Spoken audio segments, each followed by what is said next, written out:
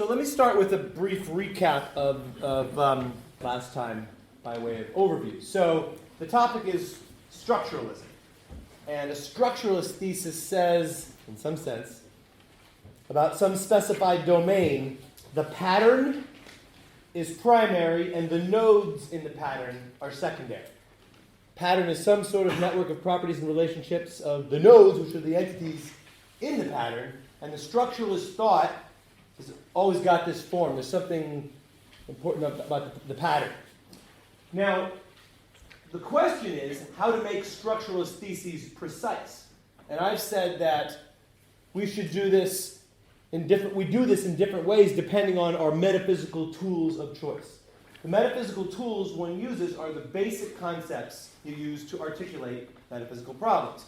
So how you're going to make this vague idea precise depends on what concepts you choose to make it precise, your metaphysical tools.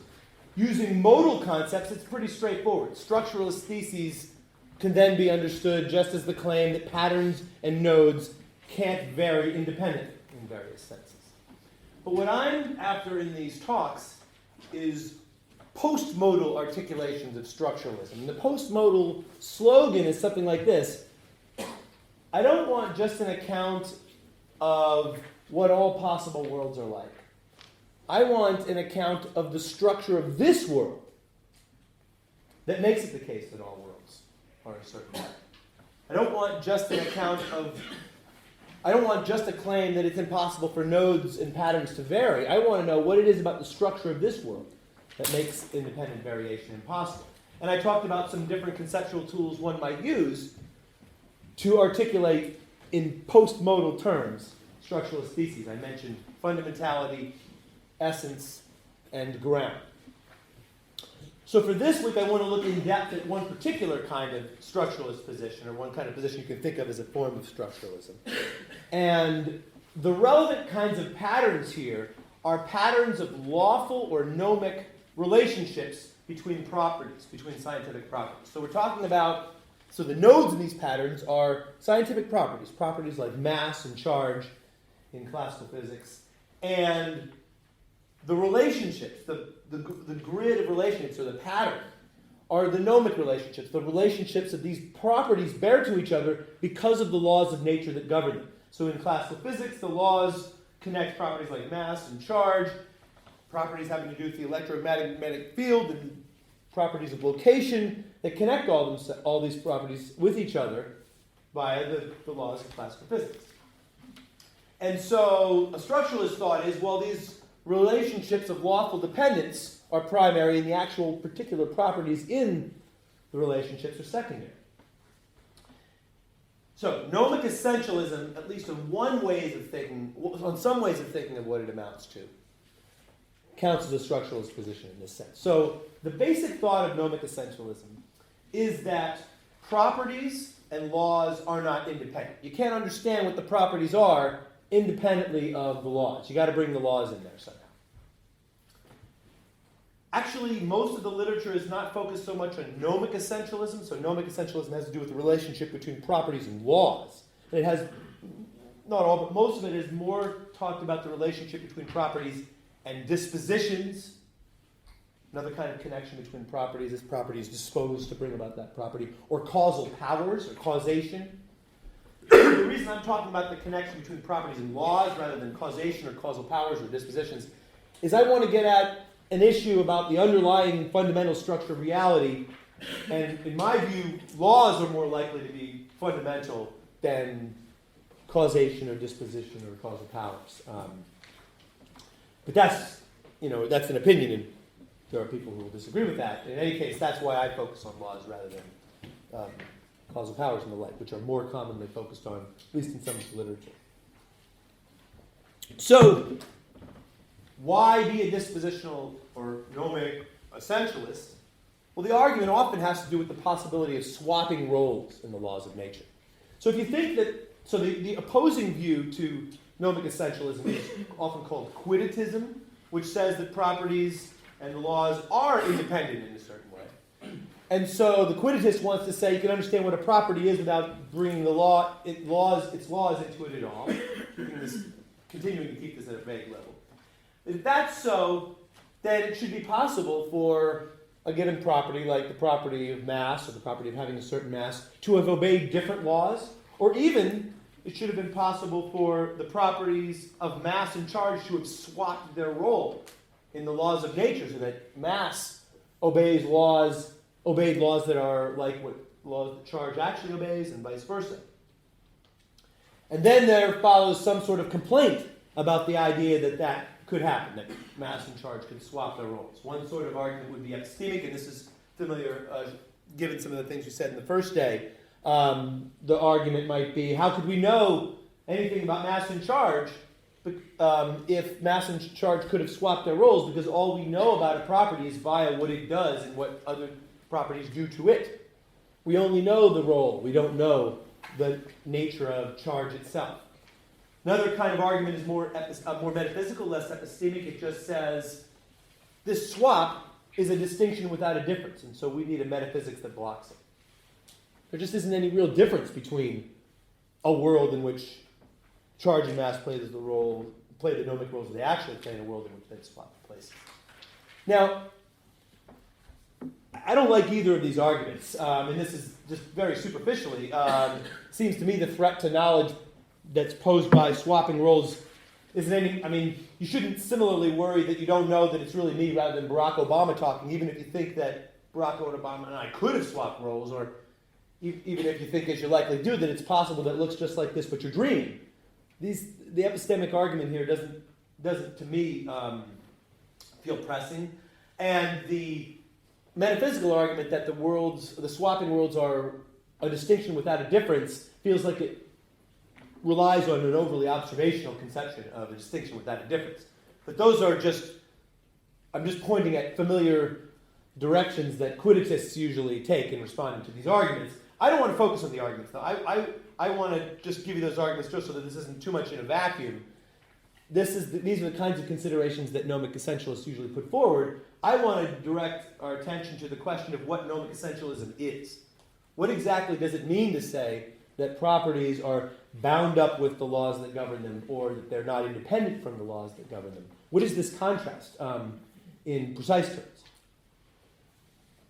That calls for articulating the thesis, given some metaphysical tools. In modal terms, if you use modal tools, it's very straightforward.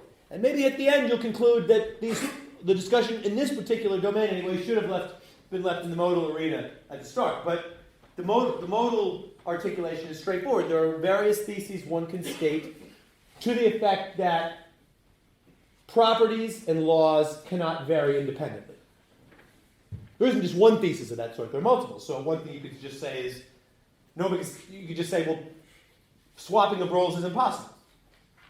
You could say that a given property that has a given gnomic role, it obeys some laws, couldn't have obeyed different ones. You could say that it would be impossible for a different property to obey the same laws. That is, you could say that if a property actually obeys those laws, then it's necessarily true that any property obeying laws of that sort is that very property. So those are some modal theses one can state. But if you've got that post-modal hankering for a non-modal, post-modal articulation of reality structure that would give rise maybe to such modal theses, you're going to want more. And so my question is, what more is there to have? Is there to be had?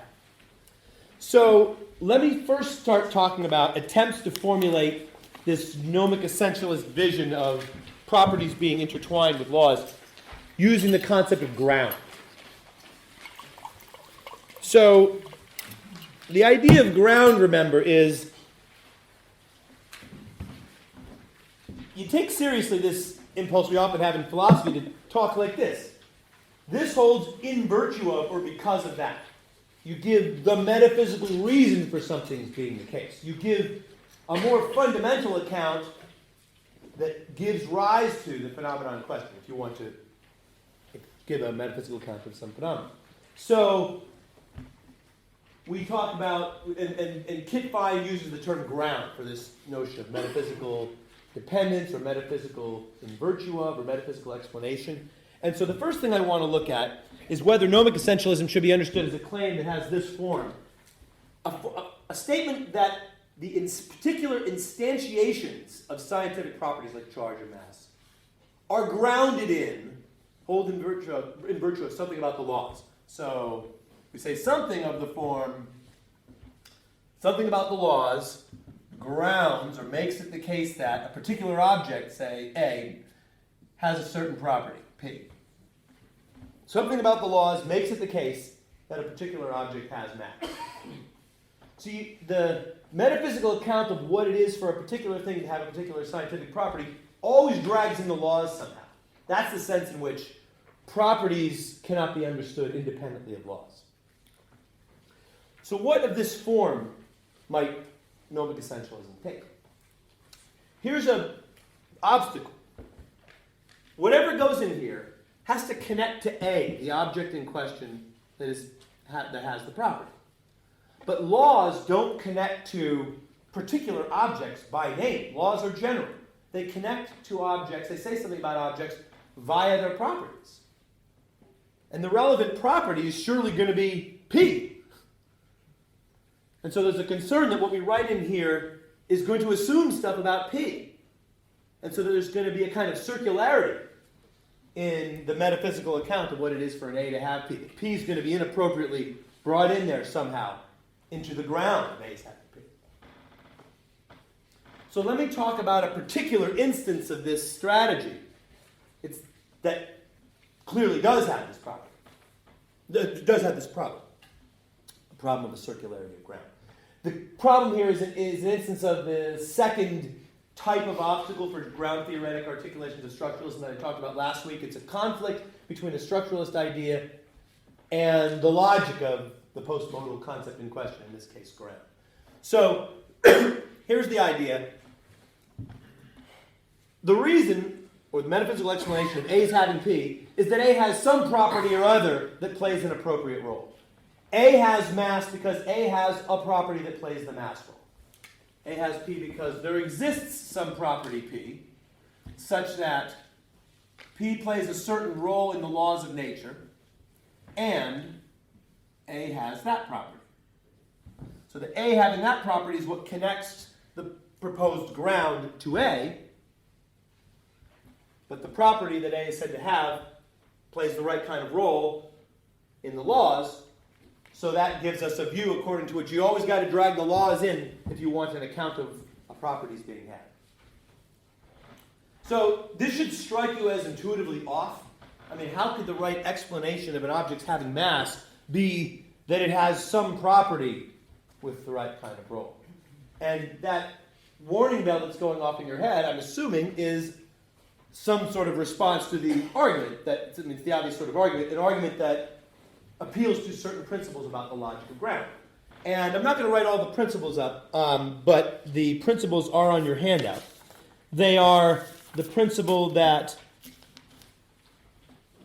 existentials are grounded in their instances, the principle that conjuncts are grounded in their conjuncts, and the principle that the grounding relation is transitive and irreflexive. So, existentials are grounded in their instances. The intuitive idea there is that the fact that someone is speaking and standing here holds in virtue of the fact that I am speaking and standing. Maybe someone else is also speaking and standing, and that fact also would ground the fact that I'm speaking and standing. So if that's true, given that existentials are grounded in their instances, this fact here is in turn grounded by any of its instances. And one of its instances is, of course, the fact that the property P, the particular property P, like having mass or having some particular mass, plays that role in the laws of nature, and the object in question has that property. Something plays that role and has that and is had by A because P plays that role and has A. That grounds that if existentials are grounded in their instances. And if conjunctions are grounded in their conjuncts, then this is grounded in turn by its right conjunct, A has P. Now, conjunctions aren't, in Fein's terminology, fully grounded by a single one of their conjuncts. You've got to put both conjuncts together to get a full ground. What I'm talking about in these principles is, let's then stipulate, is partial ground. Partial ground of something is just one of the full grounds of something. So conjunctions are partially grounded in their conjuncts. I'm sitting and standing in part because I'm standing and speaking in part because I'm standing, and in part because I'm speaking. So we've got this grounding this, grounding this, grounding that. If ground is transitive, then A's having P grounds itself. That can't be right. Grounding is irreflexive. The whole idea of ground is to defend a hierarchical view of reality where we've got some fundamental facts that ground other things. They don't produce themselves. And so holding fixed these principles from the logic of ground, in particular the principle that existentials are grounded in their instances, which seems to me the key premise here, this view just can't be right. Okay, now I'm going to talk later on about the principle that existentials can't be grounded in their instances, and I'll think a bit about how one might go further than just assuming that. I'll tell you in advance, nothing I'm going to say is going to be decisive. I think, but postpone that kind of thought. One thing that I suspect some gnomic essentialists might want to do, at least if they were open at all to the idea of articulating their view in terms of ground, is to back away from the idea that it's facts about properties, instantiations that are grounded in something about the laws, and say it's some other kinds of facts. And I'll talk about a few proposals of that sort in a moment. But before we leave this, it does seem to me this should have been the idea if we wanted to say that anything at all about properties is grounded in the laws. Because the idea we were starting with was the idea that you can't understand what properties are without bringing in the laws. And understanding what a property is should be giving an account of what makes it instantiated. That's the kind of a creature a property is. It's the kind of thing where to explain what it is, you say what it takes to instantiate it. So it seems to me that really should have been the idea. But in any case, let's move on to some other ideas about what gnomic essentialism might amount to that are still claims about claims about the laws, but now they're claims that other kinds of facts are grounded rather than property instantiations. So one idea might be, what's the existence of a property, not its instantiation, that's grounded in something about the laws. There's a question about exactly what kind of fact that is, but let's not worry about that right now. So just the fact that the property exists. Maybe something about the laws makes it the case that the property of having a certain mass exists. And the thing is, though, what is it going to be about the laws? I mean, the laws are facts about properties. So it's hard to see what facts about the laws there might be that don't already presuppose that the property exists. I mean, if the relevant fact about the laws is that P itself plays a certain role in the laws of nature. This is just schematic for some description of the kinds of laws is involved in. This is a singular fact about P. And if you like the idea at all that sometimes a thing's existence can be grounded in something, the ground surely has to be something that doesn't mention the thing. Because otherwise the ground just presupposes that the thing exists. Similarly, the ground ought not to be something which is in turn grounded in something that presupposes the thing. So you shouldn't say that P's existence is grounded in the fact that there is something that plays the relevant role. Because that is grounded in its instances, given the existentialist principle, and thus is grounded in a claim that is presupposed by this fact here. I suppose someone might say that's okay if it's also grounded in something else that doesn't mention this, but in typical cases there isn't going to be any other property that plays the same gnomic role. Some gnomic essentialists would deny that you can have two properties playing the same gnomic role.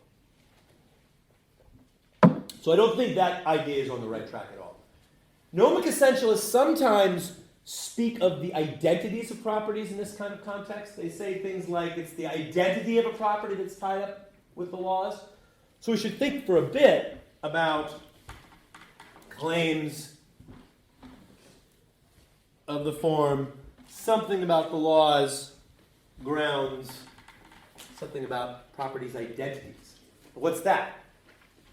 So, I mean, a flat-footed idea is the fact that a certain property is identical with itself is grounded in something about the laws. Maybe the singular claim that P itself obeys a certain set of laws, or maybe the claim that there's some law of that sort.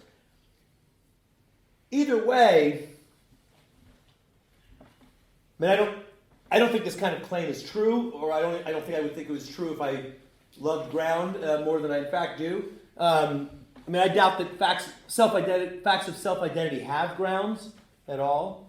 And if they do, surely, since everything is self-identical and intuitively for the same reason, you would think that the kind of fact that grounds my self-identity would be similar to the fact that grounds P's self-identity or anything else's identity with itself. I don't know, maybe the fact that I exist grounds the fact that I'm identical with myself. It doesn't seem right that it would be something specific to properties in one case and different in other cases. But in any case, this is just intuitively off. A claim about what makes it be the case that this logical truth holds, that mass is mass, feels distant from the kinds of concerns that gnomic essentialists have. So, to see this, consider the kind of modal upshot of this sort of grounding claim. So, as I said last time, the idea of ground is that you don't define ground in modal terms, because we want ground to articulate further philosophical questions in cases where all the modal questions are already settled. Nevertheless, ground isn't defined in terms of modality, but it's usually assumed to imply stuff about modality. So it's normally assumed that ground implies necessitation. If A grounds B, then it's necessary that if A, then B. So the modal upshot of this is that it's necessary that if, say, mass has the gnomic role it actually has, then it's self-identical. And this is a very weak claim. I mean, we already knew that P is self-identical in every possible world, or anyway, every world in which it exists. And so to know that it's self-identical in every world where it plays this gnomic role isn't an addition. This doesn't block role swapping. So this is on the wrong track. On the handout, there's a proposal that I'm not going to discuss here beyond just mentioning it. There is the possibility of formulating a claim about identity in terms of a generic notion of ground that some people have been recently talking about. Daniel Murphy, Martin Glaser, Tobias Wilsch, Kit Fine have explored this idea that there's an irreducibly general kind of ground that can be expressed by putting variables flanking the right and left. There is a question, this is better, and I'll drop it. If you want to ask me about it, I can say something in the questions. Okay, but I really think, though, that these, I mean, there's another intuitive problem, which is that bringing the identity relation into the issue just feels like an intrusion of something extraneous that's a sign that something's going wrong. In any case, let's consider another idea. This is an idea that I think will be more popular amongst gnomic essentialists. So, the entry into this idea is through this language of identity. So I started talking about facts about the identity relation holding because I said gnomic essentialists sometimes speak of the identities of properties being tied up with laws. But this language of identity might not be thought to really concern the identity relation. It rather might be thought to concern Kit Fine's idea of essence. A lot of the times when Fine glosses the idea of essence, remember I said that the regimentation is this. Fine speaks of a claim A as being not necessarily true, but holding in virtue of the essences of certain specified objects. So to make a claim like this, you make a statement like, the ancestor relation is a transitive relation. And you might say, that doesn't just happen to be so, and it isn't just barely necessary either. There's something more we can say. It is necessary because of the nature of the relation of being an ancestor. It's essential to the relation of being an ancestor that the ancestor relation is transitive. Fine often glosses claims like these. Instead of saying A holds in virtue of the natures of or the essences of the subscripted objects, he says It holds in virtue of the identities of these things, or it's part of the identity of Singleton Socrates to contain Socrates. So maybe this talk of properties, identities being connected with the laws is really a suggestion of a claim of finding an essence. Maybe this is the natural thing to consider, that it holds in virtue of the nature of the property P, where P is any scientific property, it's in virtue of the nature of mass, that mass satisfies the laws that it does. So, advantages, this doesn't bring in extraneous stuff about identity. It is intuitively connected with the concerns of gnomic essentialism via a connecting principle that Fine accepts between essence and necessity, which says that any essential truth is a necessary truth. So if it holds in virtue of the nature of mass that it play the mass role, the massy role, then it follows that it's necessary that mass plays the mass role, and so role swapping is impossible. So the modal upshot of this is connected with things that gnomic essentialists care about. It also fits with some of the things that gnomic essentialists say. So I've got a quotation from Alexander Bird's book. He says, laws are not, in a kind of a gloss on what gnomic essentialism says, he says, laws are not thrust upon properties irrespective, as it were, of what those properties are. Rather, the laws spring from within the properties themselves. I think that's a vivid image, and that is well articulated by Fine's essentialist operator. So,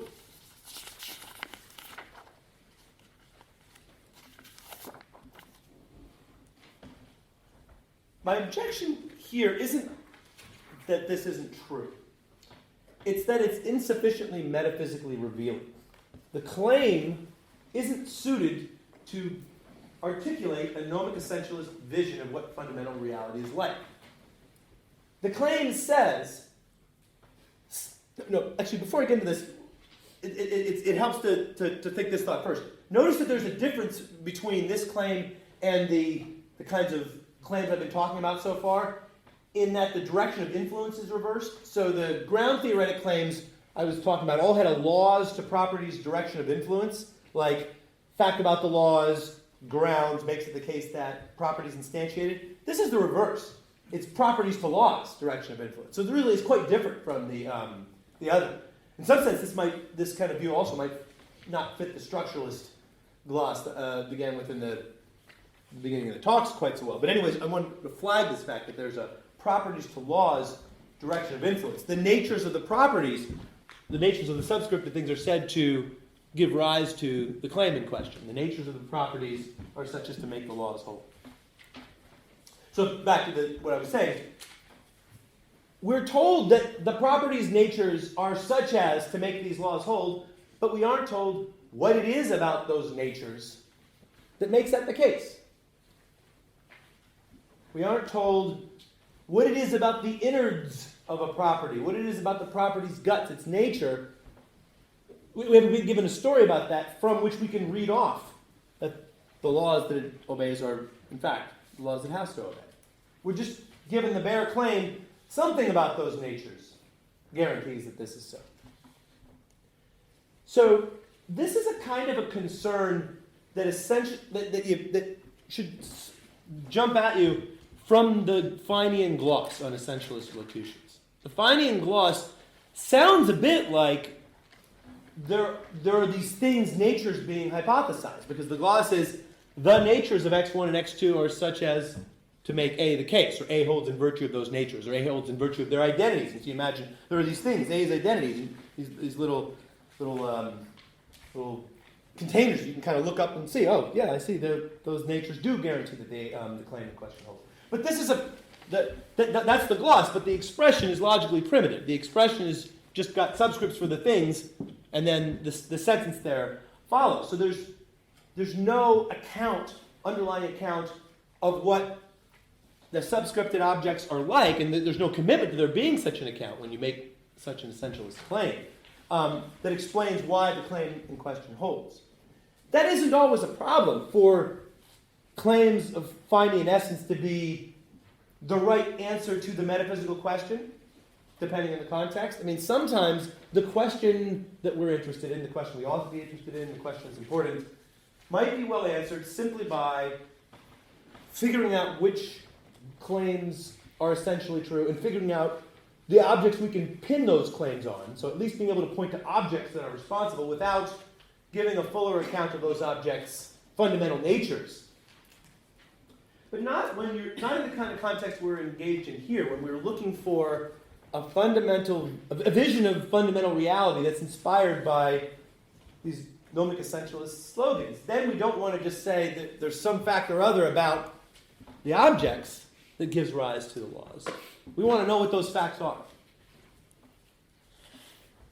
This is clearly in the spirit of Jessica Wilson's concern about ground. Remember, Jessica Wilson said, when we're interested in giving an account of the mind, we don't just stop with the generic claim about grounding, like the mind is somehow grounded in the body. We say specifically how it's grounded. And I'm saying here, similarly, we're wanting a specific account of the natures of properties.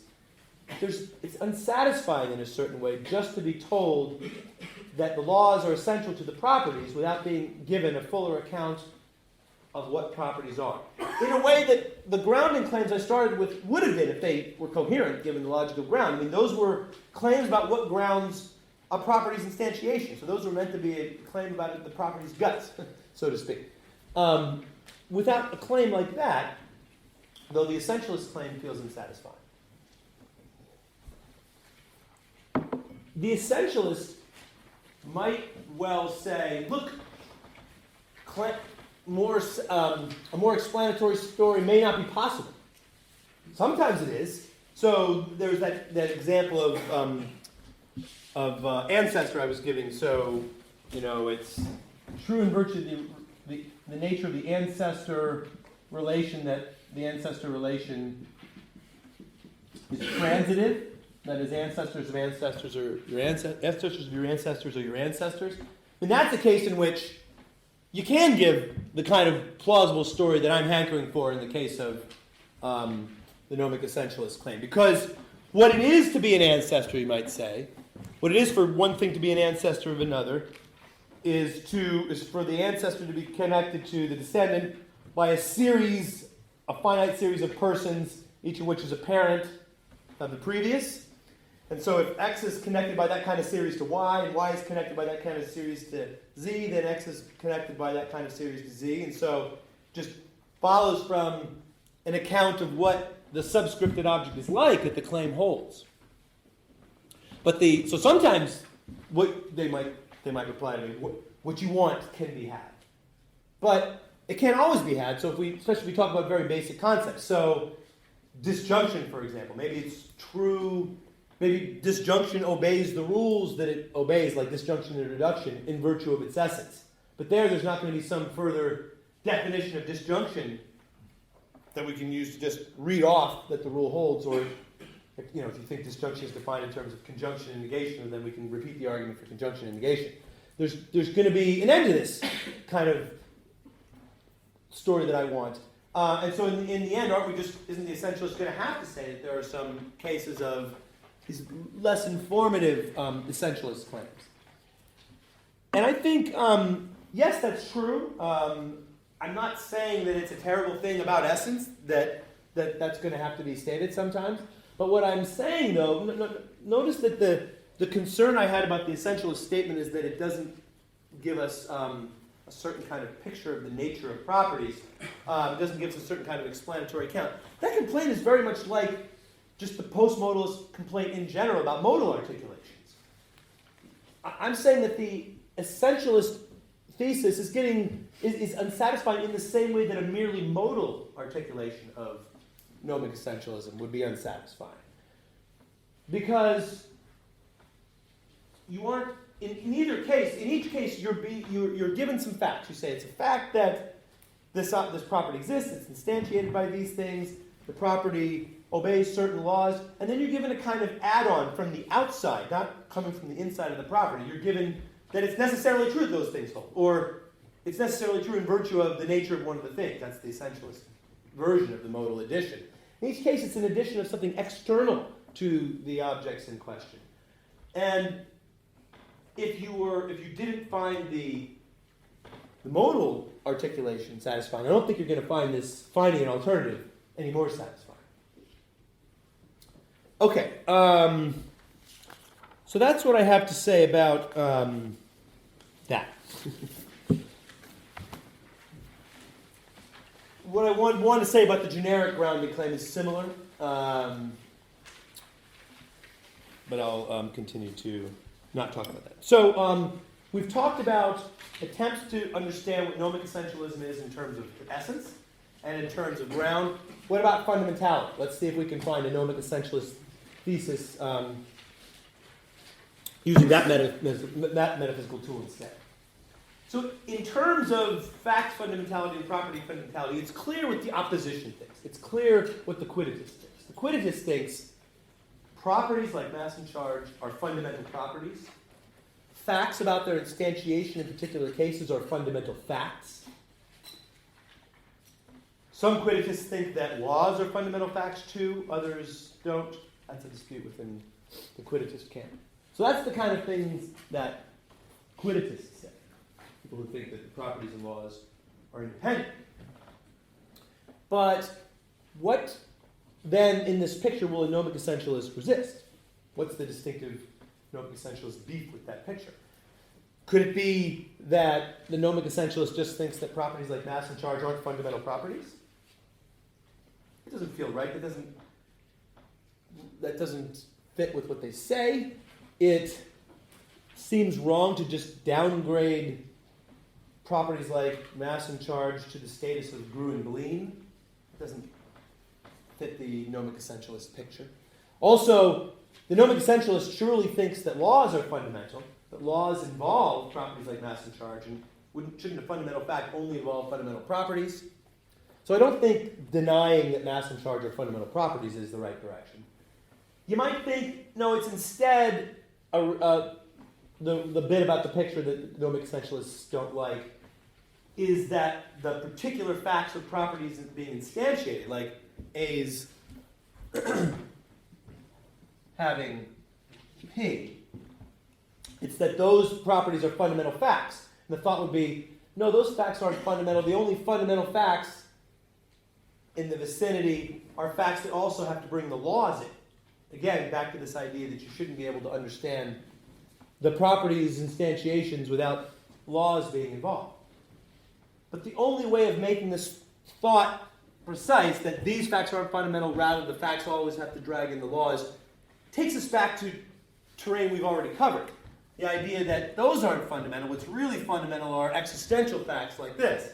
There is some property or other that behaves, it plays the relevant role, and the object has that property. The view that the fundamental, this really would be a view according to which the fundamental facts involving particular property instantiations always drag in the laws, but it also violates principles in the spirit of the existentials are grounded in their instances. Because, the analogous principle would be existential facts are never fundamental. Or, more weakly, if an existential fact is fundamental, so are its instances. And this would violate that, because the proposal is that these are fundamental facts. So we're just back to where we were before. But, let's revisit that now. The argument, as you can see, in two main places, has rested heavily on principles about the logic of ground in one case and fundamentality in the other. So what if somebody rejects one of these principles? What if someone says sometimes existentials can be grounded in something, don't have to be grounded in their instances? Now, there's one kind of challenge to the existentials are grounded in their instances picture that really isn't relevant here. Some people have kind of funny views about what happens in the grounding relation when you're dealing with non-fundamental subject matters. So take a kind of fictional realism that says that it's Dorothy Gale did really live somewhere in Kansas, because the stories say that Dorothy Gale lived in Kansas. So it's true that Dorothy Gale lived somewhere in Kansas, but there's no particular place that Dorothy Gale lived in Kansas. So that would be a kind of existential statement that's not grounded in any instance. You might think that that kind of view is true, and you might be open to it, that kind of exception to principles like these. But think, yeah, but that only happens at the non-fundamental level when you're dealing with stuff like truth and fiction. The view here needs that at the rock bottom, existentials don't have to be grounded in their instances. What do we say to somebody who just rejects that? What if that's where the gnomic essentialist digs in? And there's going to be a similar possibility for structuralism about individuals that we'll discuss in 2 weeks' time. Well, I mean, these are hard principles to justify. They certainly seem right. One possibility would be to argue by analogy and say, well, disjunction is closely analogous to existentials. There's a close analogy between saying that something is a certain way and to saying that either this is a certain way or that is a certain way. Because to say that something's a certain way is a lot like saying either I'm that way or this is that way or the piano's that way or and so forth. So there's an analogy between disjunction and existential quantification. But disjunctions are grounded in their instances, right? The reason I'm either standing or sitting is I'm standing. My standing grounds the fact that I'm either standing or sitting. And so, since disjunctions are grounded in their disjuncts, the analogous principle, the argument says, should also hold as well. Existentials are grounded in their instances. So, I mean, that might be some progress. That might make some dialectical progress for some people. But others are going to want to know, okay, well, why do you think that disjunctions are grounded in their disjuncts? And, I mean, at some point you're just going to fall back on something you're not arguing for. But let's think a bit about some homes for both of these ideas. What are some natural pictures of the natures of the fundamental facts that would justify both principles? One picture would be, and this is kind of the most extreme, but in a way the most satisfying picture, a Tractarian picture, according to which the fundamental facts are all atomic. It's just facts like this is an eraser, or that's an electron, or this is 5 feet from that, or whatever. Those kinds of facts are the fundamental facts, and no logically complex facts are fundamental facts. So there's well-known obstacles to this kind of picture. What grounds negations? If all logically complex facts are grounded in atomic facts, then negations, the fact that this object lacks a certain fundamental property, say, would have to be somehow grounded in all the positive facts about that and other things. And it doesn't seem likely that there are any such facts that would ground negations. I mean, this is a well-known, much discussed issue. So then there's a weakening of the Tractarian position, which we might call the semi-Tractarian position, which says, okay, it isn't just atomic. Some of the fundamental facts are also negative. Every fundamental fact is either an atomic fact or else the negation of some atomic proposition. So it's negations in atomics that are fundamental. Here, too, there's a standard concern, which is it's hard to see all the atomics and their negations could ground universally quantified facts. So take the fact that everything in the whole world is F. Suppose that everything in the world is in fact F. What makes it the case that everything is F? And the semi-Tractarian is going to have to say something like, well, it's the fact that A is F, and the fact that B is F, and the fact that C is F, and so on, where A, B, and C, and D are all the objects that exist. So the semi-Tractarian is going to say the universal statement is grounded in its instances, all taken together. And, of course, there's a standard objection to that. The objection is, well, look, grounding implies necessitation. So if the instances ground the universal, it has to be that it's necessarily true that if the instances are all true, the universal is true. It's got to be necessarily true that if A is F, and B is F, and C is F, and so on, if all those things are F, then everything is F. And the thought is, that's not true. Because it could have been that all the things A, B, C, and D, that was a list of all the things in the world. It could have been that those things are all F, but there existed another thing that doesn't actually exist that isn't F. That could have happened. And if that were true, then the instances, that is the things that are all in fact the instances of the universal, would all have been true and the universal would be false. Now, this argument can't be just taken to be correct so quickly now, because Tim Williamson has got this powerful defense of necessitism, which says that it's impossible for an extra thing to have existed. Objects exist necessarily, and necessarily they exist necessarily. So there had been an extra object, would actually exist, and so it wouldn't then have been extra. So, of course, there's a big controversy over whether necessitism is really true. But even if necessitism is true, that does block that argument. But that's not to say it really rescues the semi-tractarian view. That doesn't mean that you really ought to embrace the idea that the instances are in fact the ground of the universal. I mean, intuitively you might think that there isn't a ground theoretic block to an extra thing. There's a modal block. You couldn't have been, necessitism is truthfully couldn't be an extra thing, but that's not relevant to the question of whether the instances ground the universal. I mean, sometimes these modal arguments against grounding claims fail, and yet the grounding claims are obviously false. So if I say all mathematical truths are grounded in facts about my finger, that's a silly view. The finger obviously doesn't make the mathematical truths true, but you can't say, well, it's because my finger could have existed and the mathematical truths are false, because mathematical truths are necessarily true, and so that's not a possibility. So sometimes we're left on our own devices in evaluating ground theoretic proposals, and this might be one of them. So anyways, there's a live question of whether a semi-tractarian position should be accepted. If it is accepted, that would be a kind of nice home for both the disjunctions and the existentialist principle. Now,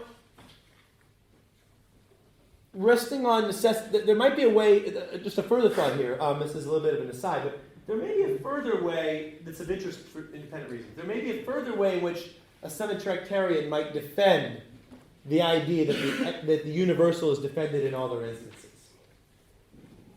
So imagine now that we're not appealing to necessitism here. We're not saying that we're not getting out of that modal argument that the instances don't ground because there could have been an extra thing. We're not blocking that with necessity. Here's another way, though, a semi-tractarian might respond.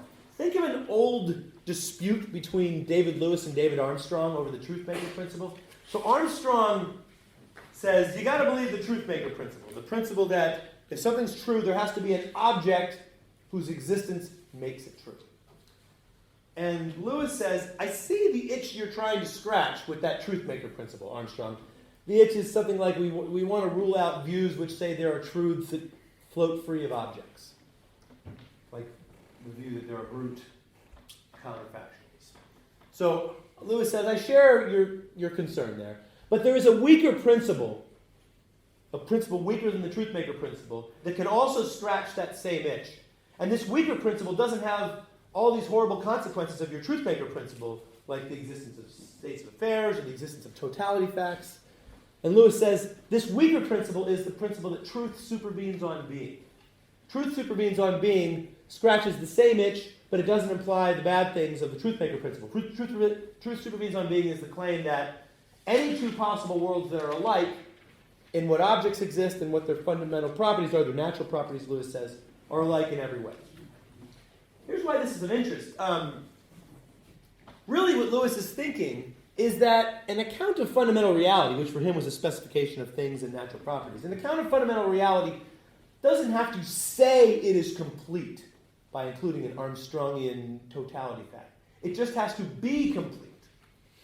And the supervenance principle is a kind of articulation of this idea that in a fundamental account has to be complete, that doesn't require elements in the fundamental view that say, I am complete. You might think there's something really right about that idea. There's something wrong with demanding of a fundamental account of reality something that says, I am complete. So it's an interesting question of whether there's anything in a ground theoretic framework that might be like that, that the semi-tractarian, the person who thinks that the fundamental facts are negations in atomics, could accept. The problem is on the face of it, this truth supervenes on being idea is essentially modal. I mean, the natural way to bring that thought into a fundamentality theoretic context is to say something like this: any two possible worlds that share the same fundamental facts share all the same facts. And that shares the shortcomings of any modal articulation of stuff in this vicinity. So, as a way of saying what's fundamental has to be complete, that's no good because it doesn't lay any meaningful constraint down on mathematical truth, for example. So, for all that's concerned, one could say, I believe that there are all these mathematical truths, but nevertheless, I don't accept anything at the fundamental level corresponding to them. Because since the mathematical truths are necessary, they satisfy that claim that any two worlds in which with the same mathematical truths have the same fundamental facts. That's trivially true simply because the mathematical truths are all necessary. That's why we want something not superveniency as a statement of the idea that the fundamental has to be complete, but rather something more truth-makery, like every truth has to have a ground that is a fundamental truth, a ground or grounds. That avoids cheap accounts of mathematics, but it gets us back into the problem of needing a ground for universal statements. Well, here's a way that one might be able to kind of finesse this. Suppose the semi-tractarian says something like this. The universal is grounded in its instances, all right. FA, FB, but it's grounded in them qua or as all their instances. The idea is we make sense of just a sui generis different kind of grounding locution, grounding qua, where some grounds are said to ground something qua satisfying a certain condition, or as satisfying a certain condition. This condition is relevant to these being grounds of this, but it's crucial that this be not one of the grounds.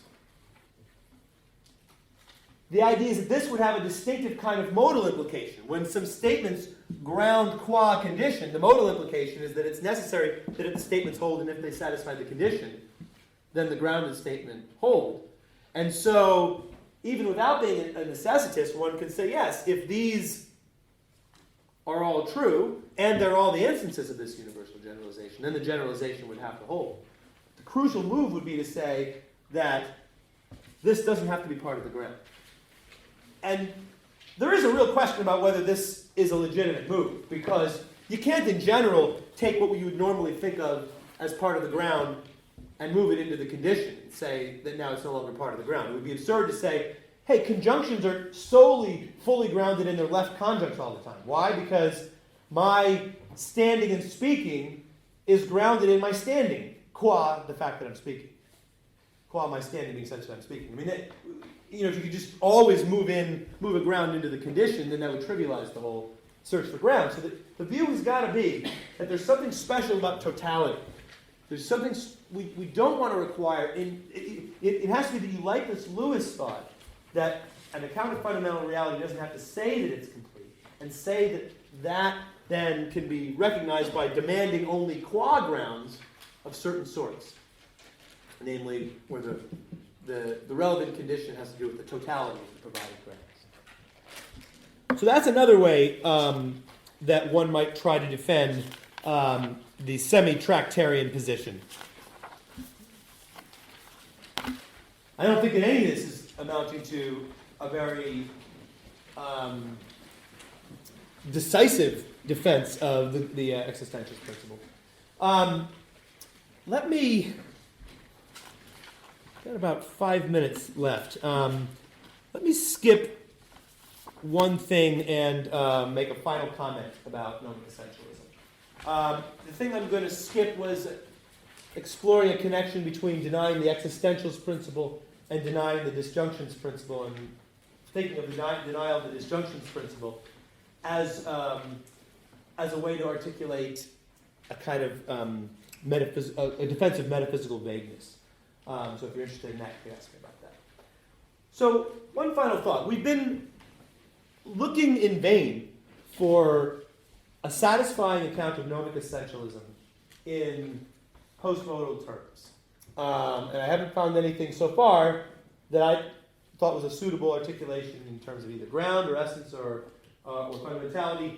In many cases, this is because these are hierarchical notions, and the hierarchical demands of these notions conflict with the alleged gnomic essentialist insight.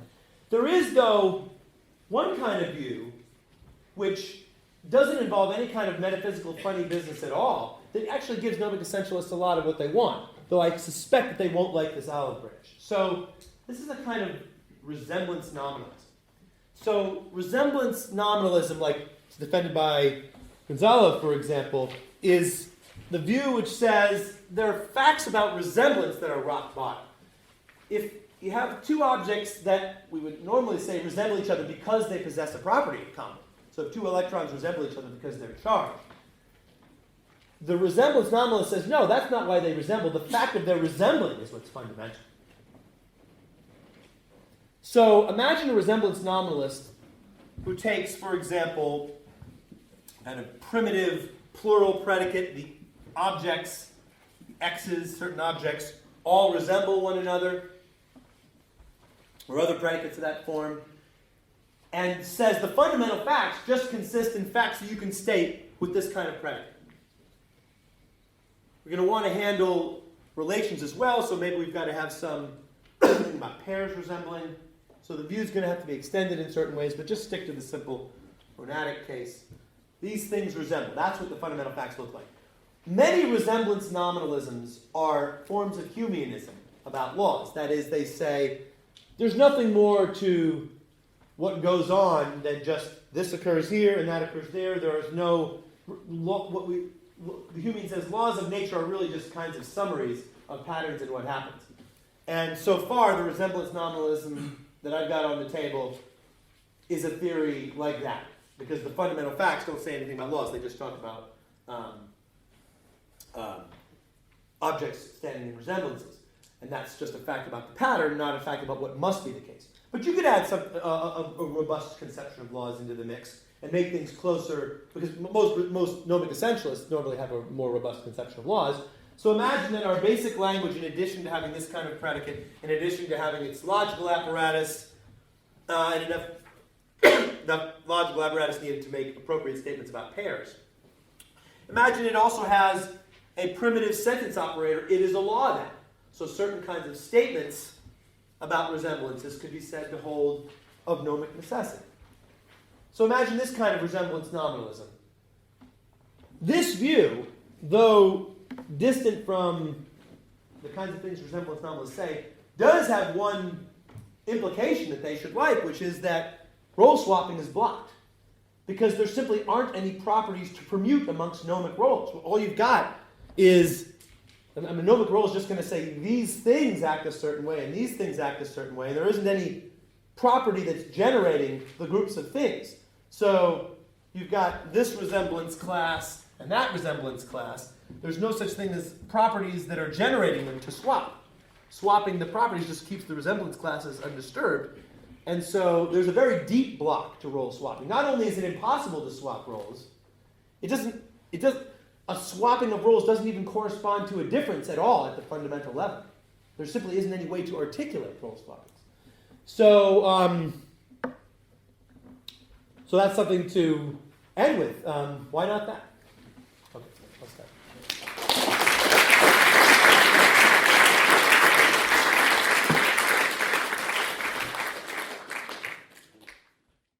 Okay, so today we're going to be talking about quantity, the metaphysics of quantity. So quantitative properties are properties like mass and charge that come in degrees, and we measure with numbers. So we talk both about particular values of a quantity using numbers, as when we say that something is 5 grams mass, but also we use numbers to state laws about quantities.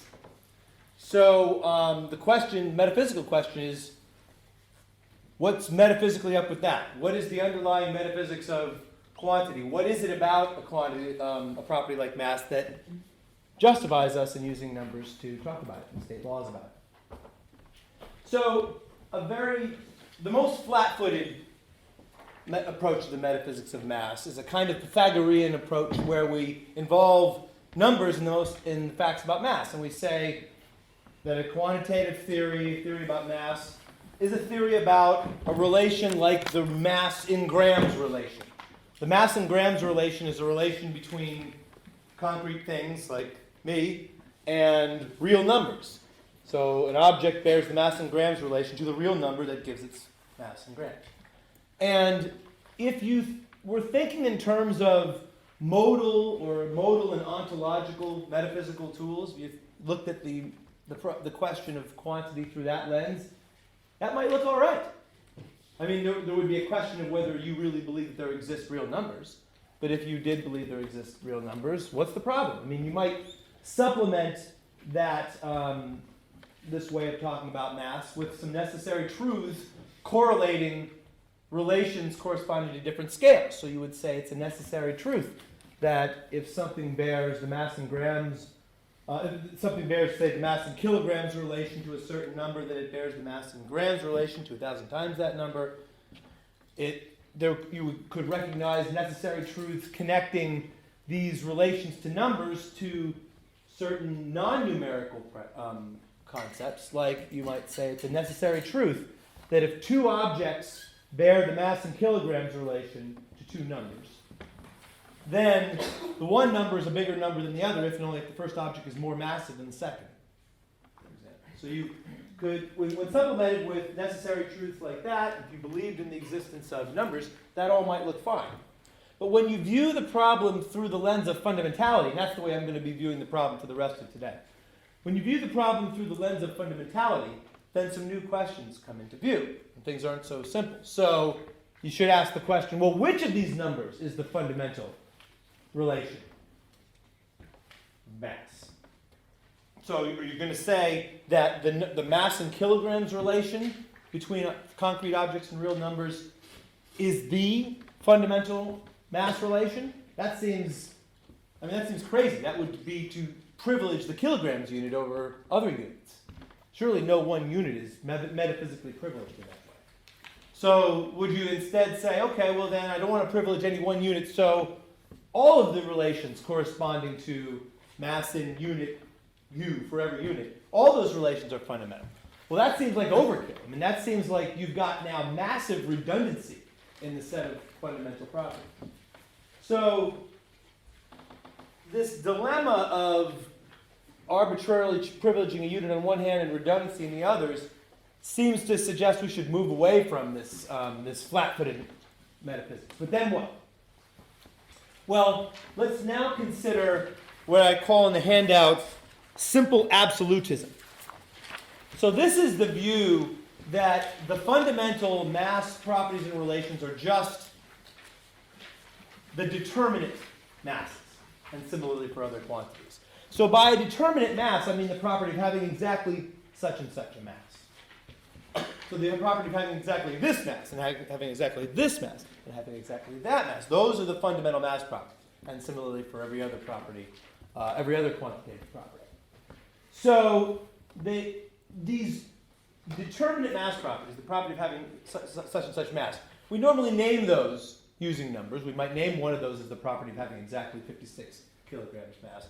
But the idea is the numbers are not to be thought of as built into these properties. You've just got this continuum, many marbles, the various mass properties, and each one is a fundamental property, and there's nothing about numbers that's built into any of these properties. So it moves away from privileging a unit, because no particular number is associated with any one of these properties. It moves away from redundancy, but it moves too far away from numbers in that intuitively, nothing in this metaphysics justifies the practice of using numbers to measure mass or any other quantity. There's no basis for numerical representation in this metaphysics. We'll sharpen that in a bit. So let's look at another account where there is a basis, as we'll see, for numerical representation. That's going to be the main, and this metaphysics is going to be the main topic of discussion today, which, by the way, is going to be, I should warn you in advance, much less conclusive than the other lectures. This metaphysics is comparativism. So the intuitive idea of comparativism is that individual mass values are secondary and mass comparisons are primary. Comparisons like this thing has more mass than that, or this thing has twice as much mass as that. So here are a couple of relations that the comparativist that I have in mind is going to privilege. So one is the, actually, what did I say in the handout? As or more massive than. We say X is as or more massive than Y. The idea for the comparativist I have in mind is that this is a fundamental mass relation.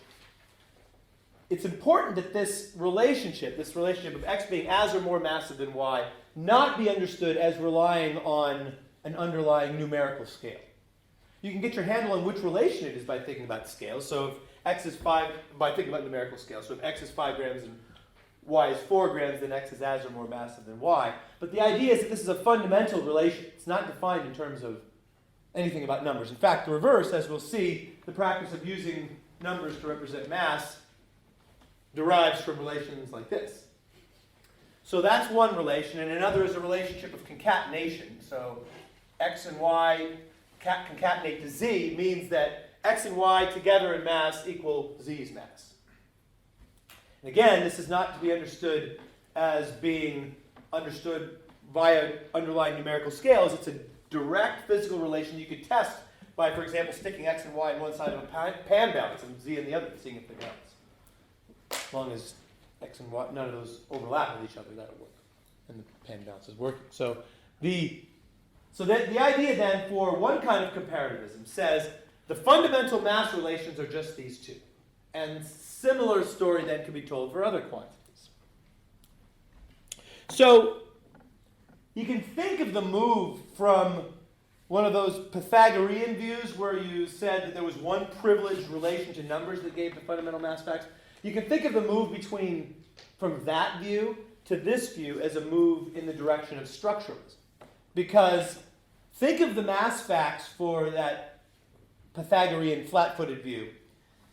The mass facts consist of an array of numbers representing masses distributed over all the objects. And the structuralist thought is, well, there's too much structure in this array because the individual numbers are not significant to physics. All that's significant to physics is relationships amongst the numbers. So we need to move to a metaphysics that takes the pattern seriously, but not the individual nodes in the pattern seriously, the individual numbers. Comparativism is such an account.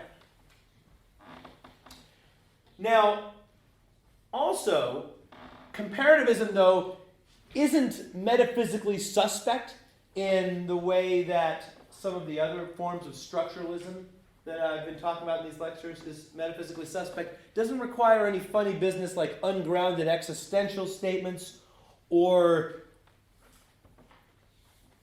it isn't that it can only be stated using essence-theoretic vocabulary where there is a sense that we don't have enough of an explanation of what's going on.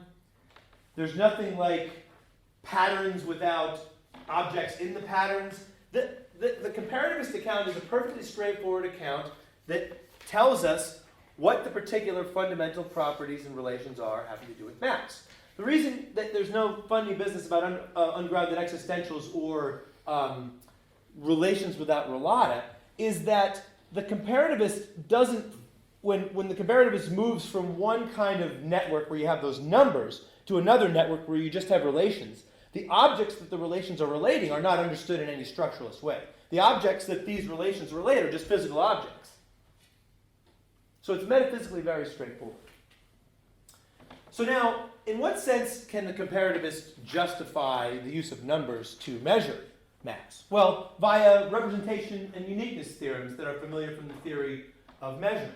So a representation function is a function that assigns real numbers to the objects that are in the field of relations like these in a way that meshes with these relations. So a representation function for mass should have this feature.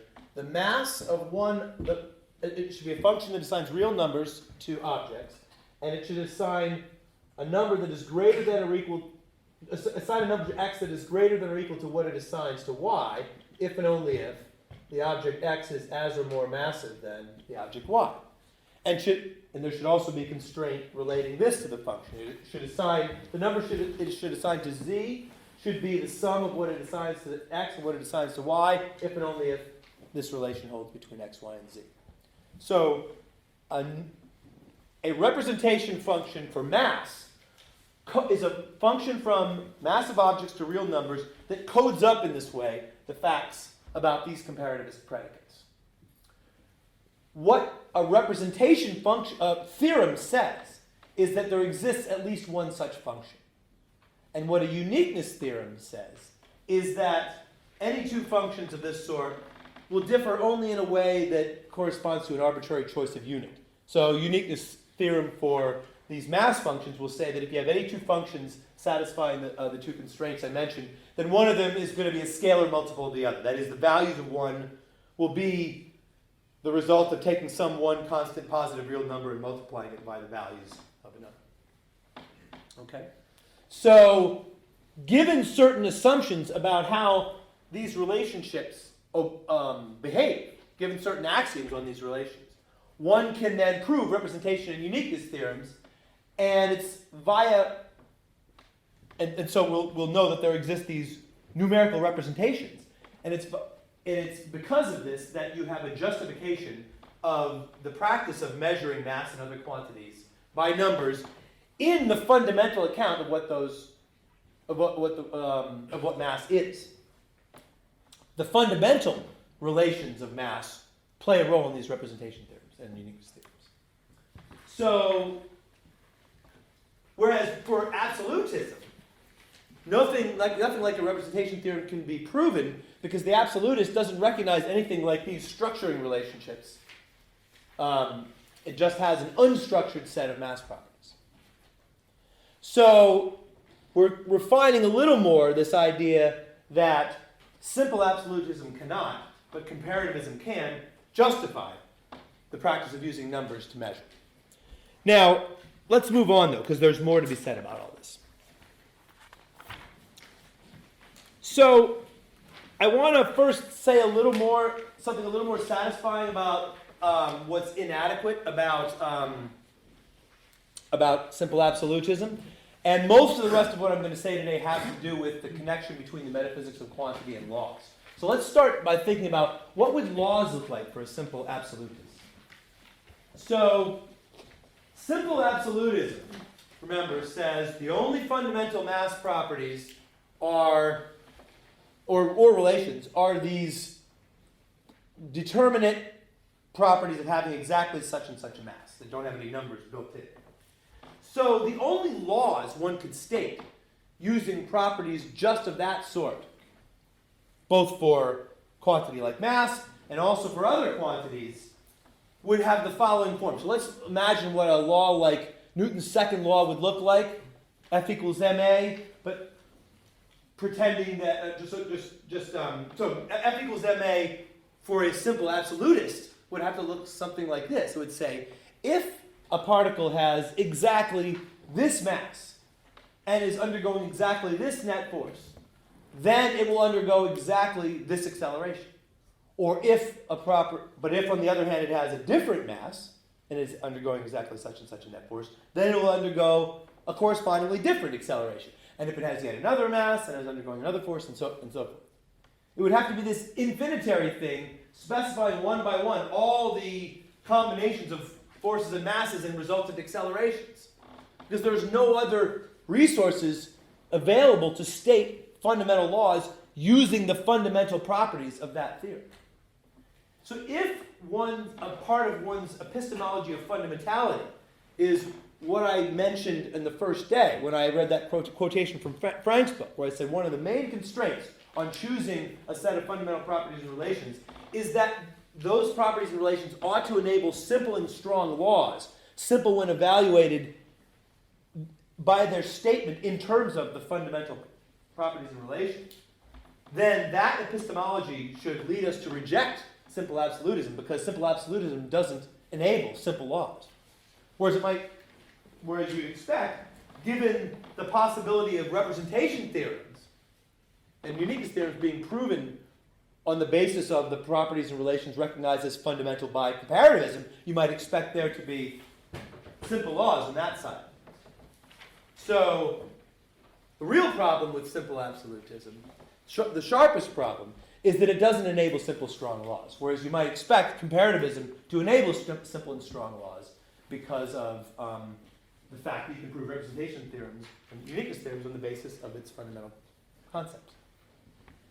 But let's look more. Let's look more closely at laws and comparativism. So there's a commonly recognized problem or obstacle for comparativism, which is that comparativists need to make strong existence assumptions. So what I have in mind is on the handout, listed as existence of sums and density. So these are a couple of assumptions, strong assumptions about what objects in the field of these relations exist. And they each imply that there exist infinitely many objects. So the existence of sums says that for any x and y, there is a z such that x concatenated with y gives z. So for any two objects, there's another object whose sum is the sum of the masses of the first two. And density says that strictly intermediate between any two objects, there's another object, intermediate in mass between the first two, provided that the first two don't have the same mass as each other. So comparativists, to make the theory work out, normally make assumptions like these, one or the other, or sometimes both. And there's a question of whether those assumptions are correct. I mean, if there are only finitely many massive things, then those assumptions aren't going to be correct. And there's a long discussion we could have about whether versions of these assumptions are appropriate in certain settings, but I want to not talk about that kind of issue. What I want to focus on is what goes wrong if those assumptions are false. So if we look at things from a fundamentality theoretic perspective, what is the underlying problem if those existence assumptions are false? So the problem isn't with the representation theorem, because the representation theorem just says, the representation theorem says there is at least one measurement function satisfying the constraints. And the representation theorem is going to hold even if the existence assumptions don't hold, provided the actual structure of objects standing in these relations is embeddable in a richer structure obeying the existence assumption. So the representation theorem isn't what's threatened. What's threatened is the uniqueness theorem. So if the uniqueness theorem, if assumptions like density and existence of sums fail, there won't be enough objects to uniquely constrain measurement functions up to an arbitrary explosive unit. So it might be that there are two ways of assigning numbers to objects, each of which meshes with the comparative, its fundamental facts, but one of them isn't the result of, one of them's values aren't the result of taking the other's values and multiplying by a constant. So why is that bad then? I mean, you can imagine a comparativist responding and saying, well, in a rich world like ours where there are lots of objects, the divergences between different acceptable mass functions are going to be small. So it's not going to threaten our use of numbers in practice to measure mass. So what's the problem? Well, I think the problem ultimately has to do with laws. So let's start thinking about what the comparativist laws look like. We saw that the simple absolutist isn't going to have any simple laws. What's the comparativist law? What are the comparativist laws going to look like? So let's think about a simple, oversimplified case. Again, Newton's second law, where we pretend now that acceleration and force don't have directions. We're pretending they're just scalar quantities, so we can not worry about lots of details. So here's one form that a comparativist law might take.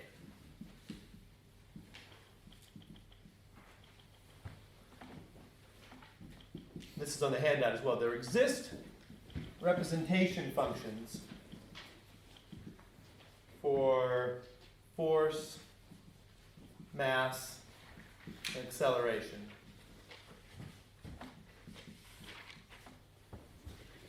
F, M, and A, such that for any x,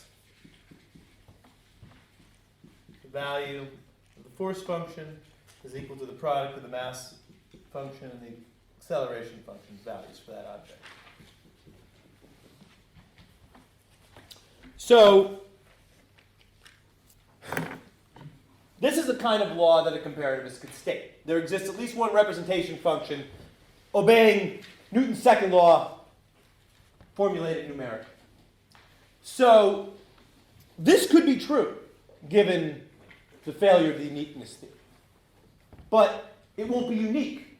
That is, even if there are representation functions obeying Newton's second law in numerical form, there might also be other representation functions that don't obey that numerical relationship. So what's the problem with that? You might think the problem with that has to do with determinism. You might think that this threatens to make determinism false even in worlds that you would have expected it to be true. And before we evaluate whether that's really a problem and see whether the comparativists would have a comeback, we've got to evaluate a more basic threat to determinism that comes from comparativism. So, a typical statement of determinism says this: a world is deterministic if an intrinsic description of one time, together with the world's laws, implies an intrinsic description of any other time, or any future time. The problem is, for a comparativist, an intrinsic description of a time is going to be way too thin to give that form of determinism a fighting chance to be true. Because a comparativist's intrinsic description of a time is only going to include relationships, quantitative relationships between the objects existing at that time. So it won't include, for example, mass relationships between objects at that time and any other time. So what you normally think of as the mass of a thing for a comparativist is going to be constituted by its mass relationships to objects at every other time.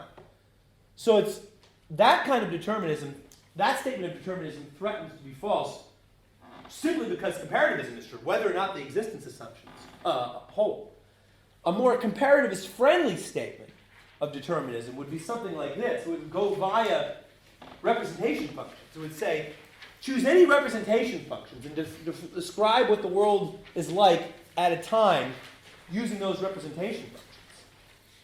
Then apply the laws. That will then imply a description of any later time using those same representation functions. So this is, I hope that's intuitive, just put that way up on the handout. I've got down a comparativist determinism that says that. The idea is you take any representation functions, describe the world at a time with those functions. The laws then will tell you what the description is like in terms of those functions at later times. That lets the description of a time code up stuff about all times. So by the way, it makes the prediction of future times as a function of past times highly non-local for the comparativist in a striking way. But in any case, that's the sort of comparativism that has determinism that has a fighting chance of being true for a comparativist. But now you see there is a threat to determinism from the non-uniqueness of laws of this sort. Because simply the mere fact that one representation function obeys a simple numerical law like this, which would deterministically, together with other numerical laws, predict world states, descriptions in terms of that representation function. It doesn't follow that for any representation function you chose to describe a world state at a certain time, there would then be, predicted by the laws, a description of future states in terms of that representation function. So that statement of determinism is threatened by the non-uniqueness of laws of this sort. But even that, I'm not sure, really gets to the threat posed by the failure of the uniqueness assumptions, because I wonder whether a comparativist could say with some plausibility that we should privilege in our conception of what world states are like and in our conception of what the laws are like, representation functions that as a group stand in simple numerical laws.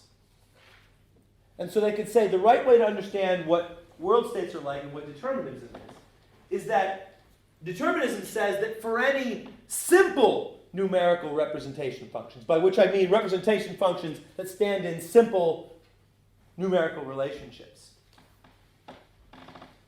A description of the world state at one time in terms of those functions implies, plus together with the laws, a description of subsequent times in terms of those representation functions. So the comparativist, that is, could let the laws intrude on the descriptions of individual world states in an unexpected way. Because the privileged descriptions of world states would be given by representation functions that obey simple laws. So I'm not yet sure that we're at the bottom of the problem that would result if the uniqueness, if the existence assumptions and therefore the uniqueness theorem fail. What I think is the problem, or at least I thought it until I thought this until I encountered some of the problems, some of the skeptical problems I'm going to close this talk with. What the problem is, I think, or thought, is that there won't be intrinsic laws governing the fundamental relations if the existence assumptions fail. So the problem is that there won't be intrinsic laws in Hartree field sets. So let me talk about that. So the kinds of laws we've been talking about, laws like this, are constraints on the fundamental predicates of greater than or equal to in mass and mass concatenation and other similar relations for other quantities, for force, acceleration, and so forth. They are constraints in those quantities, but they're very indirect in an unsatisfying way. What the laws like this say is that those relationships are such as to, those relationships can be coded up with these other things, these numerical functions. And the numerical functions satisfy simple laws. But wouldn't it be more satisfying to have a direct constraint on how these predicates behave, rather than an indirect constraint via the representation functions?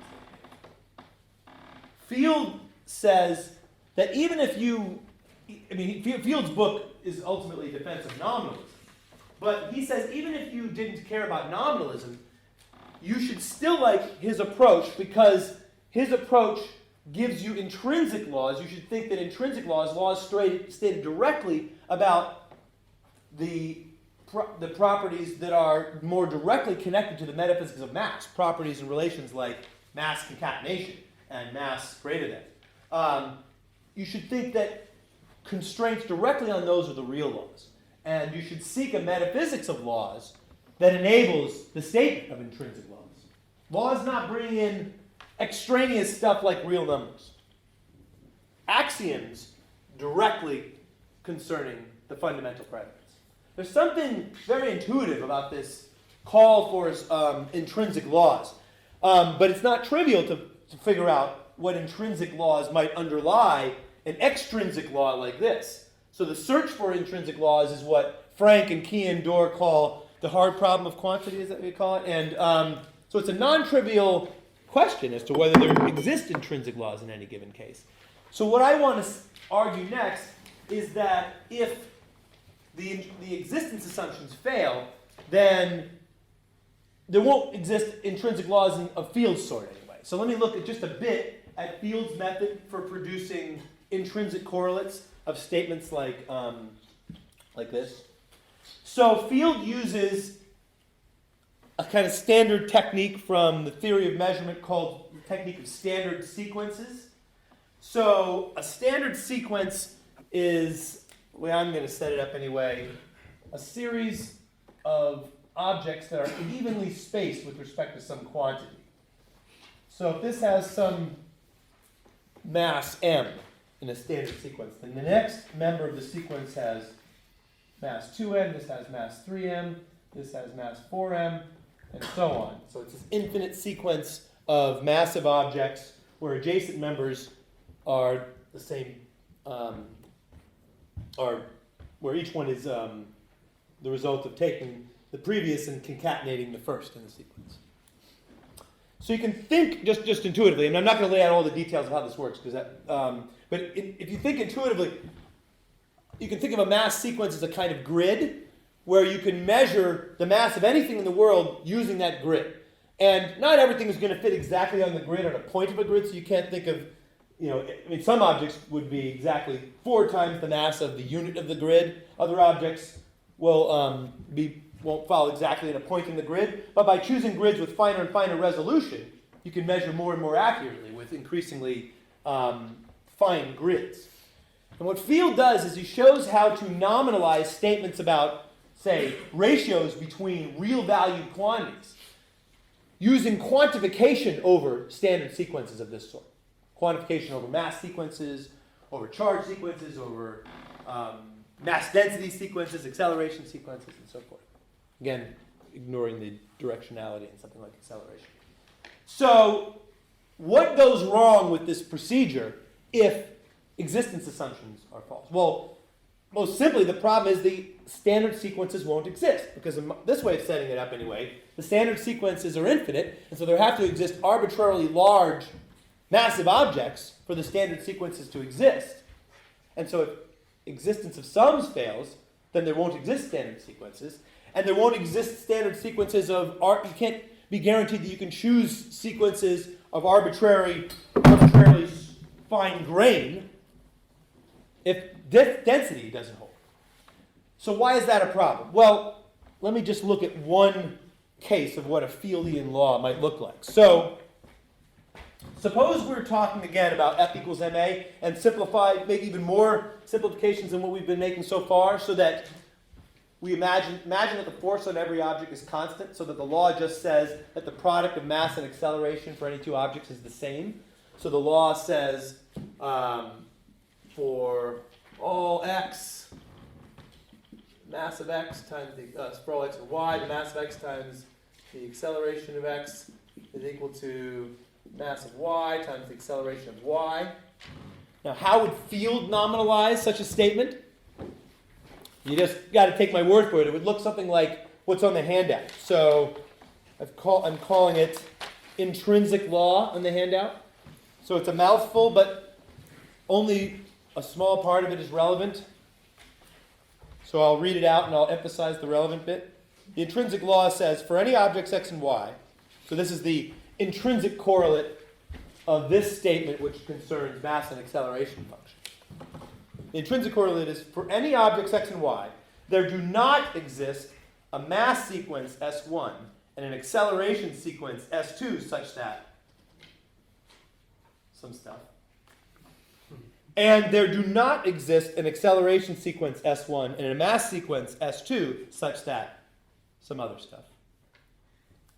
So a statement of that logical form is going to be true if there aren't any mass and acceleration sequences. So if there just don't exist mass and acceleration sequences because they don't exist arbitrarily massive things, then that kind of statement is going to be true simply for that reason. Now, why is that a problem? Well, it's a problem because it's not going to be a law. It's too weak a statement to count as a law because it doesn't have the right kind of implications. In particular, it doesn't have the kinds of implications that extrinsic laws like this have. So, for example, suppose that one object, x, is twice as massive as y. So the concatenation relation for mass holds like this. So x is twice as massive as y, so we can concatenate y with y, you get x. So suppose that's true. So an extrinsic law like this, which says that there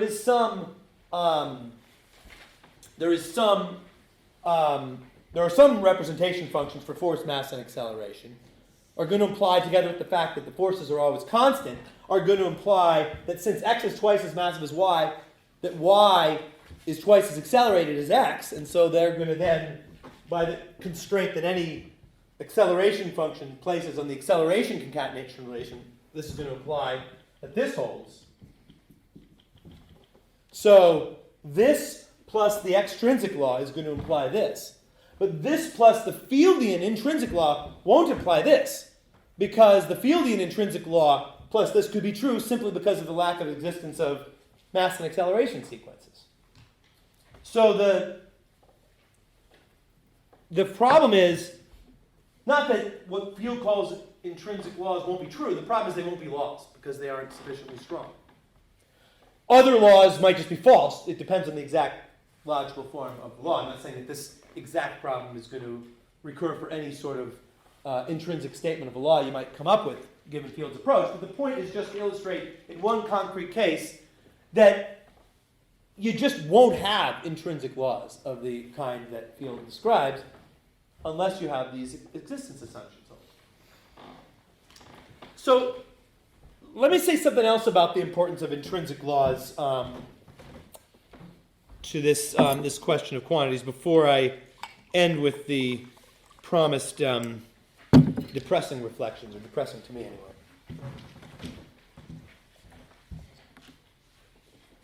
So Brett Mundy Brett Mundy wrote a number of papers about quantity in the 80s, and he had actually 80s and 90s, and he defended a bunch of different interesting views. One intriguing view he defended was a view that promised to be a kind of comparativism that did away with the need for existence assumptions. So I want to talk briefly about that. So Mundy's idea was that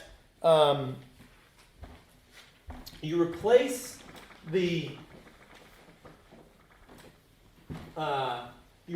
both of these predicates with a single multigrade predicate that looks like this.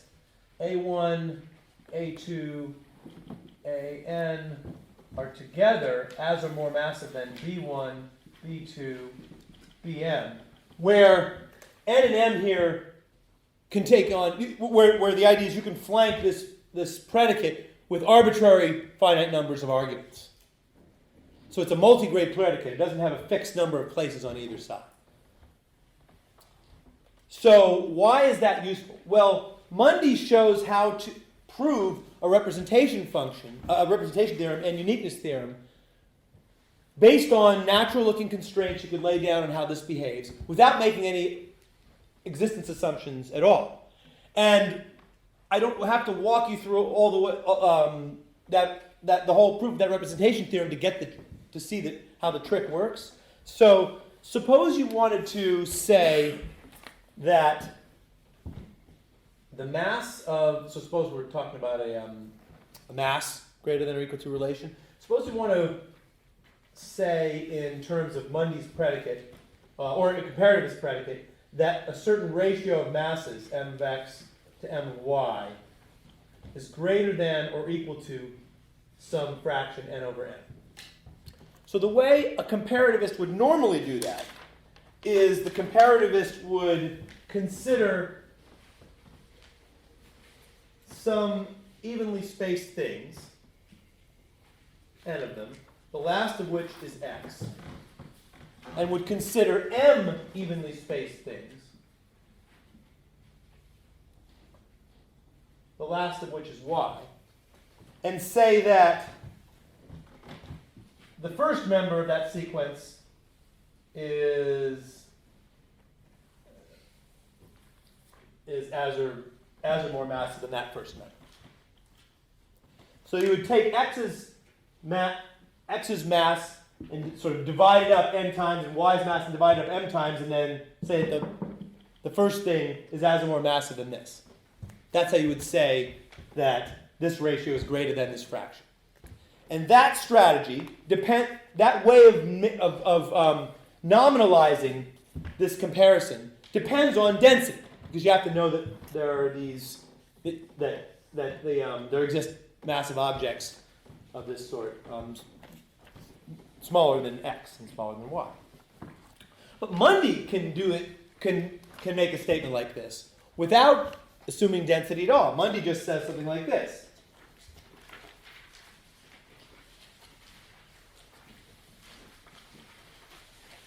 You stick m occurrences of x,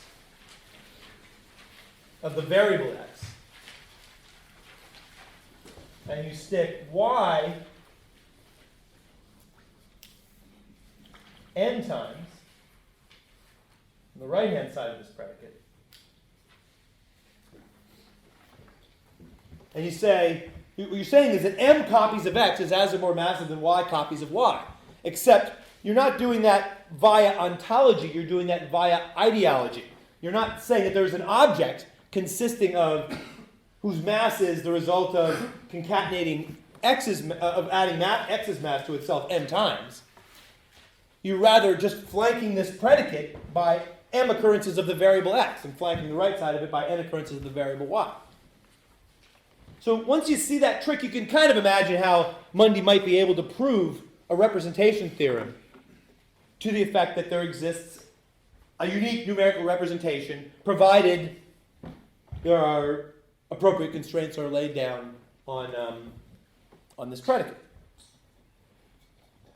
It's a very neat account, but the problem is Mundy never considers the problem of stating of how intrinsic laws might be stated for his predicate. And this trick he uses for nominalizing comparisons of ratios is essentially tied to n and m here being constant. He can say for fixed n and m, in his terms, what it is for this ratio to exceed n and m. But when you want to nominalize real valued comparisons of relations, you need to be able to quantify over n and m over there. You need to be able to say things like, for any fraction, suppose you want to say this ratio is greater than or equal to another real valued ratio. Then you want to be able to say, or say you want to say those ratios are equal. You want to be able to say things like, well, for any fraction, this is greater than or equal to the fraction if and only if the other is greater than or equal to the fraction. So n and m have to be quantified there. And there's no, but for field, it's straightforward to quantify, in effect, to quantify n over m in this case, because you would quantify over the kinds of sequences he would be choosing here. Because here the sequences are objects. Here the sequences aren't objects. They're just sequences of notation. So there isn't any way to extend Mundy's approach for variable n and m, and so I don't see how Mundy's approach could be extended to state intrinsic laws unless he started just bringing in standard sequences like field does, which then it reintroduces the need for the existence assumptions. Well, I want to talk next about this insistence, though, that the laws be intrinsic. So far, what we've got is an important constraint I've put forward on the fundamental properties is that they ought to be capable of stating strong, simple, intrinsic laws. The requirement that laws be intrinsic is an extra requirement. It doesn't follow from the requirement that the fundamental properties and relations be such as to state simple, strong laws. Because a law like this might be appropriately simple and strong. I mean, the laws have to be simple when formulated in terms of fundamental concepts. And so it's got to be that that the mathematical vocabulary here has to be based, I mean, you have to recognize at the fundamental level properties and relations over mathematical objects, but if you're a certain kind of Platonist, you should be happy to do that, and so you should be happy to regard this as a simple, strong statement when formulated in fundamental terms. The requirement that we don't just want simple and strong statements, but we want simple, strong, intrinsic statements is an extra requirement, and we should ask, well, what is its source? What intuitively is the basis for the requirement? What is wrong with extrinsic laws like this? And Field says a bunch of different things. So he talks about extrinsic laws bringing in causally irrelevant entities, bringing in extraneous entities, and bringing in arbitrary choices. So I want to talk about each of those things. This is all from Science Without Numbers. So he says, he complains about formulations of laws that, quote, appeal to extraneous, causally irrelevant entities. And then he later expands on this idea that extrinsic laws like this would bring in causally irrelevant entities. And he says, if as at first blush appears to be the case, we need to invoke some real numbers, like 6.67 times 10 to the negative 11th, the gravitational constant, in our explanation of why the moon follows the path that it does. It isn't because we think that real number plays a role as a cause of the moon's moving that way. So one concern is that we will be saying implausible things about numbers and causation. if we think the fundamental laws are extrinsic. Now, that just seems wrong to me. I mean, saying that there are fundamental laws like this isn't going to imply that, I don't know, the fact that that number is greater than 0 causes the moon to move the way it is. I mean, I can't think of any conception of what causation would be where you would have causal relationships between facts about, say, purely numerical facts and the physical facts. I can't see any conception of causation on which those facts would result from the existence of laws like this. I don't see how the fact that I am more massive than my daughter would be caused by some fact about pure numbers. So I can't see this complaint about causal relevancy as amounting to anything other than the brute insistence that the laws shouldn't involve numbers. And that just seems like a prejudice. So I don't think this first complaint, this first conception of what's wrong with extrinsic laws like this goes anywhere. The second, he also though talks about the concern that numbers are extraneous entities. And I think the intuitive idea there is we have this sense that a law has a proper subject matter. And the proper subject matter of Newton's second law is bodies in motion.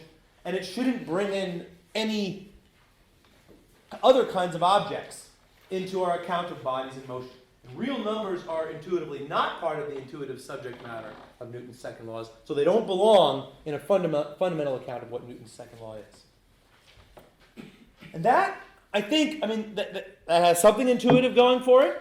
But, Joseph Melia pointed out a long time ago that Field's own laws seem to sin by that same measure because standard sequences feel extraneous to the proper content of Newton's second law.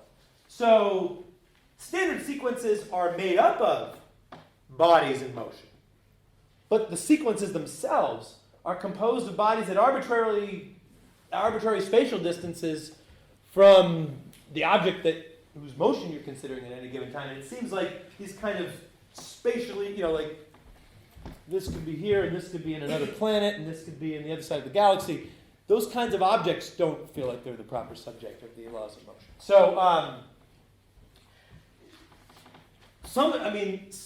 we would at least need some account of what extraneousness amounts to, so that complaint could be sustained against these kinds of laws, but not against Field's kinds of laws. There's another related concern about Field's laws that's worth bringing out, although it's also a concern about this, which is related but not exactly the same, which is that they are spatially non-local in a certain sense. So you ordinarily think of, actually for two reasons. For one thing, Field's laws are going to bring in two things at a time. They're going to, in my simplified version, where it's a nominalization of this statement, it doesn't just say for one thing what it's going to do as a function of the forces acting on it and its mass. It talks about, it mentions a comparison between two things, but also it talks about two things via quantification over mass sequences, where the objects in the mass sequences are at arbitrary spatial and temporal distances from the object in question. And something similar is true of the intrinsic law as well. So the law is moving a long way away from this intuitive picture of Newton's laws telling us what a particle is going to do just as a function of what's going on right around the particle. So, in any case, that's the extraneous reading of the complaint about extrinsic laws. Another thing Field talks about is arbitrariness. So he says,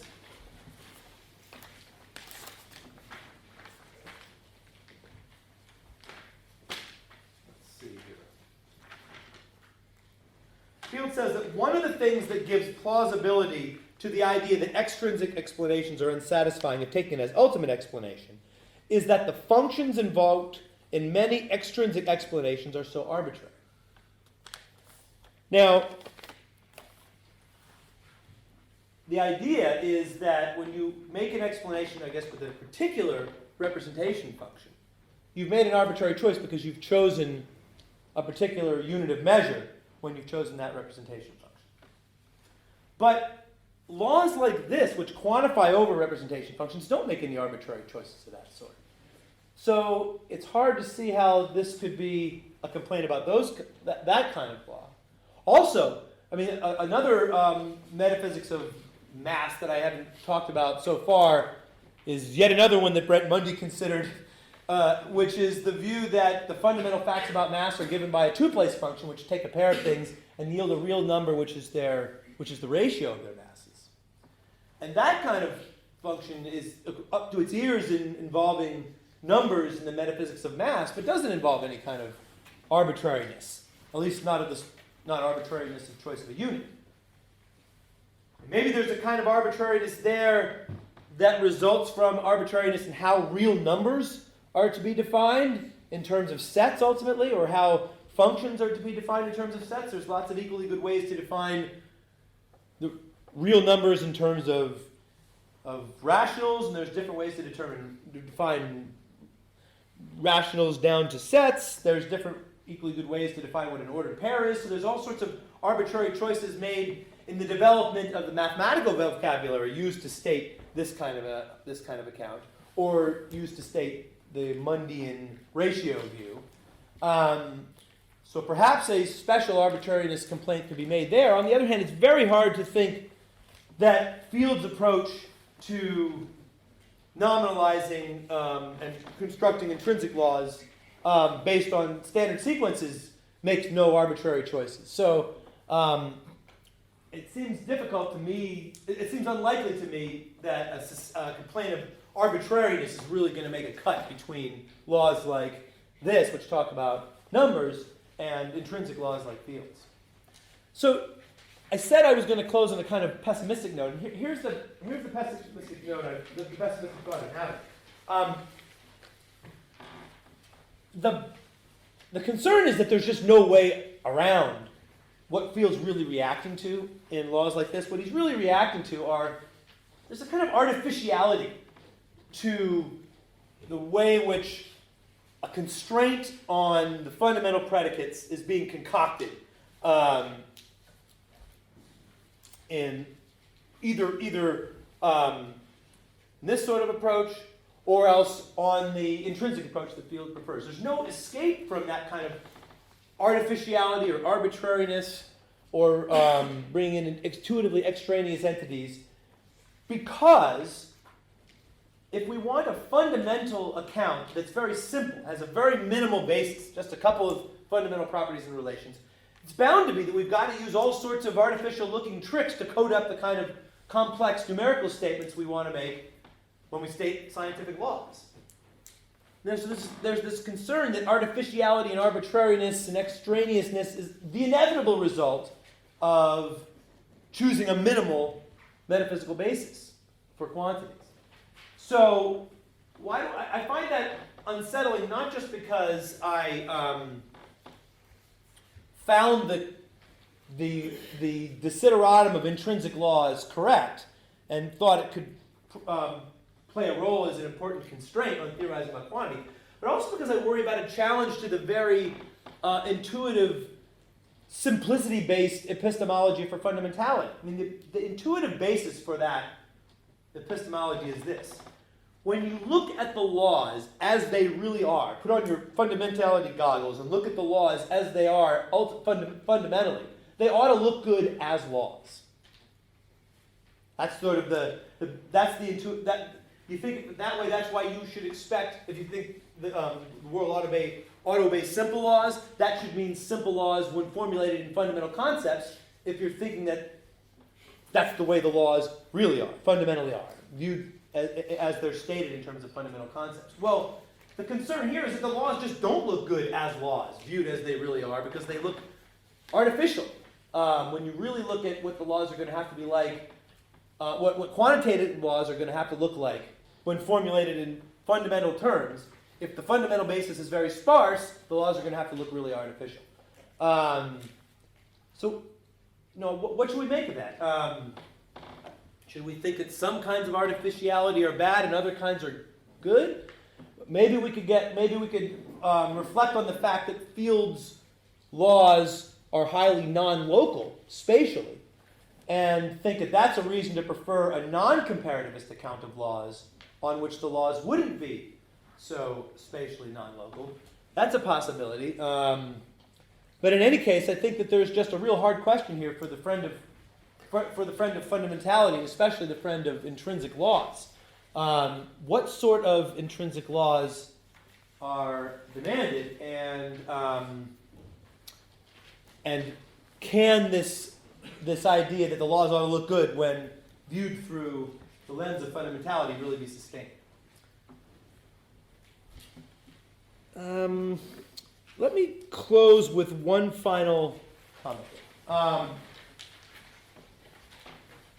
Changing gears completely. And so I've been focusing on the problem of quantity exclusively through the lens of fundamentality. I've been looking at the question of what the fundamental quantitative properties and relations are, and that led us to a search for intrinsic laws in those fundamental properties, and led us to this pessimistic conclusion. So the most important recent defense of comparativism is by Shamik Dasgupta. And he approaches the problem completely different. He approaches the problem through the lens of ground rather than fundamentality. And so he formulates comparativism as the claim that as a group, the comparative relations, like being as or more massive, being twice as massive as, all these relations, ground absolute quantitative statements, like that this has 5 grams mass. And he gets into lots of subtle questions about how that grounding might work. They're all very interesting. So he argues, for example, that individual statements about individual values of quantity, like this has 5 grams mass, aren't grounded at all in relational terms. But nevertheless, as a group, holistically, the entire class of absolute mass statements are grounded collectively in the class of relational statements, comparativist statements. And those are all, so he does a lot of interesting work on these things. But he just doesn't get into any of the questions that we've been getting into because he doesn't focus on questions like which properties and relations of mass are fundamental, and so doesn't address the question of the nature of comparativist laws at all. So, I mean, my own point of view is that a proper account of fundamentality, of what reality is ultimately like, needs to get into these questions of what the fundamental properties and relations are. But in any case, we've got another illustration of the overall theme of these talks, which is that where you end up in first-order metaphysics, in this case the metaphysics of quantity, is highly sensitive to these more general metaphysical questions of whether the issue should be approached through the lens of ground or fundamentality or something else. Okay, thanks.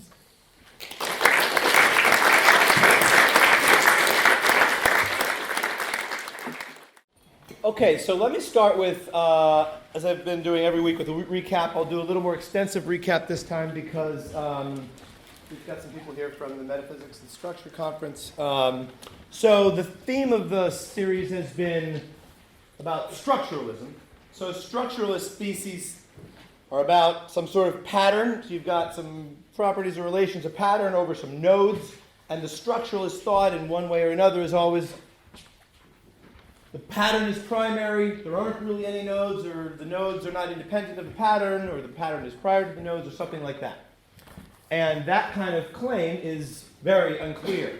And how you make it precise depends on your chosen metaphysical tools. So by metaphysical tools, I mean the structure and concepts of metaphysics. They're a kind of lens through which you view metaphysical questions. So through the lens of modality, you can formulate perfectly clear claims that are structuralist in flavor. You can say that patterns and nodes are not modally independent. You can't vary them independently. So, for example, if you fix the pattern, you can't then further, it's impossible to vary which nodes occupy which positions in the structure. But the post-modal complaint about modal formulations is that it leaves something out. We want to know something about what the actual world is like that makes it the case that all worlds are certain ways.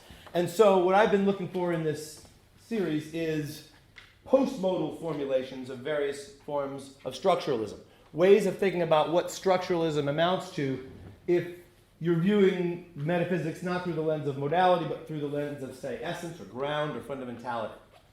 And so in the first two times we talked about two kinds of views that can be thought of as structuralists. We talked about gnomic essentialism, and then we talked about comparativism about quantities. And today and the next time as well, I want to talk about sort of the most dizzying form of structuralism at all, structuralism about individuals themselves, which says that individuals, like particles and people, are in some sense nothing over and above the qualitative pattern, the pattern of there being a person here speaking to some people there. The pattern of qualities is prior and the individuals are second.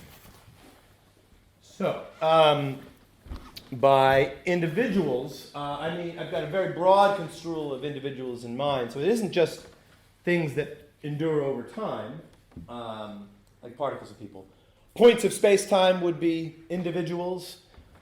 Fields or parts of fields would be individuals if you want to distinguish them from property points of space-time or regions of space-time. So, you know, if you think of a debate like, should we really have individuals, or should we just accept that there's a field that spikes in certain areas? Well, that's not a question of whether there are individuals in my sense. That's a question of whether there are particles, maybe, in addition to some other individuals like points of space-time that have the field values or parts of fields, if you want to think of them that way. So I've got an unloaded conception of individuals in mind. So to talk about individuals, I'm going to assume, not that this is metaphysically neutral, that we use the language of predicate logic. So the friend of individuals thinks that one describes the world of individuals by saying there's an individual A here standing in a relation R to an individual B here. Or quantification, when we say there are some individuals and they stand in certain properties and relations. So that picture of what reality is like is familiar, straightforward, accepted by almost everyone, but there are arguments still that question it, and I want to talk about some of those arguments next. As in the other lectures, my concern actually isn't primarily with the arguments, so I'm not going to spend a lot of time, with most of them anyway, opposing them. I like individuals, so I think these arguments all fail. But my interest is in what could structuralism amount to post-modal.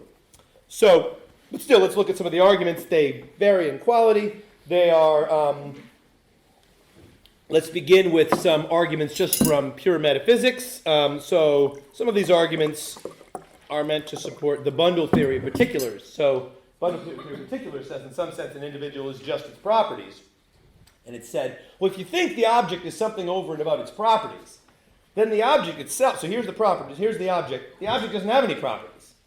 So it's kind of thin, it's ghostly, we couldn't know anything about it because it doesn't have any properties. It's a bare particular, so thin that how could it even exist?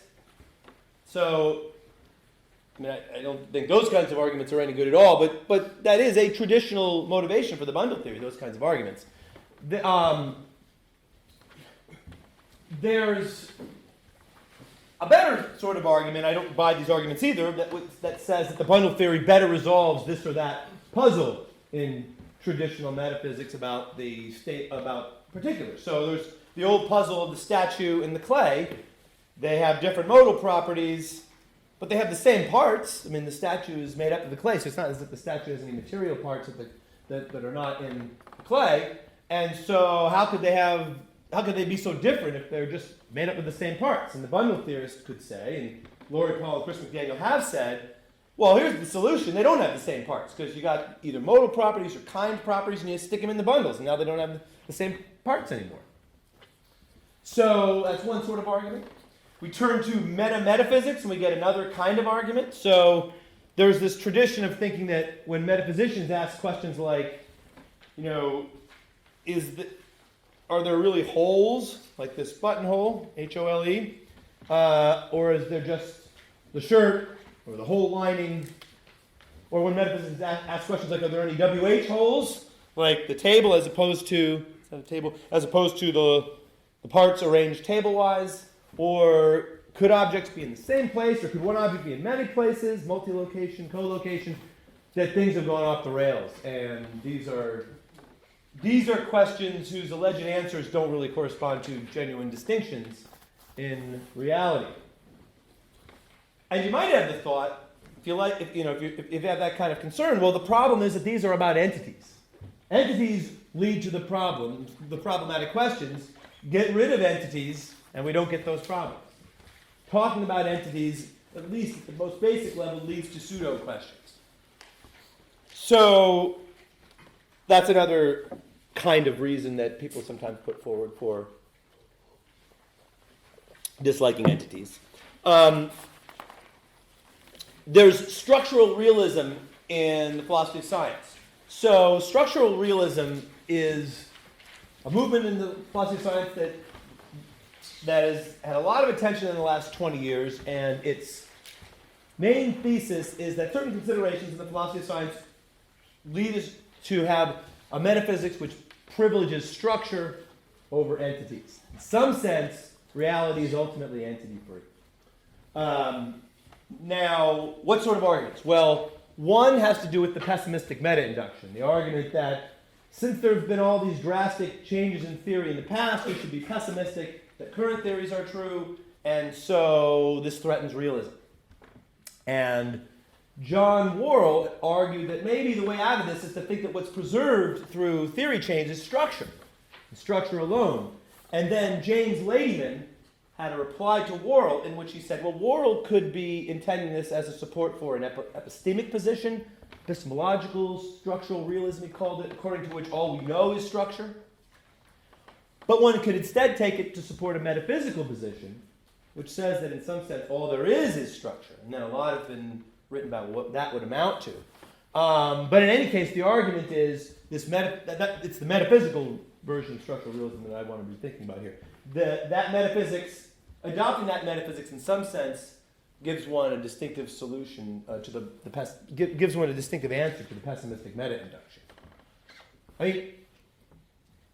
I do think that this and the next argument for structural realism are very weak. I don't think that there's a helpful notion of same structure as on which structure really is preserved through these transitions, and which also leads to an interesting metaphysics. I'm not so bothered by the pessimistic meta-induction either if one thinks in terms of degrees of belief.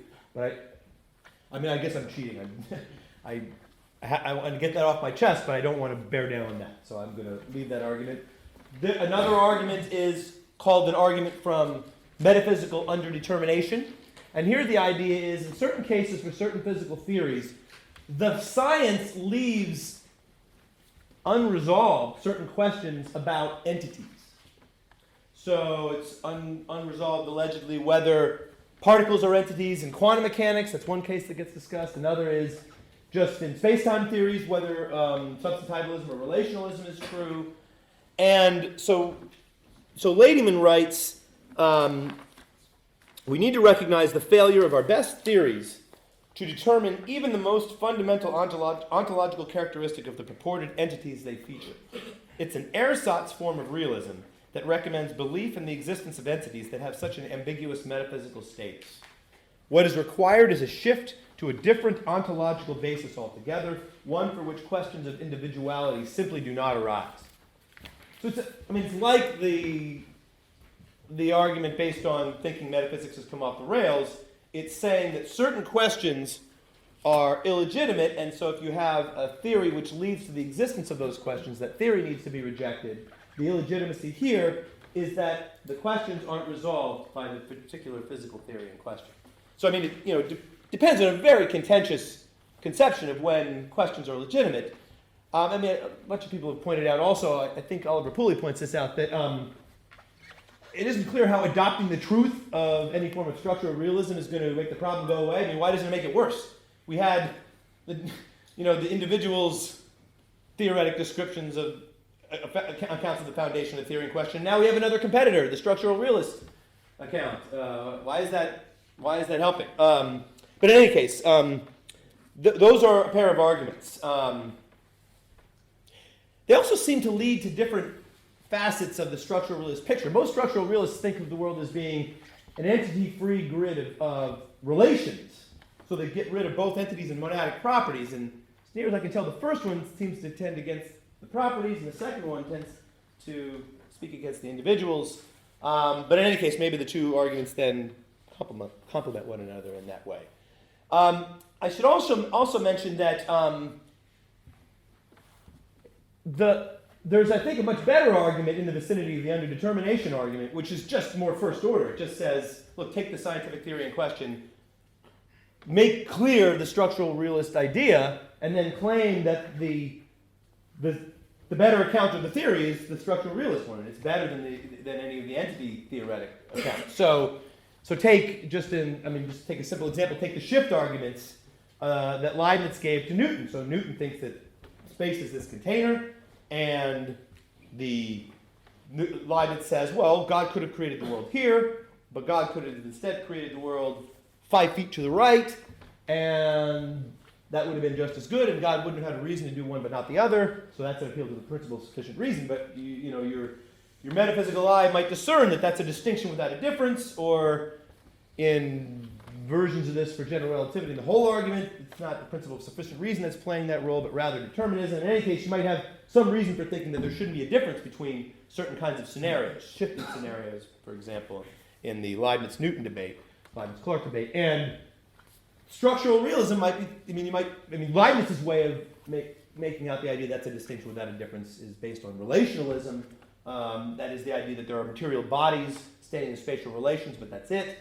But one might be dissatisfied with that and still think it's a distinction without a difference, and think that what we need is some account of structure on which, the worlds have the same structure, and so the idea would be if structure is all there is, then that's an account of, that's an account we like, because it gets rid of the distinction that we think is one without a difference.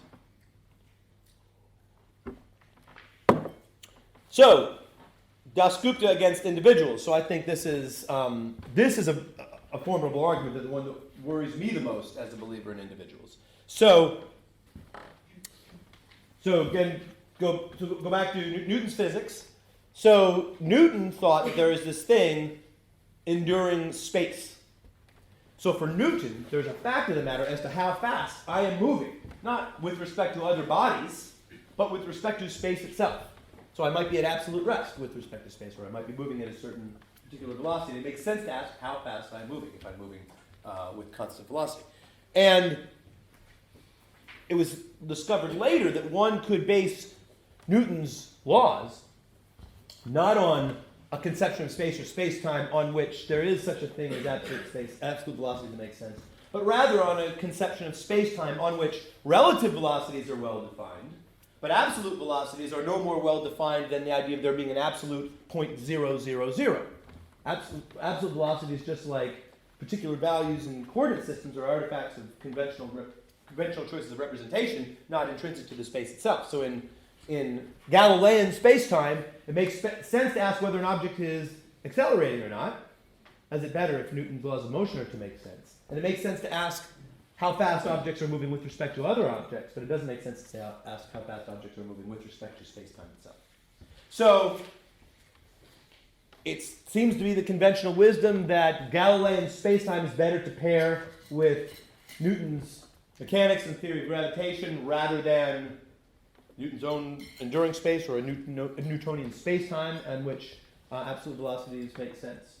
But why, Dasgupta asks. And he says it's because absolute velocities in Newtonian physics are empirically undetectable and physically redundant. So to bring this out, start with a particular state of the universe at an initial time, t1, and then watch how it evolves according to Newton's laws and the laws of gravitation. It's going to evolve in some particular way. But now, suppose you imagine giving the entire universe a velocity boost at the initial time. So you added a certain constant velocity to everything, and then watch how things evolve. So it's true that there are going to be differences in later times corresponding to that velocity boost, but the differences are only going to be in the absolute velocity of things. There's not going to be any difference given how Newton's laws in fact work. There's not going to be any difference in relative velocities or interparticle distances or masses or anything like that. And those are the only things we can measure. We can't perceive absolute velocities. And so, there doesn't seem to be there's any kind of experiment we could do to detect what our absolute velocities are, because we can't figure out whether there was a velocity boost given or not initially. So they're undetectable. Absolute velocities are undetectable. They're also redundant in this sense. It seems like the laws are doing a perfectly good job of predicting how the relative velocities and relative positions and masses are evolving, regardless of what the initial absolute velocity is. So absolute velocity seems to be a kind of wheel that turns without doing anything in the laws. So they're physically redundant. They're isolated with respect to the laws, with respect to anything else other than themselves. And so, if you think that those are the reasons, or one or the other of those reasons, for why it was correct to, assuming it was correct, to get rid of absolute velocity structure in classical physics, then Dasgupta says, well, the very same reasons should lead us to get rid of individuals, but not just in Newtonian physics, but in any reasonable physics. Because start with an initial state again, but now don't give the system a velocity boost, give it a permutation. Swap two objects, A and B, in the initial state, and see what happens at later times according to the laws of this any old reasonable physics. It's not going to lead to any differences other than hexaetistic differences, by which I mean differences like it's individual A here in this place in the qualitative array as opposed to B. So at the initial time, you're going to have, there's a difference. You've got A sitting in a chair and B standing up, if it's objects, persons we permitted and not particles, as opposed to B being the one sitting down and A standing up. But the features are all going to look exactly alike. And the laws of any reasonable physical theory don't say what objects are going to do by name. They are universal in form. They say all objects behave in a certain way. So at the later time, there is still going to be an object at a certain distance from an object, if there was in the initial unpermuted state. And there's going to be an object that has a certain mass and is within 5 feet of an object that's got a certain charge, moving at a certain velocity and so forth. Those kinds of claims are going to be undisturbed by the permutation. And so, since we can't directly observe which individual is where, any more than we can directly observe what our absolute velocities are, Dasgupta says, absolute individuals, which individuals are where in the array, qualitative array, is undetectable and redundant in the laws, because the laws don't seem sensitive to which individuals are where, given their universal character, their general character. So, so those are Dasgupta's. So he says, just as we should exorcise absolute velocity structure from classical physics, we should exorcise individual structure if we can, if it makes sense to do so, from physical theory of any sort. We should have a individuals-free conception of what the ultimate facts are like.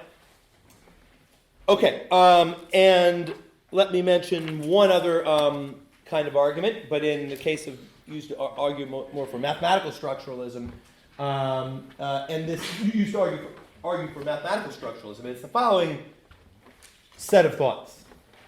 There's a sense in which mathematics only cares about the structure of its entities and doesn't care about the individual entities themselves. So the natural number looks like this. There's, I'll draw it with my hands. There's a first object, and there's a next object, and a next object, and a series of objects, and every object in that series is some finite number of jumps from the first object.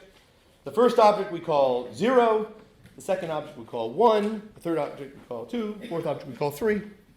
We don't care, mathematics does not care whether that third object is red or isn't red, doesn't care whether it's Julius Caesar or not, doesn't care whether the 3 of the natural numbers is the same as the 3 of the real number structure, which looks structurally different. Mathematics doesn't care about any of those things. It only cares about how these numbers are structured. And so it's sometimes argued one should adopt, if one wants to adopt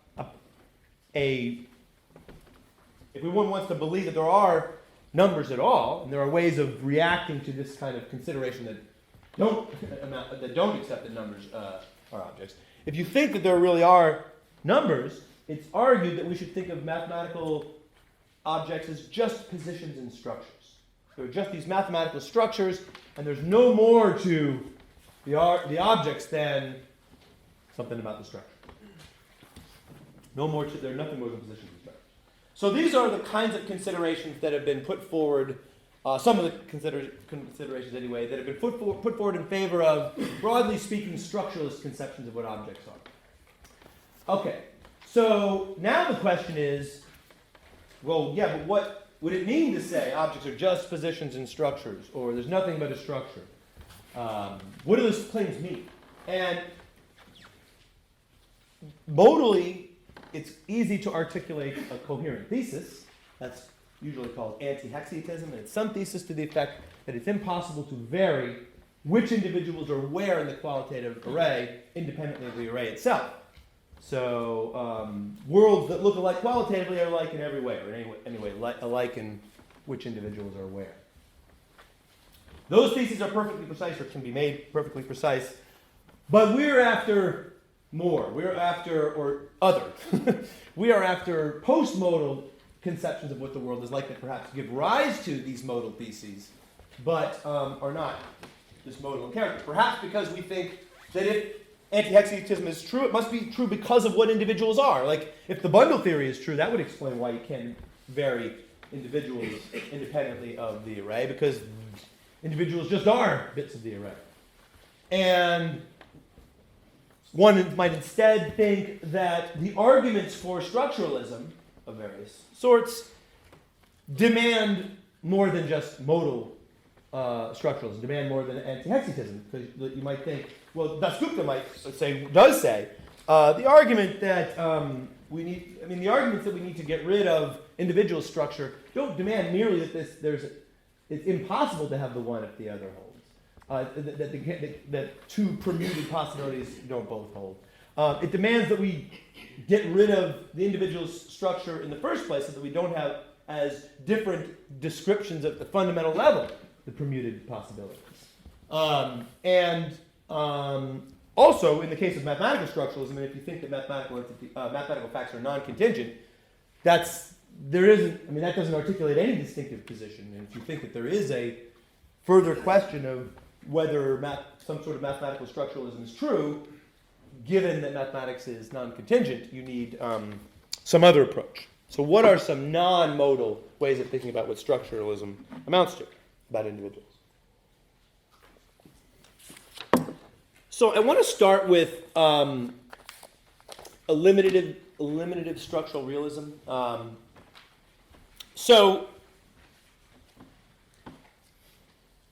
The structural realists often say more about what they want structural realism to do and less about what structural realism actually is.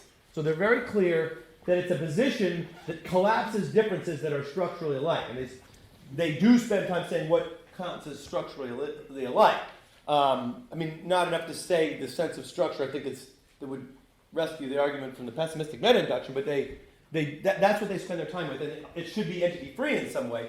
But they don't say what the distinctive account of reality is. So here are some quotations. These are, to some extent, quotations when they're initially giving the feel of the view, but it doesn't get a lot more explicit after that. So here are some quotations. This would seem to entail a corresponding shift from a metaphysics of objects, properties, and relations to one that takes structure as primitive. That's James Ladyman from the original paper. And then Stephen French and Ladyman in 2003 say the logical variables and constants are mere placeholders which allow us to define and describe the relevant relations which bear all the ontological weight. Okay, but what are the weight-bearing facts about property relations? I don't know. Then Ladyman and Ross and Everything Must Go say the world has an objective modal structure that is ontologically fundamental in the sense of not supervening on the intrinsic properties of a set of individuals. According to ontological structural realism, even the identity and individuality of objects depends on the relational structure of the world. Hence, a first approximation to our metaphysics is there are no things, structure is all there is. So these are, from these and similar quotations, there isn't yet a clear picture of what metaphysics is suggesting. But one of the, and people discuss a lot of readings of what they might mean. There's eliminative ontic structural realism. There's moderate ontic structural realism. There's this and that. in a sense, I want to explain eliminative structural realism. That's all right, I can just say it fast and mumble. Eliminative structural realism isn't really one of the competing views because it's just not clear what view is being offered. It's normally supposed that there's one reading of structural realism that just says relations without relata. It just says there are these relations. There simply aren't any relata. That's the view. It says it's as if we're to believe that the facts are like the facts of the person who believes in individuals. So there's an array of individuals and properties and relations standing in, being instantiated by those individuals. But we just delete the individuals, and the pattern remains like the Cheshire Cat smile. And then, everybody complains, what's that? That doesn't make any sense. And, there's all sorts of papers that make this point, and it gets treated as one of the objections among others. I mean, okay, maybe it doesn't make sense, there's that question, and then, and it isn't like that. I think that what they're thinking is that the argument is an expression of some kind of metaphysical conservatism, where the metaphysicians are sort of sticks in the mud. They don't want to think outside the box, but there is the possibility of this bold new view of the status of relations, and I don't think that's the right way to think about the criticisms. It's rather just the insistence that there be some particular clear account specified. So we need to know, and I mean, a number of people writing on this have made this kind of criticism as well. What are the fundamental concepts being put forward here? I mean, what's the shape of the fundamental facts according to this view? We need clear decisions on what the basic concepts are, how you can put them together to get statements about reality that make sense, how they're inferentially related, what systematic way is there for recovering individuals' theoretic descriptions of reality that are least acceptable, because after all, physical theories are put in terms of individuals, in terms of points of space and time, and points of space-time and particles and fields and so forth. And so that better not be just a total mistake if this view is correct. So we need some way of recovering that kind of talk. And without that, there just isn't a theory. So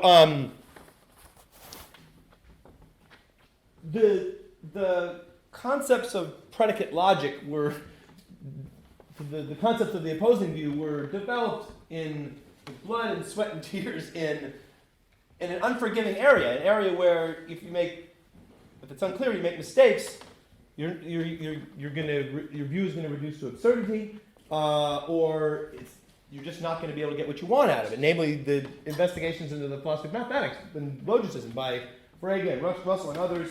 And it might be that some of the choices made in that enterprise were illicit projections of our thingy conceptual scheme, or not the only choices to make, and that might all be right, but the alternative has to be developed with the same care as the original. So that's the way I think the concern about relations without relata ought to be understood. And as we'll see, I'm going to take seriously some views which do have relations without relata. Dasgupta's view is a view of that sort. So the complaint isn't that there's some kind of metaphysical law that the metaphysicians all just have never questioned, which is relations have got to have relata. The concern is that there hasn't been a view put forward. So I want to now talk about the bundle theory, because this talk of relations without relata does suggest some sort of bundle theory, that all there is relations, or properties and relations if we're talking about a structuralism that's not trying to eliminate monadic properties. And also, this is often put forward as one of the ways that we might think of relations without relata, one of the ways we might construe structural realism. And it's just, Kean's paper on this, he has some comment about it not being promising. The metaphysicians have looked into the bundle theory a little bit. The results have not been encouraging, or I can't remember what he said. But I think that's right. I don't think the bundle theory goes anywhere. And some of this is going over old ground, but I think it's important to talk about it before we get to some of the other views, because the other views, you can see why they're worth thinking about, because they solve the problems for the bundle theory. And also because the structural realists really do just gesture toward the bundle theory sometimes. So the bundle theory says that objects are just bundles of universals.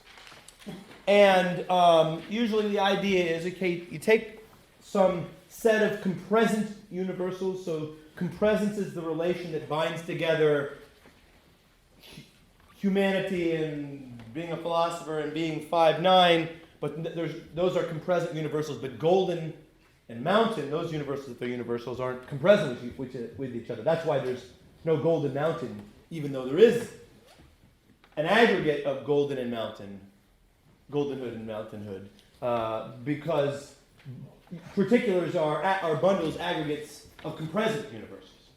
The thing is, relations just don't fit into that picture. I mean, just intuitively, a relation is just sticking out of the bundle. Where does it go? Which bundle? I mean, just something's going wrong. So, I mean, flat-footedly, you could just stick the relation into the bearer side, for example. And, I mean, that's leaving out information that we need. So, if you have one bundle and you have another bundle, and they each bear a certain relation to something or other, well, then the relation goes into each bundle, and that's all we have available to describe the situation. There's still a further question. Well, do they each bear the relation to each other, or does each bear the relation to itself or something else? And so that idea and variant ideas just aren't going anywhere. The one idea, and this is the way some bundle theorists approach relations, is they shift and act like individualist theorists when it comes to relations. So they treat individuals as bundles of monadic universals, and then they ascribe relations to bundles thus construed. So you take one bundle of monadic universals, you take another bundle, and then you just say that bundle bears relation R to that bundle. And now, one thing that we should point out here is that just doesn't work if there aren't any monadic universals at all, as there are for some structuralists. So mathematical structuralists are likely not going to accept any distinctive monadic properties of mathematical objects at all. And even ones that are true of all mathematical objects. And so we just wouldn't have any initial bundles to begin with. And structural realists, many of them also want to do the same thing. So that's not going to work for many kinds of structuralism. But also there's a problem that, there's the traditional problem of the bundle theory now has to be addressed, which is that duplicate particulars are identified. Objects with the same monadic universals get identified. So if all electrons have the same universals, then there's just one electron in the universe. And John Hawthorne had a very interesting idea about this. He says, you got two electrons, they've got the same bundle. So you think, the things in the bundle are universals. So you already think that universals are the kinds of things that can multi-locate. So you already think that the bundle can multi-locate. So your problem was solved. The view makes its own. So the view immediately leads to a solution to the problem, which says there is just one electron in the world, but it's multi-located. It's not a problem. And but then so there's a problem with this, and this is a problem that John and I just talked about in a paper we wrote together after he wrote the first paper, which is that it too doesn't lead to the kinds of distinctions one wants to make, just like the simple idea that you just bundle the relation into its either or both of its relata doesn't make certain kinds of distinctions. So let's see. Got a picture of this in the handout, but I can just as well talk about it up here. So suppose we've got a situation where we've got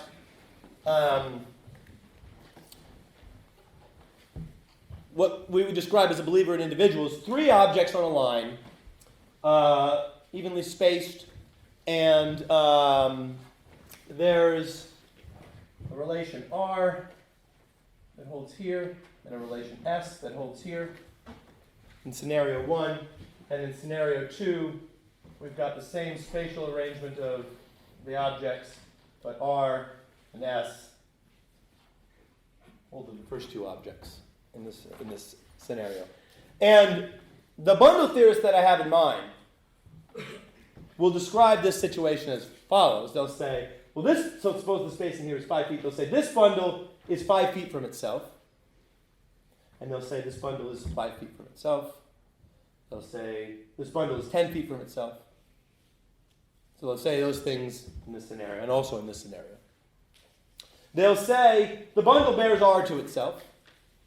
They'll say the bundle bears S to itself. In both scenarios. And there's nothing else to say. Those are the resources. We've exhausted the resources for describing these possibilities. But they're obviously different possibilities, and they're structurally different. Any structuralist is going to want to say these are different possibilities. So the problem is, in the statement, B bears R to B, and B bears R S to B. We want to link somehow these two differently in the two cases. We want to say a case of B bears R to a case of B, and that same case of B bears S to something here. That's not true here. We're talking about cases of relations. It's talking about individuals, because the case of a relation is a pair of individuals that the relation instantiates. That instantiate the relation. So the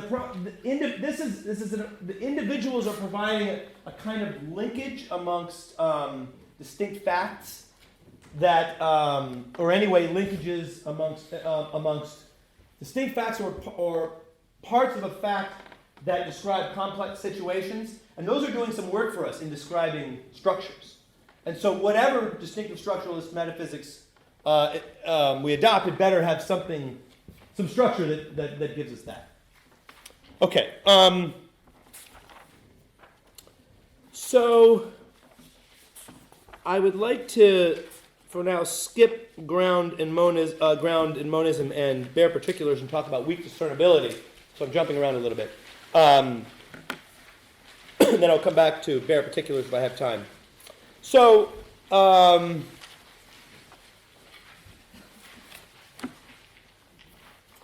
some structural realists have emphasized the distinction between strong and weak discernibility.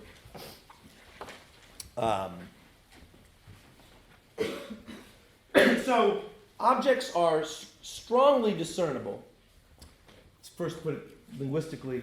If you've got a formula with one free variable that applies to one but not the other. Objects are weakly discernible if you've got a formula with two variables that applies to them in different patterns. So, for example, suppose this is true.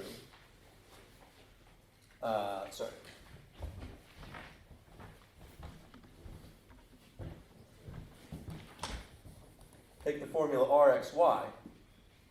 Suppose that formula is true of A and B, but not of A and A. Then A and B count as weakly discernible, even if they're not strongly discernible. So let me give you an example. Take black spheres. So we've got two spheres alone in a universe. They are not strongly discernible, at least if the language in question lacks names of particular things. So formulas, so it's true of the one sphere that it's a sphere. It's true of the other sphere that it's a sphere. It's true of the one sphere that it's a meter from something. Supposing the spheres are, it's true. That's true of the other sphere. It's true of the one sphere that it's a meter from a sphere. True of the other sphere. So they're strongly. They're not strongly discernible, but they are weakly discernible because one sphere is a meter from the other. So A is a meter from B, but A is not a meter from itself. Okay, so there's a sense in which, even in the case of black spheres, there is a qualitative difference between the two, in a sense. We can distinguish them qualitatively, in a sense, because there is a formula, two variables, that applies to AB, being a meter from, but not AA. Put another way, there's something that A is a meter from something that B is a meter from that A isn't, namely A. So now, so a lot of this comes from a paper from Simon Saunders, and Simon Saunders in that paper, but after he says some other things that I'll talk about, concludes that bodies can be identified by their relations to one another, then a particular body is no more than a particular pattern position.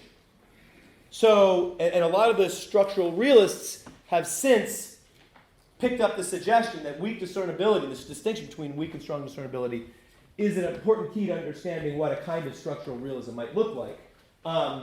Say things like, well, we can qualitatively individuate objects, and so that leads to a kind of qualitative metaphysics of objects. Objects are just objects are just pattern positions, as Saunders puts it. And so I want to think about that. So, first of all, Saunders doesn't claim this, but I want to first start with this. The mere fact that any distinct pair of objects are weakly discernible doesn't on its own justify calling objects as doesn't justify saying that objects are nothing more than particle position, patterns and positions and patterns. Doesn't justify anything structuralist at all. I mean, I'm just every believer in believers in individuals in the strongest sense you like. People who think that there is a difference between a possible world in which the difference between the actual world and the world in which Barack Obama and I exchange our places in the qualitative array might well think that, yeah, as it happens, every pair of objects are weakly discernible. But that doesn't, on its own, say anything about what the objects are like, and it doesn't imply anything structuralist. More importantly, and this is something that Dasgupta says as well, it doesn't enable or correspond to any distinctive structuralist vision of what objects are. So, for example, I mean, the bundle theory would require that objects be strongly discernible, because whatever you think the universals are, if two objects stand in the same universals, have the same monadic features, and they're going to be identified with the same bundle, and so with each other. So there's no extra. Emphasizing weak discernibility doesn't correspond to the bundle theory. The views that I'm going to be talking about later, I'm going to be talking about the view that objects are bare particulars, they don't have any monadic features at all. I'm going to be talking about Dasgupta's algebraic generalism. These are distinctive views about what objects are like, and neither of them require either strong or weak discernibility of distinct pairs of objects. And it just doesn't correspond, the idea that objects are weakly discernible doesn't correspond or point to any distinctive position at all about what objects are like. And that's what you'd think we really want. What we want is not a metaphysics that says anything about how to individuate objects. We'll get to that. What we want is a metaphysics that tells us what things are like, or what the thing replacements are like, what the fundamental facts look like. And it just isn't a view of that sort at all, nor does it lead to one. Now, Saunders' paper isn't just based, Saunders' idea isn't just that weak discernibility is on its own something important. He stresses the definability of identity given weak discernibility. So another possibility is the idea that what's distinctively structuralist isn't a distinctive view about what individuals are, but a distinctive view about the identity relationship. So Quine talks about a certain sense in which one might define identity if one's language is rich enough. So, take any language. If you there's a certain definition of identity one could give that, at least insofar as that language is concerned, behaves like the identity relation. At least we're talking for first-order languages. So, suppose you've got just two predicates, F and R, in your language, and you say X equals Y if and only if Fx, if and only if Fy, and for all Z, Rxz, if and only if Ryz, and Rzx, if and only if Rzy.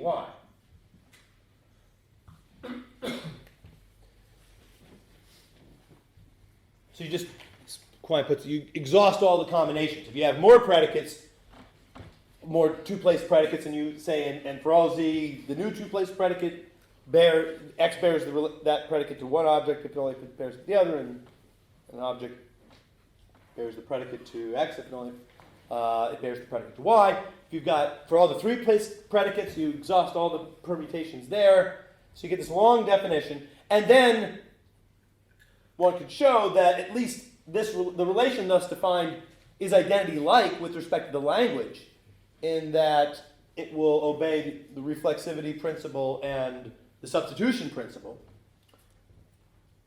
And if every pair of objects, not talking about this defined up relation, but any genuinely distinct objects, if any genuinely distinct objects are weakly discernible with respect to the language's predicates, then this relation will in fact coincide with the identity relation. So one distinctive metaphysical position would be, identity can be reduced. We can define identity in terms of the fundamental predicates for the fundamental properties in relations. And if every distinct pair of objects is weakly discernible with respect to those predicates, then this will define something that in fact coincides with identity. So perhaps the distinctive metaphysics then is that we can give a metaphysical reduction of identity. Identity isn't a fundamental relation. And I do think that strikes me as very weird. Identity doesn't seem to be the kind of thing one should be reducing in this way. But let's think about whether what we can say other than just that. So I do have one objection to the truth of that kind of proposal, which is, there's modal objections one could give I'm not sure how convinced Saunders would be by those kinds of objections, but I think there's an objection that's distinctively fundamentality theoretic, which is that it makes every law containing the identity sign way more complicated. So insofar as we have laws that involve identity, then just each time the identity predicate occurs in such a law, you have this giant thing corresponding to an enumeration of all the possibilities for all the fundamental properties and relations. So if you think that simplicity of laws is an important guide to what the fundamental properties and relations are, that's a reason not to like this account. But more importantly, I don't think that this account really gives you anything distinctively structuralist. Although this is a little tricky, and I'd like to hear people's reactions to this. So let's take a simple kind of case. So just consider a description of a world that involves a whole bunch of objects having certain properties or relations, and in particular it has two individuals, A and B, somewhere in there, along with a bunch of other individuals. Okay, so let me get straight to what I'm imagining here. I'm starting with the view, I said weak discernibility doesn't lead to any distinctively structuralist metaphysics of what objects are. But maybe what we're considering now is that it leads to a distinctive view of the nature of the identity relation. So let's assume that individuals are at the bottom level. So we're not looking there for our structuralism. So we're looking for our structuralism in the account of the identity relation. So a fundamental account of reality names particular individuals and says what they're like. So this description so this isn't just a statement of the laws. It's saying these individuals are in these having these properties and relations, and two of them are A and B. And now consider a permuted description W of B and A. So what structuralists want is for permutations of objects to be a distinction without a difference at the fundamental level. They want there not to be distinct fundamental descriptions of reality that differ by permutation. These are distinct and fundamental descriptions of reality. That's a fundamental description. It doesn't mention identity. I should have specified that. It just talks about the fundamental properties and relations of this view, which don't include the identity predicates. So says A and B are certain ways. This is the same. It just contains names of individuals and predicates for fundamental properties, so they're both fundamental descriptions.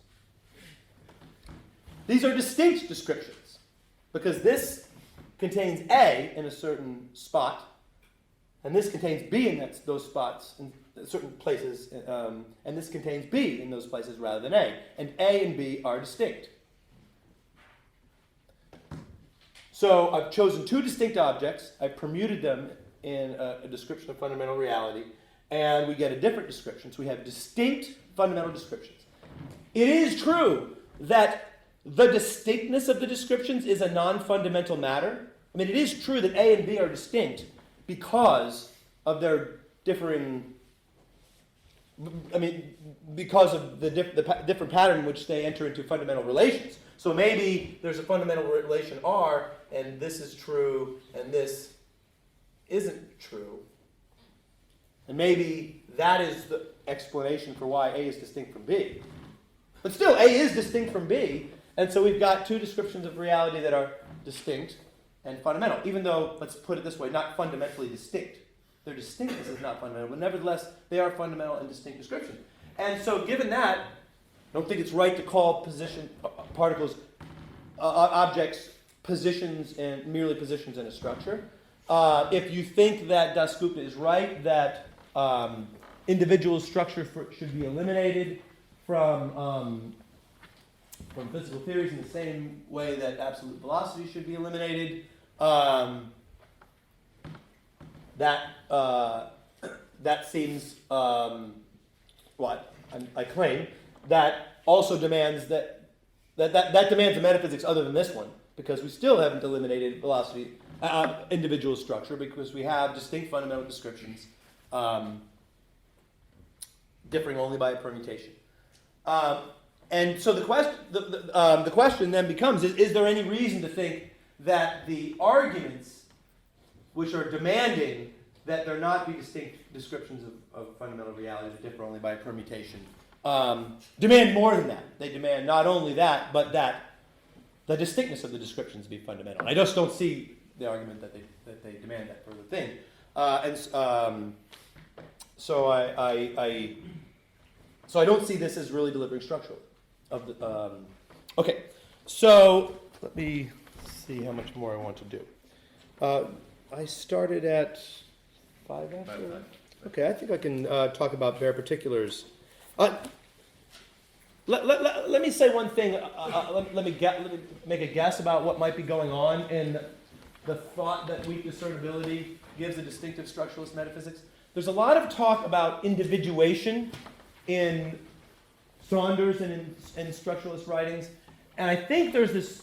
The individuation is often thought to if you can individuate some objects, you've said something about what they are.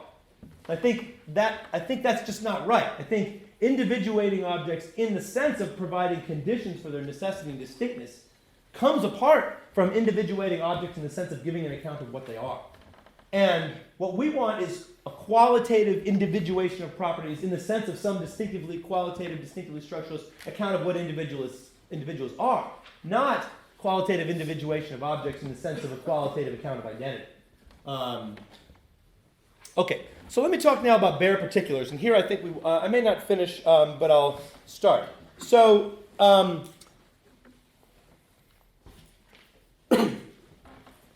me backtrack here. So one could hold a structuralist position in a much less metaphysically ambitious way, much non-weird way, simply by holding that objects are all, or at least in the domain, are all bare particulars. That is, objects have no intrinsic natures at all, as a first approximation to what that means. No, I don't think that's right. I think every object has an intrinsic nature, because I think for any intrinsic property, the negation of that property is also intrinsic.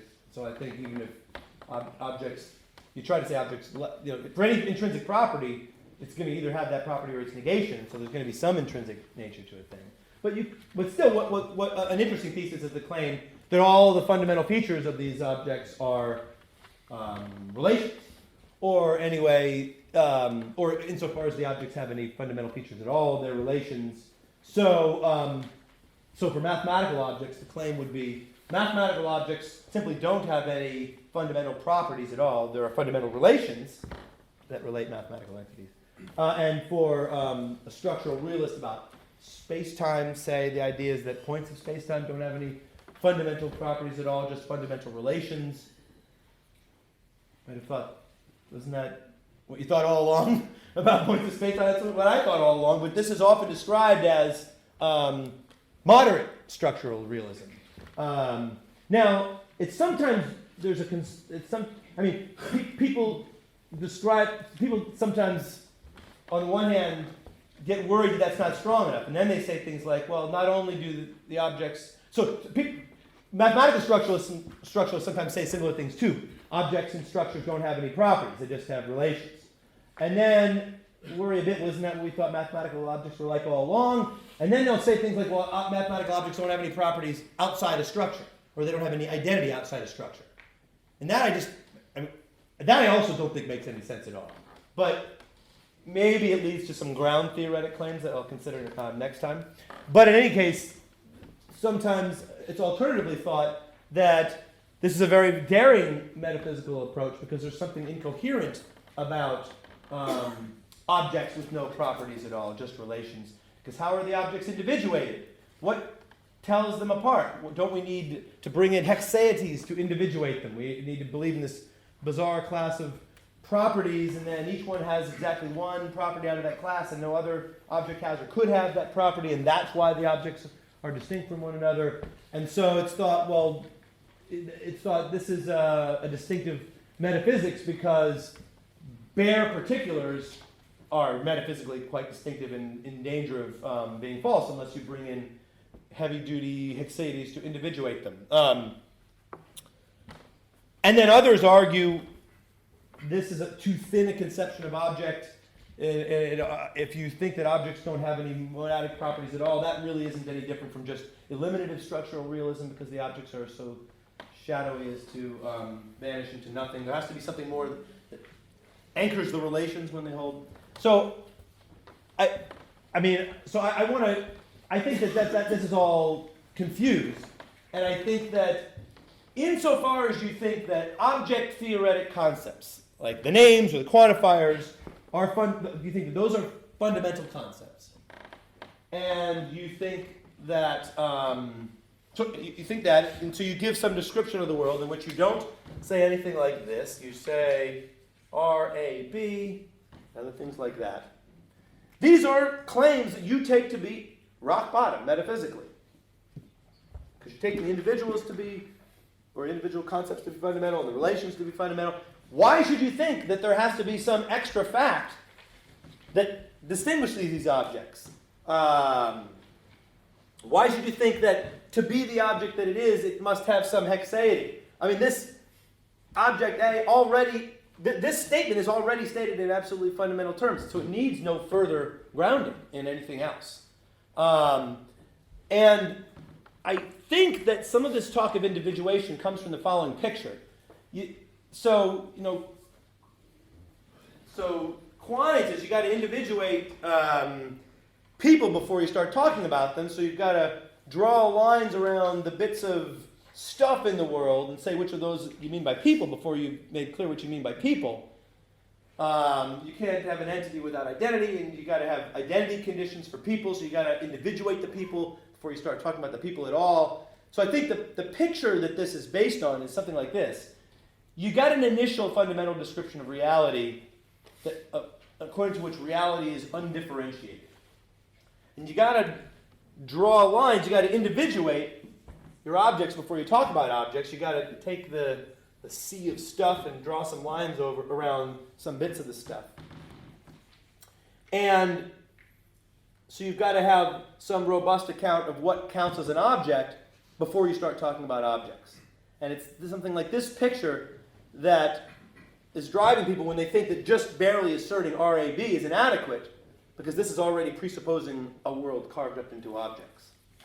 And the thing is, the way this I mean, if the way this undifferentiated picture works is the following, you think, well, what the reality ultimately consists of is regions of space-time with various features, and you need to decide which regions you're talking about when you talk about people, or the world ultimately consists of portions of matter, and you got to decide which portion of matter you're talking about.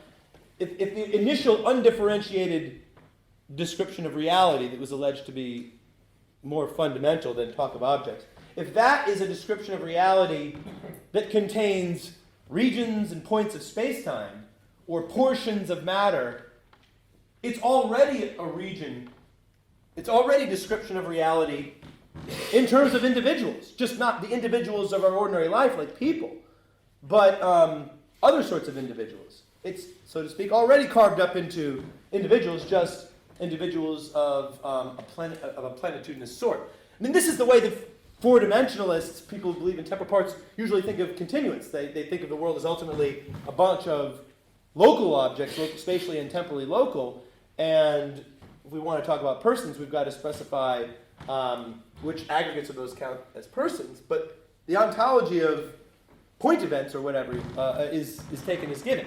And if you want to think of this initial undifferentiated picture of reality, pre-objectual reality, not in those terms, so genuinely pre-objectual, you're just back in the same predicament we're in this talk. I mean, the problem of finding a coherent articulation of structural realism, a coherent entity-free description of reality that's empirically adequate, and that's almost identical to the problem of finding that's what it is. It's a thing-free description of reality. And so there isn't a clear pre-objectual picture here in the first place. Or anyways, it's not non-trivial to see what it is. So I think that the concerns about bare particulars are just misguided, you should be perfectly happy with a fundamental description of reality that looks like this. So I do think that bare particulars is perfectly good metaphysics. I don't think it's particularly structuralist, but maybe we'll pick up there in a week. Okay, thanks.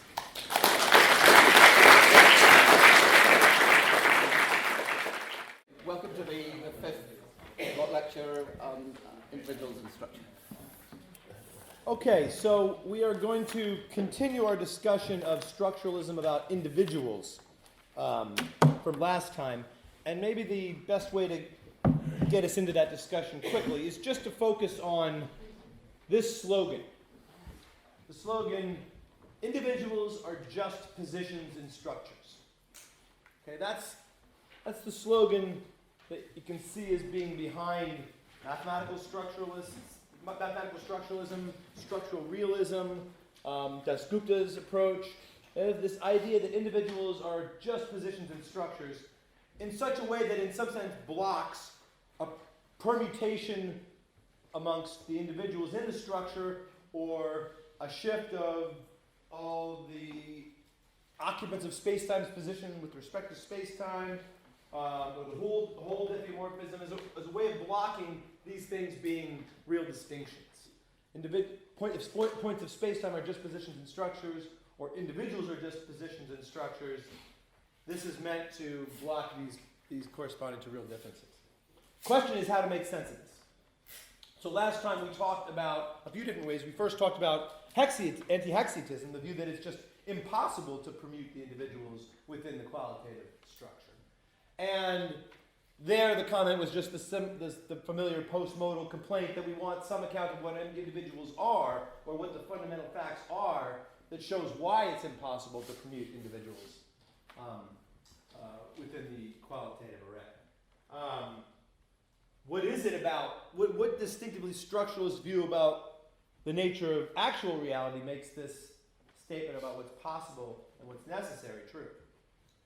So we then turn to the bundle theory, the view that objects are just bundles of universals, and that is an account of what is ultimately going on at the fundamental level that blocks permutations, but it just isn't an adequate account because it lacks an adequate account of relations. There was this linkage problem that I talked about. The bundle theorist's best approach to relations can accommodate linkage. We talked about eliminative structural realism, by the way, if you've got a handout, it's the same handout as last time, so you can, in a bit, you can just move ahead to the discussion of bare particulars. We talked about eliminative structural realism, and there the complaint was it's really not a theory, it's a statement of what the theory is meant to do. It's meant to be an individual's free account of fundamental reality, but there wasn't a particular such account provided. We talked about weak discernibility, and there I argued that that doesn't lead to a distinctive account of what objects are like. That would make it be the case that permutations of objects is a distinction without a difference. And then we were starting to talk about bare particulars. So that's where we're going to pick up. So there the idea was start with a structure. That is, start with some objects, some individuals, having properties, standing in relations. But now just delete the properties and leave the structure. Leave the relations and the individuals. So we've still got individuals standing in relations, but we have taken out the individual's intrinsic natures. And I refined that a bit. I said the view is really going to be that the individuals don't have any fundamental monadic properties. In any case, the intuitive idea is you take the individuals in the structure and you at least delete their intrinsic features. So they're all just featureless points. And I spent some time at the end of last lecture saying that this is perfectly good metaphysics. So you encounter, especially in the literature on structural realism, a concern that the objects would be too thin to be real, or they wouldn't be individuated, or that we would need to bring in hexaeties in some objectionable sense to give them enough reality to support the relational structure. And I argue that those are misguided concerns because the view is that the concepts, the object theoretic concepts on this view, object concepts like there being something or the names of predicate logic, are fit to be present in a fundamental description of reality. And given that you think those are fundamental, there's no need for hexaeties to underwrite the basic facts. Facts just of the form R, A, B are fundamental facts in this view. That's a perfectly coherent metaphysics. So I think that, so now moving on, I think that bare particulars provide, I think bare particulars is perfectly good metaphysics. I just don't think it's structuralist. So, I mean, a hint that this is so is that metaphysics you would have thought was the metaphysics that was accepted all along by just the simplest sort of Platonist about, say, arithmetic. So Platonist about arithmetic thinks that when we're talking about the natural numbers, we're talking about one particular omega sequence. It's got a first member 0 and a second member 1 and a third member 2 and so forth. And our name, the 0 is a name for the first thing in that omega sequence that we're talking about. Now, in this picture, and there's a particular distinguished relation that structures that, the successor relation. And in this picture, there's no talk of monadic fundamental properties has been brought in at all. And it's a very natural view, I think, to fill out the picture by saying that these objects don't have any fundamental properties. They just have these fundamental relations.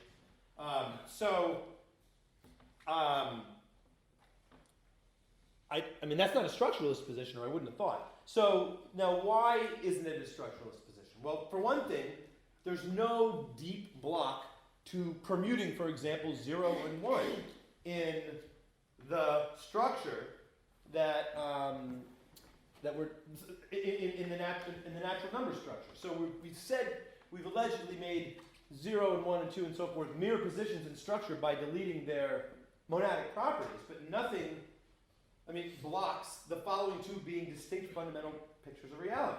Let A, B, C, and so forth name the objects in this structure that are structured by a certain distinctive relationship, successor. Now consider another description that is exactly like that, except A and B have been permuted. That is a perfectly good other description of a way reality could be in terms that the theory takes to be fundamental.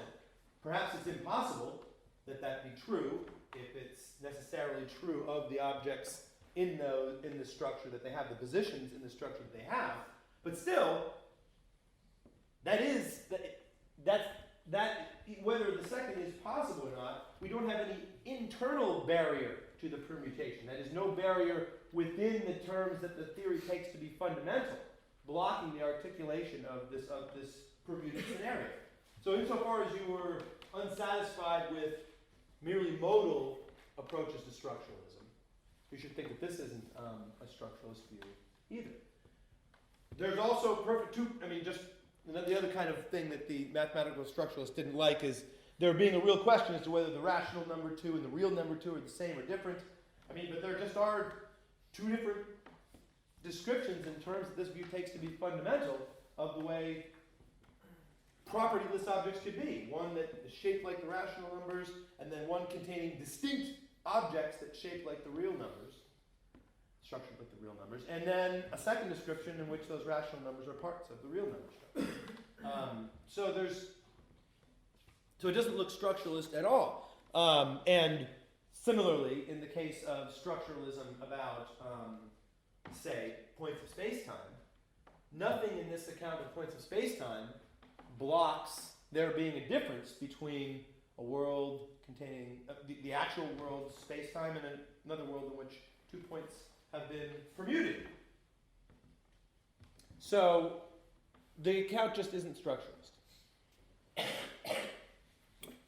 Okay, so what went wrong? And the thing I want to talk about next in the handout is ground and monism. So what went wrong is this. When we started with a structure, things having properties and standing in relations, and we deleted the monadic properties of the things, we didn't delete enough, because what the structuralist really wants to do is not just delete the features of the individuals, but delete their individuality or their identities as well. And you can read in a lot of what structuralists write talk like this, that they want to delete the identities or individualities as well. So I've got a quotation from Resnick's book on mathematical structuralism. So he says, "In mathematics, I claim we do not have objects with an internal composition arranged in structures. We have only structures. The objects of mathematics are structureless points or positions in structures.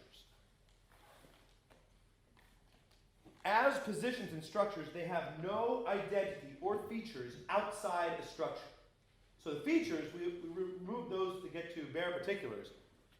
Looks like we have to remove is also the identity of those things. We don't want objects with identity outside a structure. And you can find similar things, for example, in Ladybird, saying that the reason objects are just positions in structures is they don't have any identity or individuality except within the structure. And the thing is, this talk about things, and on the face of it, it doesn't make any sense. This is saying things don't have identity outside of structures. Just taken literally, is this saying that the identity relation is somehow relativized to structures? And I'm not even sure what that would mean. I don't know what individualities are. I'm just taking these things literally. So in what sense might things be said to have individuality only relative to a structure? The claim that things don't have identity or individuality outside of structures, it's not a way of making precise the vague slogan that objects are just positions in structures. It's just another slogan which itself needs to be articulated. There's a kind of picture there, but we need something precise behind the picture. And one way of making it precise, sort of the most obvious or natural way, doesn't get us anywhere beyond where we've already gone. So you might, here's a way of making sense of this. Fundamentally, there aren't any individuals. There is some fundamental description of reality that is individuals free. And that the facts that could be stated in this individuals free fundamental language support making some kinds of statements about individuals, such as the statement that there is a structure of some sort. There are some individuals arranged in certain ways. That way of talking is going to be, in a sense, metaphysically not perspicuous, because the ultimate description of reality is individuals free. But nevertheless, somehow the idea is the real fundamental description of reality will support certain statements about individuals, enough to say there are structures of certain sorts. but not enough to support there being differences between structures differing only by a permutation. So if we say RAB, and we change and say it's instead RBA, there isn't going to be, or some other descriptions of reality that differ only by a permutation. There isn't going to be enough in this imagined fundamental individual's free language that could support that distinction. The corresponding statement in a fundamental language for those two statements is going to be the same. So the idea is ultimately there aren't any individuals, and what is true ultimately merely supports structural statements. The problem is, well, now we want to know what is that fundamental description of reality that's individuals free. Now we're just back where we started. I mean, we started with looking at these quotations from structural realists that suggest that we should just talk about relations without relata and have structures without the nodes in the structure, and what we're after is some kind of metaphysics corresponding to that. And the idea we can't just, we don't get anywhere by saying objects have individuality, lack individuality outside of structures. We don't get anywhere by saying what that really means is ultimately there aren't any individuals. There's some fundamental account which underwrites certain statements about individuals, but not others. So how to move forward? Well, another idea is not that there is a fundamental account of reality that is individuals free, but rather the facts about individuals are grounded by the structure. So somehow bring in ground into the picture. And the thought goes, that'll help us understand what structuralism about individuals is. And you can find suggestions or hints of this kind of position in the writings of structuralists. So here I've got something from Shapiro in the case of mathematical structuralism. So Shapiro says, each mathematical object is a place in a particular structure. There's thus a certain priority in the status of mathematical objects. The structure is prior to the mathematical objects it contains, just as any organization is prior to the offices that constitute it. The natural number structure is prior to 2, just as baseball defense is prior to shortstop, and U.S. government is prior to vice president. So, the most extreme position in this area is Jonathan Schaffer's monism. So, according to monism, all the arrows of grounding emerge from the same place, the cosmos, the big structure, the thing that contains everything else as a part. So everything is grounded in the cosmos, according to this kind of monism. And that's clearly in the vicinity of what the structuralists want to say. So this is in some ways a natural fit for the structuralists. I mean, maybe the structuralists don't want to say that there's just one big structure. They want to talk about different substructures of reality and say that those ground their parts. Maybe one can be a structuralist about certain domains but not others. But in any case, let's just start with the extreme view, because what I say about that extreme view is going to carry over to any sort of use of ground to articulate structuralism. So what I want to say is analogous to what I said against the interpretation of gnomic essentialism from lecture 2 in terms of essence. So there I imagine this way of saying what gnomic essentialism amounts to. The laws hold in virtue of the essences of the properties involved in those laws, like charge and mass. And my complaint was, this account is incomplete if we're trying to give it a fundamental account of reality, because it doesn't say what facts it is about charge and mass and so forth, or whatever the fundamental properties are, that give rise to the laws. The account just says something about their ultimate natures gives rise to the laws that govern them, but doesn't specify what that is. So I complain that this is an incomplete account, an unsatisfying account of gnomic essentialism. And I want to say the same thing here. I want to say, if the structuralist claim is just all the objects and all the facts, this complex array of facts that is the world that we experience, if they all just come from the cosmos, what is it about the cosmos in virtue of which it grounds all these things? What statement is there of the distinctive cosmos-level fundamental facts? What is the structure of the fundamental facts about the cosmos that gives rise to this complex array of things we experience. This is especially pressing given the way that Schaffer talks about ground. Because for Schaffer, ground is not a connection between facts, where we say the fact that I am sitting grounds the fact that I'm either sitting or standing. For Schaffer, grounding is a predicate relating to objects. So what Schaffer is saying is that there's the cosmos. And that object grounds me, grounds this room, it grounds all the other objects. It also grounds facts, like the fact that I am a philosopher, the fact that there is something that bears a certain relation to me, and so forth. I mean, just all the facts of the world are grounded in this dot here, the cosmos. And nothing is said about the nature of the cosmos that explains in virtue of what it does ground all these things. I mean, the same remark is going to apply even if you think that grounding always has to be a relationship between facts. If the view was that the fact that the cosmos exists grounds everything else. Because again, we wouldn't have been given any distinctive conception of what is going on at the fundamental level that could give rise to all this complexity. So, I see a certain kind of dilemma here.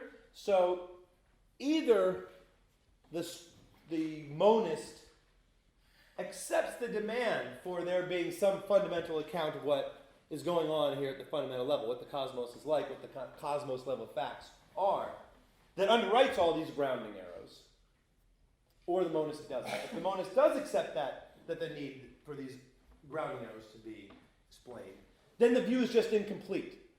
We just haven't been given, we don't yet have an idea of what fundamental account of reality the structuralist might uphold, because we don't know what the cosmos level facts are looking like, and the monist is conceding that some such account should be given. On the other horn, where the monist might just dig in and deny the need for there being an underwriting account of these grounding arrows. And then the grounding, the relation of ground just becomes magical. It's this unstructured entity, this entity that has no, we're saying this entity doesn't have any fundamental features. We're denying the need for an account of fundamental reality at the cosmos level. And nevertheless, there's this rich array of grounding relations that are just underwritten. That grounding relation is magical in an objectionable way, I'm saying. So to get out what's unsatisfying about it, think about an obviously unacceptable account of grounding. So suppose someone says everything in the whole world is grounded just by a little particle over there in the corner. And so what makes it the case that there's a room with people structured exactly like this? That particle. What makes it the case that the fundamental laws of physics hold? That particle. That particle is claimed to ground everything. And what's wrong about that is that there's not enough complexity in that particle to underwrite all these states. And grounding shouldn't be such a magical relation that it holds unmediated by an account of the grounding facts or things. It might be objected, well, that case is very different from the alleged cosmos grounding everything, because the cosmos is this complex entity with internal structure and the electron isn't. But the point of view that's on the table right now is that complexity of the cosmos does not have to be recognized at the fundamental level. So at the fundamental level, the cosmos is just like the particle. An object with no further specification of its fundamental features or any other fundamental facts into which it enters. So, you might think that this complaint about a magical grounding relation would be less appropriate if the friend of grounding likes the further fact view or the further force picture of grounding. I mentioned that in the first lecture, where on one view the facts about grounding are themselves grounded, and on another view they're perfectly fundamental. So what if these are all regarded as fundamental facts? I don't think that's at all an attractive view about ground, but also this is barely looking monistic, because on this view, all these facts, the cosmos grounding this fact, the cosmos grounding this fact, all these facts are absolutely fundamental facts for the cosmos. So there's absolutely one fundamental facts for the monist. So there's a one-to-one correspondence between the facts that the friend of individuals, the pluralist, the non-monist accepts, and the facts that the monist accepts. I mean, those facts are embedded on the right-hand side of a grounding predication in every case for the monist. But still, the monist has got, there's a direct correspondence between the monist's view and the pluralist view. So it seems barely monistic. And if the monist view includes facts about individuals being grounded by the cosmos as fundamental facts, also there's no block to permutations, because we can just state two permuted outcomes. Cosmos grounds description WAB, and cosmos grounds description WBA. These are the kinds of facts that are taken to be fundamental according to the monist. We can articulate in that language distinct outcomes corresponding to a mere difference in permutation. Different outcomes that differ merely by a permutation, but don't differ structurally. So, the ultimate complaint here is that the monist's account is underspecified. So, I mean, I don't think the monist is likely to go for this picture of grounding being a fundamental relation. I think the more likely account is they'll concede that the cosmos has some fundamental features that underwrite the grounding errors. And so really the main complaint here, I think, is that that leaves the account underspecified. And it's important to appreciate when that's a good complaint and when it isn't, because I think in many cases of grounding, it's perfectly fine to make grounding claims while being neutral on exactly what specific metaphysics underwrites the grounding claim. So I talked in the first case in my discussion of Jessica Wilson, I defended grounding against her criticisms because I said, for certain purposes, it's important to have a statement like physicalism that's neutral on exactly what the underlying metaphysics looks like. We want to be able to state a position which says the mental depends somehow on the physical, where we don't say exactly how. Where grounding falls short is contexts in which we want to state some particular fundamental account. And that's what we were looking for here. What is a distinctive structuralist metaphysics? And leaving the account so neutral is just not finishing that project. Also, there's a question about whether there is any satisfying account of what things might look like at the cosmos level. So, I mean, how would you think about what the fundamental facts look like for a monist? Let's approach this in terms of fundamental concepts. One natural idea is this: there are no fundamental concepts that apply at the sub-cosmos level. All of the fundamental concepts live up here. So there are fundamental properties of the cosmos, perhaps. Maybe there's an array of properties that are available to the cosmos. Maybe there are properties and relations of those properties. And I have in mind relations amongst the properties available to the cosmos that give that's the set of properties available to the cosmos a structure.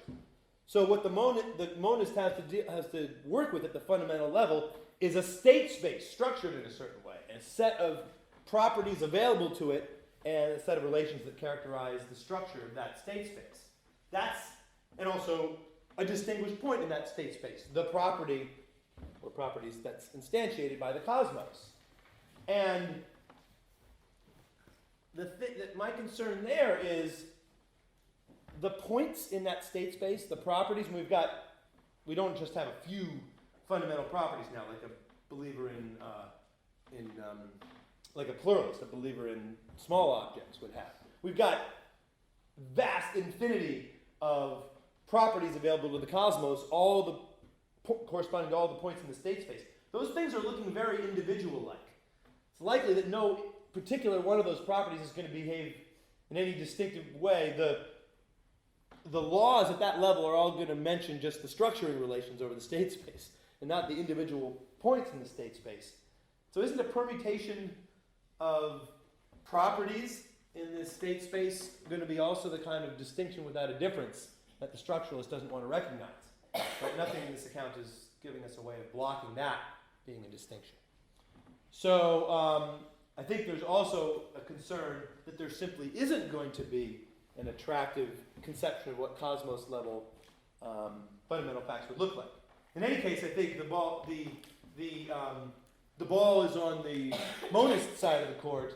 If we want an attractive articulation of structuralism out of monism, we got to give some account of what the fundamental monistic facts look like, and then we can look to see whether that really looks structuralistic. Okay, that is what I wanted to say about monism. Let me now turn to Shamik Dasgupta's quantifier generalism. Shamik Dasgupta's algebraic generalism, and then a related view, quantifier generalism. So this is what I think is the best view from my perspective in the vicinity. So let's start with the bundle theory, because there's a sense in which Dasgupta is like a bundle theorist. Dasgupta, the objects that Dasgupta accepts are just universals. So that's like a bundle theorist. Although Dasgupta doesn't make use of bundles of those universals or aggregates. Got universals. Now remember I mentioned that bundle theorists, when they're confronted with the problem that objects with the same bundle are identified, and so objects with the same properties are identified, bundle theorists often start doing things like building in relational properties. Well, at least if the objects have relational differences, then we can include in one object's bundle the property of, not just the property of being F, but the property of bearing R to something that is G. So relational properties. And I complain that without an account of how these relational properties function, we don't have, this isn't a legitimate theory. I mean, the way we normally explain the way we normally talk about relational properties, like the property of bearing R to something that is F, is by quantification over individuals. And if we're not to understand it that way, but we're still to make systematic use of relational properties in a bundle theory, we need some systematic way of talking about them and understanding what they are, some way of understanding the structure of the space of complex properties. That's what Dasgupta provides. So here's the way Dasgupta talks about them. And formally, this is exactly analogous to the variable-free formulation of predicate logic that Quine made popular in Variables Explained Away, which contains predicate functors, except that Dasgupta has term functors. So let me talk about that. So take the property of bearing R to something. Dasgupta would describe that using a term functor C put in terms of a name for the property R, the relation R. So Dasgupta would begin with a name for a relation R, like the relation of loving or whatever, and then stick in front of it a term functor. A term functor is grammatically an expression that attaches to a term, something that names an object, and yields something that grammatically is itself also a term. So that's a term naming a relation R. This is a term naming the relation bearing R to something. And this is a term which names the relation, the zero-place relation of something's bearing R to something. So this is a term functor which existentially quantifies away one of the places in the relation. So similarly, if F were a name of a property, this would be a name of the zero-place property of something's being F. Dasgupta also has a predicate, a primitive predicate in his language, that he attaches to names of zero-place properties like this to form sentences, and that predicate is obtains.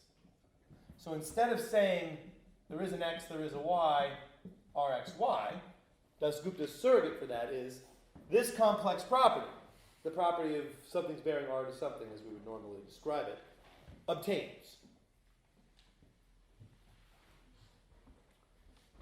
Dasgupta, though, would resist. I mean, there's a sense in which Dasgupta would say, that's a bad name for the property. The property of something's bearing art of something. Because Dasgupta doesn't accept individuals. He's happy that one can subsequently build talk of individuals on top of his language of term functories, this language where you have this term functor and others that I'll mention briefly, and this predicate obtains. But ultimately, this is not to be understood in terms of or not to be defined in terms of quantification over individuals.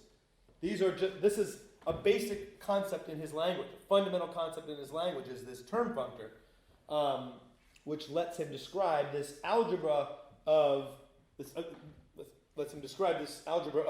complex properties, fundamental properties in relations like R, and then complex properties that are named by using term functors and names of properties. So, in addition to this term functor, this sort of surrogate for existential quantification, there are others. So he's got one that lets him form the conjunction of two relations, so relation R and relation S. There's a term which lets him form a name for the relation of, as we usually say, standing in R and standing in S.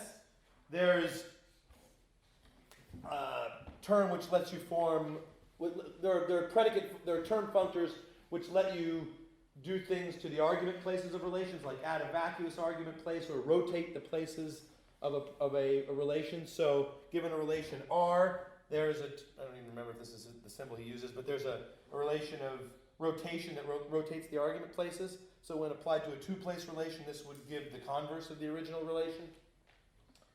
And put together, all these term functors, plus the predicate obtains, plus an array of names of relations, gives you, in a precisely definable sense, the expressive power of standard predicate logic without names. So take any sentence in standard predicate logic, like this, or there is an x, fx, and rxy. There's going to be some translation of the sentence into a sentence of Dasgupta's term functories. And so given any scenario that one could describe using standard predicate logic but no names, Dasgupta is going to be able to come up with a term functory sentence that is, in a certain model theoretic sense, equivalent to it, except for Dasgupta, they're not metaphysically equivalent, even though there's a structural parallel between the two languages, because this isn't committed to objects, this language of term functories. So here's some good things about this account. So first of all, it's explicit about what it's metaphysically explicit in a way that eliminative structural realism isn't. So we've got clear decisions as to what objects we're accepting, universals. We've got clear decisions as to what the concepts we're using are for them. One can say explicitly what kinds of statements in this language follow from others. It supplies the kind of linkage that was lacking in the bundle theory. So the bundle theory, remember, in the version that I said was the best attempt of the bundle theorist at accounting for relations. There was no distinguishing between this scenario and this scenario, where there's a relation R and a relation S, and we've got three things. And in the first scenario, R holds for those and S holds for those, and the other R holds and S holds of the first two. But Dasgupta can distinguish those situations because, he can just begin by writing down the Ramsey sentence for the two situations. There is an X, there is a Y, there is a Z. X is not Y is not Z, X is not Z, and RXY and SYZ. And then, same thing for this one. They'll have two different translations into his term functories. And so the situations can be distinguished. The kind of linkage that for a believer in individuals is achieved by the recurrence of names in distinct facts. Like the believer in individuals would say, well, we have RAB and we have SBC, and the fact that it's B in both of those two facts, but in the second place, the first fact, and the first place in the second fact, establishes the linkage between those two facts. That kind of linkage is achieved by Dasgupta by using single complex sentences to describe the whole scenario. It's like the structure is like the recurrence of variables within the scope of a single quantifier for just standard predicate logic. So there's more structure in his basic language that lets it be adequate to describing the kinds of things one can describe in standard predicate logic. So also, there's a deep block to permutation. Permutations of individuals amongst roles and structures simply doesn't correspond to any kind of difference at all, because in a scenario, because structures in which objects, individuals' roles have been permuted share the same Ramsey sentence. So if we've got, ABC versus BAC, so we've got RAB and SBC versus RBA and SAC. We've got, did I do that right? They share the same Ramsey sentence. There is an X, there is a Y, there is a Z, RXY and RYZ. And this then gets translated into Dasgupta's term functories into a certain sentence involving R and S and term functors. And that very same term functory sentence is going to be shared by these two descriptions in terms of individuals. So the permutation is a distinction without a difference in a very strong sense for Dasgupta. So, okay, before I move on to criticize that account, and what I have to say against it is far less, by my lights, decisive than what I say against all the others' account, because I like this view, and I think this view has a fighting chance of being true. I want to mention a closely related view. So there's a simpler view, which is just the fundamental facts look like this. The fundamental facts are quantificational. So this is the view which says you can't use names in a fundamental language, but you can use quantifiers. And that kind of view also achieves linkage in the way that the bundle theory didn't. Much more likely to be adequate to giving a complete description of the world. Clear and blocks permutation. So that's another view. Now, that's a view which denies the existentials principle that we talked about so much on the second day. So the principle that existentials are grounded in their instances, or there's a fundamentality theoretic analog of that principle which just says existential sentences are never fundamentally true. And so if you like those kinds of principles, you're a conservative of the logic of ground, or otherwise didn't like the idea that at the fundamental level there could just be these quantificational sentences. There are individuals playing certain roles, but no instances of those existentials being fundamental facts. And I have to say that strikes me as utterly bizarre, but I don't quite know how to argue against it. In any case, if that strikes you as bizarre, you like the principle that existentials have to be grounded in their instances, you will prefer Dasgupta's account. I mean, if you really are confident that it is a genuinely different view, and you don't have the thought, oh, it's so structurally similar that what's the difference? So there's some issues there about whether the views are really different, or if they are really different, is it really important to preserve the existentialist principles that I'm not going to try to resolve. Okay. So two forms of generalism. Quantifier generalism and algebraic generalism. So my complaint about both of these views comes from a certain kind of holism about the views. So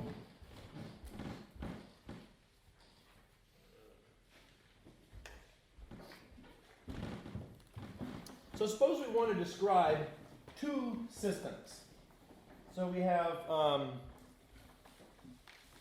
a system RAB and a system SBC. And the quantifier generalist description of this is going to be, there is an x, there is a y, rxy. And the quantifier generalist description of this is going to be, there is an x, there is a y, sxy.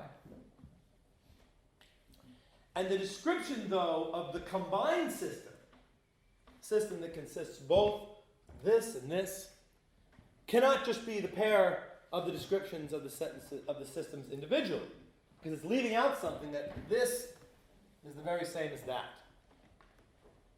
That was the problem with bundle theory. The quantifier generalist, though, has a solution to this. The solution is you describe the two systems using a single sentence. There is an x, there is a y, there is a z, rxy, and ryz. But in general, when we've got two systems or multiple systems, and we want to give, and the quantifier generalist wants to give a description of those systems, a single sentence has to be used to describe the combined system. Because anytime you close the parentheses on one system and you start anew, there's no relationship being drawn between the variables in the second system's description and the variables in the first sentence's description. So the view is holistic. You got to describe the world at one go. The reason that's what I think is problematic about that is that it leads to strong ideological commitments when we want to describe worlds that are infinite. So suppose the world has a space with continuum, many points, and there's no special regularities in what's going on, so the fundamental facts are just going to have to consist in a description point by point in what's going on at all the points. And, pairs of point by pairs of point to describe the relationships between points and so forth. So the quantifier generalist looks like is going to have to describe that world with a single sentence, because of the holism I'm talking about, using a single infinitary sentence. We're going to have a fundamental language that allows, I'm going to use numerical subscripts, but that's not right, because we need more than countably many of them. Infinite blocks of quantifiers, so continuum many blocks of quantifiers, and then we're going to have continuum many conjuncts in a single conjunctive sentence, or at least that many, to describe all the point-by-point facts about such a world. The fundamental truth about this world simply can't be described except in a fundamental language in this view, except by bringing in infinitary quantification and conjunction. And that's a big commitment. It detracts from the simplicity of a theory if you need to bring in these heavy-duty logical resources just to describe the fundamental facts about what's going on. The same is true for Dasgupta, except there's an extra issue there. Because of the parallel between a quantificational description and Dasgupta's description, he's going to have, it looks like, some kind of powerful infinitary resources in his theory, except it isn't clear that there is any term functories analog to infinitary quantification. So it's an open question, as far as I know, whether there's any natural-looking, anyway, language that stands to infinitary predicate logic as term functories of Dasgupta's sort stands to standard first-order logic without names. I mean, the problem is that, I couldn't make this clear without going into a lot more details about the term functors than I've gone into, but the problem is the functors that deal with monkeying around with argument places, so rotating argument places and adding a place, those are the ones that it isn't clear how they could be generalized to relations with infinitely many places. In any case, as far as I know, that's just an open question as to whether there is any natural such analog to infinitary predicate logic. So, okay, but back to the concern that extra logical resources are needed. Why is there a difference here between these forms of generalism on the one hand and the believer in individuals on the other? The difference is this. It's again the linkage that the recurrence of names in distinct sentences plays, or the recurrence of objects within distinct facts plays. It's the role that recurrence plays for the believer in individuals that is played in a different way for the generalist. So, for the believer in individuals, to describe an infinite world, we don't need infinitely long sentences. We just need infinitely many small sentences. You've got to have, if you're thinking of this linguistically, you've got to have an uncountable vocabulary because you've got to have a name for each point of space-time. But none of the sentences themselves have to be infinite, so there isn't the need for these kinds of logical resources that's needed by the quantifier generalist. Or think of it in terms of facts. You just got infinitely many facts, and the binding, or the linkage is accomplished by the recurrence of individuals amongst those facts. Whereas for the quantifier generalist, the relevant linkage has got to take place within the single fact. And so that fact has got to have, continuing to take this issue at the non-linguistic fact level, it's got to have a constituent for infinitary quantification and a constituent for infinitary conjunction. So the argument is presupposing that there is something worse, more destructive to simplicity, worse from the point of view of parsimony, about these extra logical resources than just accepting infinitely many individuals. Because the believer in individuals accepts infinitely many individuals. And I'm saying that that's a better theory than this theory that requires infinitary quantification.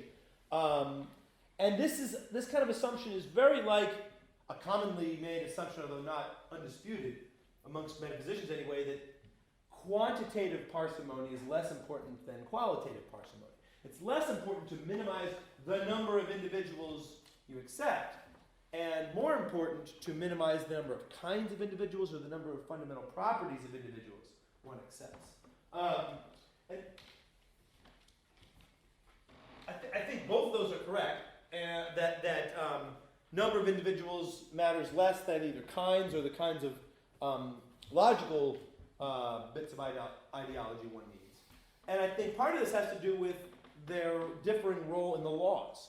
So individuals are all alike with respect to the laws. The laws don't say, Joe, you do such and such, but Callie, you do so-and-so. The laws are general, and so all the individuals are alike as far as the law is concerned.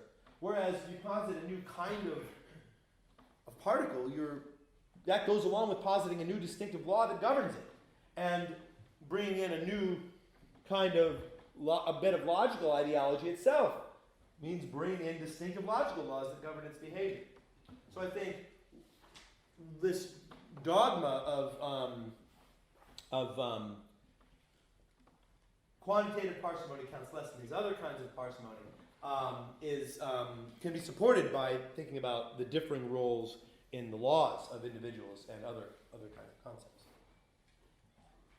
I also think, and this is something that I'll talk more about at the end if I have time, there is this elusive sense that parsimony just can't be a mere matter of counting the number of undefined concepts one has in one's theory. There's this old discussion that Goodman had in The Structure of Appearance, where he points out that you can always artificially reduce the number of primitive concepts you've got. If you've got two primitive relations, you can just replace them with one primitive, long-replaced primitive relation that encodes the first two. There's got to be some sense we make of evaluating individual bits of ideology for their complexity.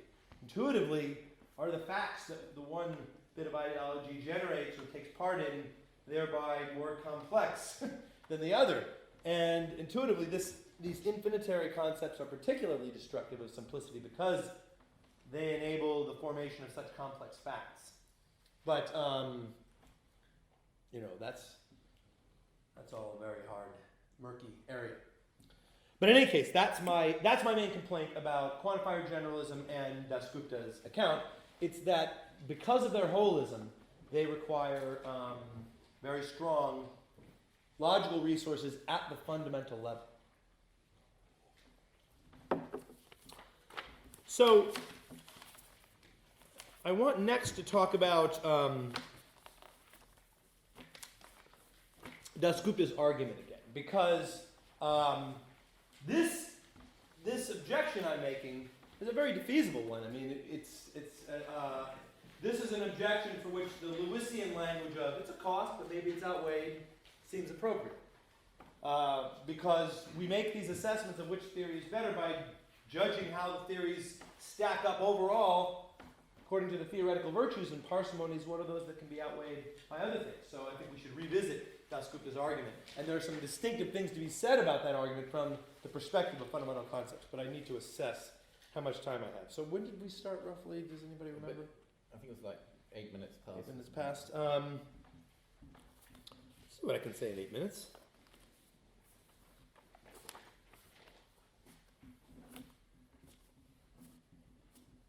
So, remember Dasgupta's argument. He says, absolute velocities, we all agree, should be jettisoned from classical physics because they're undetectable and redundant in a certain sense. Same argument, though, shows that individuals should be jettisoned because they're also undetectable and redundant. Just as if you give everything a velocity boost at one time, everything's going to look exactly the same except for the absolute velocities. Similarly, if you give a time slice a permutation and then follow according to the laws to later slices, everything's going to look the same except for a permutation. So let's separate these two complaints, a complaint about undetectability and a complaint about redundancy. So from a certain realist perspective, the complaint about undetectability just isn't going to be, my perspective, just isn't going to be compelling at all. The mere fact that a theory implies that certain other facts are unknowable in general is no sign that anything is not on its own a strike against that theory. I mean, that's sort of realism 101. If you're a realist, you think that there are facts of the matter that we could never know about, like what's going on inside our light cone, or the little green people that appear every time I turn my head, and everyone else turns their head, and so forth. So, now, Dasgupta's complaint about, Dasgupta doesn't in general complain about unknowable facts. He says that this particular kind of unknowability is bad, and he delineates the kind he's talking about very carefully.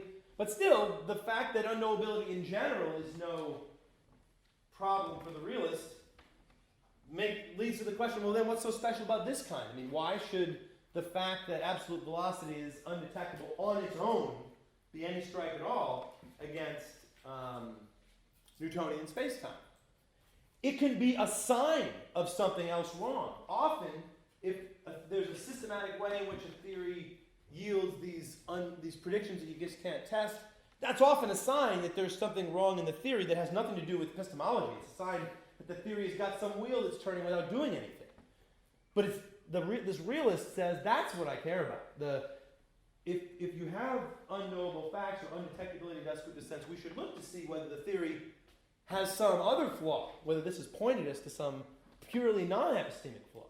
So that leads me to think that the real concern that I care about in Dasgupta's case about individuals is the redundancy concern. The idea that just as absolute velocities are redundant to the laws because they're not appropriately integrated with the rest of the laws, because the absolute velocities at one time, given the dynamics, only affect the absolute velocities at a later time, so they're redundant in the laws, so there's a non-epistemic flaw in the laws. So individuals share that same non-epistemic flaw, and the fact that they're undetectable is no strike on its own against individuals, but rather, at best, it points to a non-epistemic problem. That's the argument that concerns me most. But now, there's something distinctive to say about that kind of argument from the point of view of a realist about fundamental concepts. So, the concern about redundancy is that there is a part of the law, or there's a part of the theory that isn't properly integrated with the rest of the theory and the laws.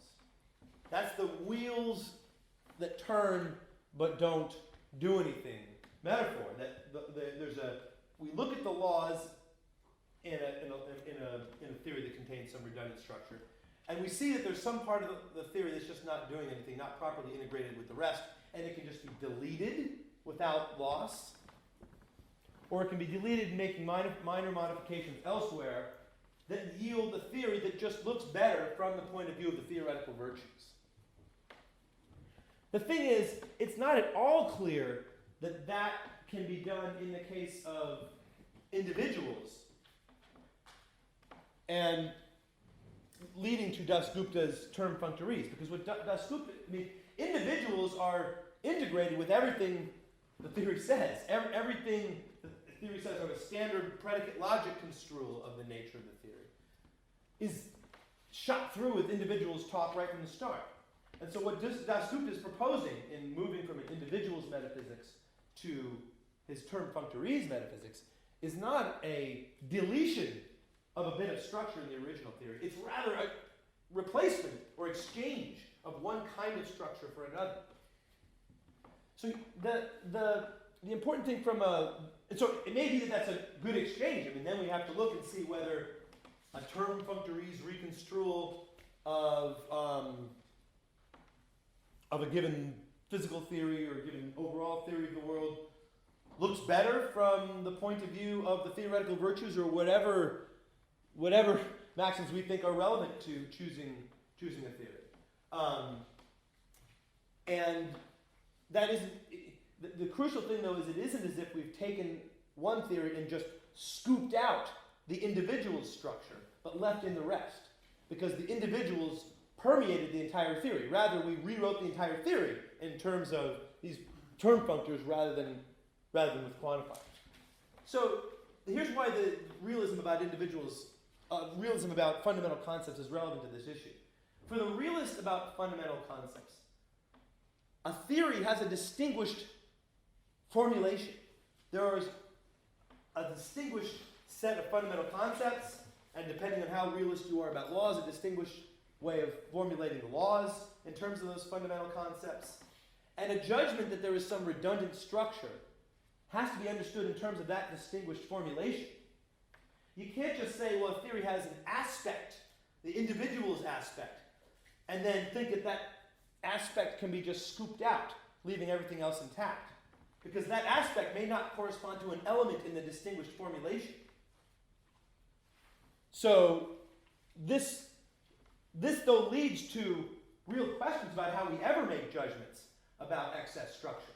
So I think I am going to stop in mid-sentence and say that there's a lot more to say there, but I'll restrain myself. That's it. Sorry.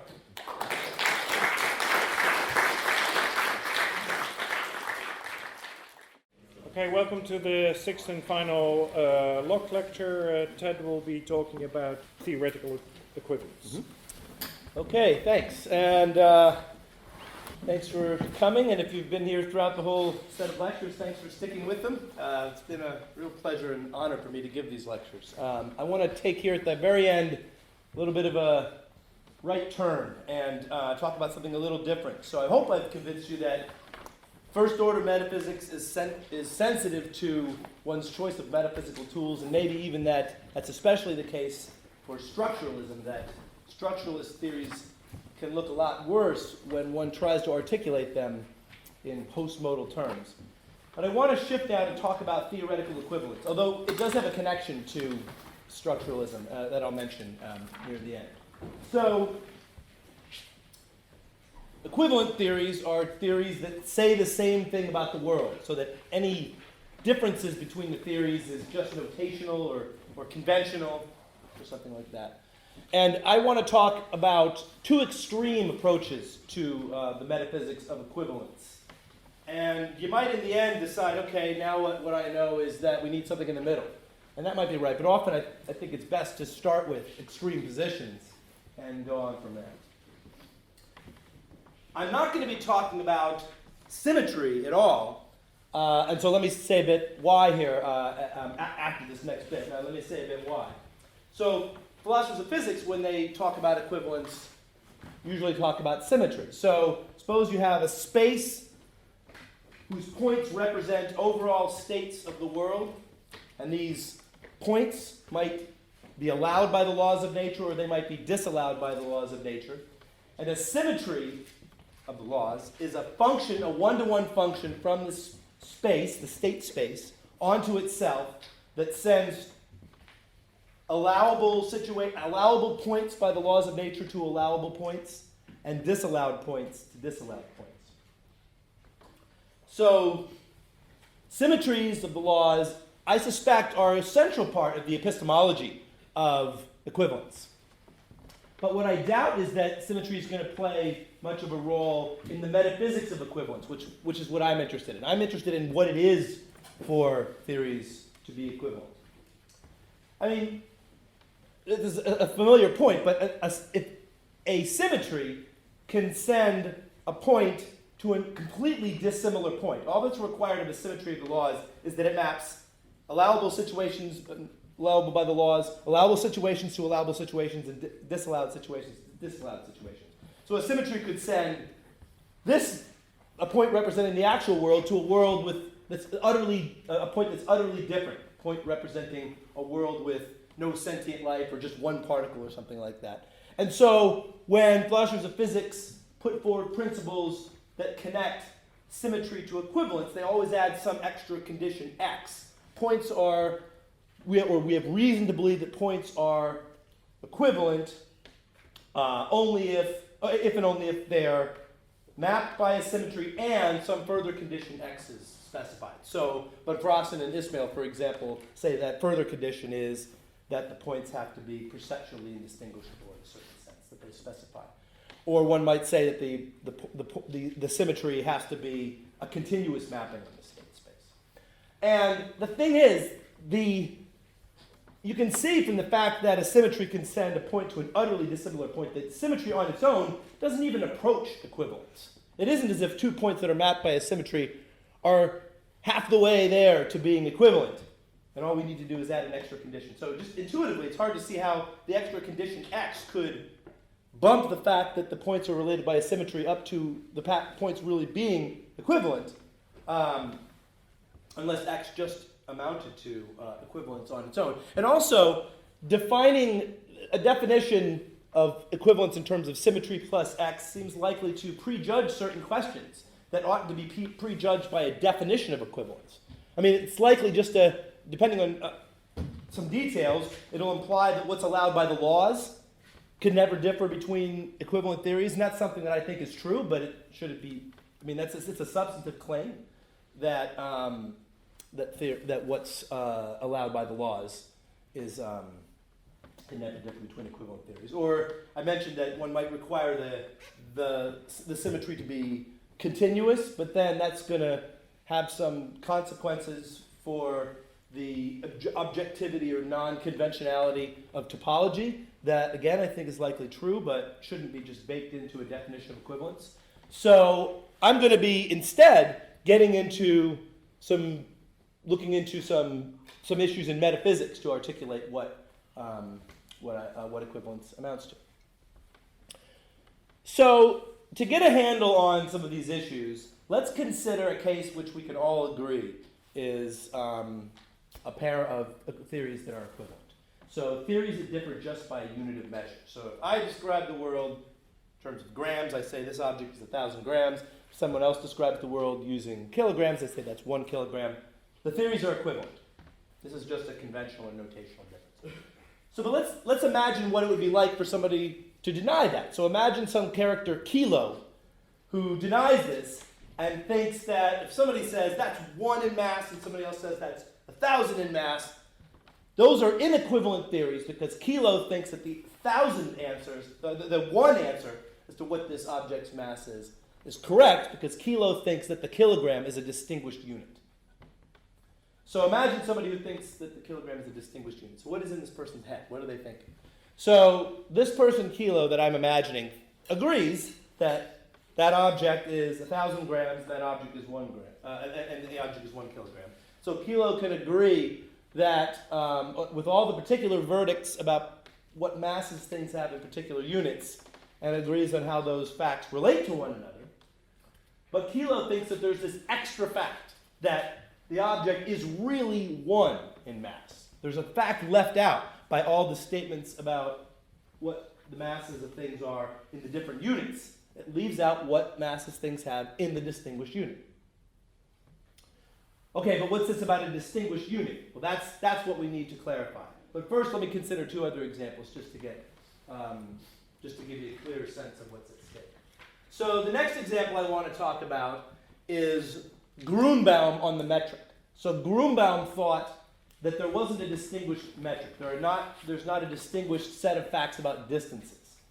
So that two different functions that measure distances that don't differ don't differ merely by a choice of scale can be equally good, and that theories that use those distance measures are equivalent. Or better, take quadruple of pairs of points, this pair of points and this pair of points. Grunbaum thought that one theory might say that these two are just as far apart as these two,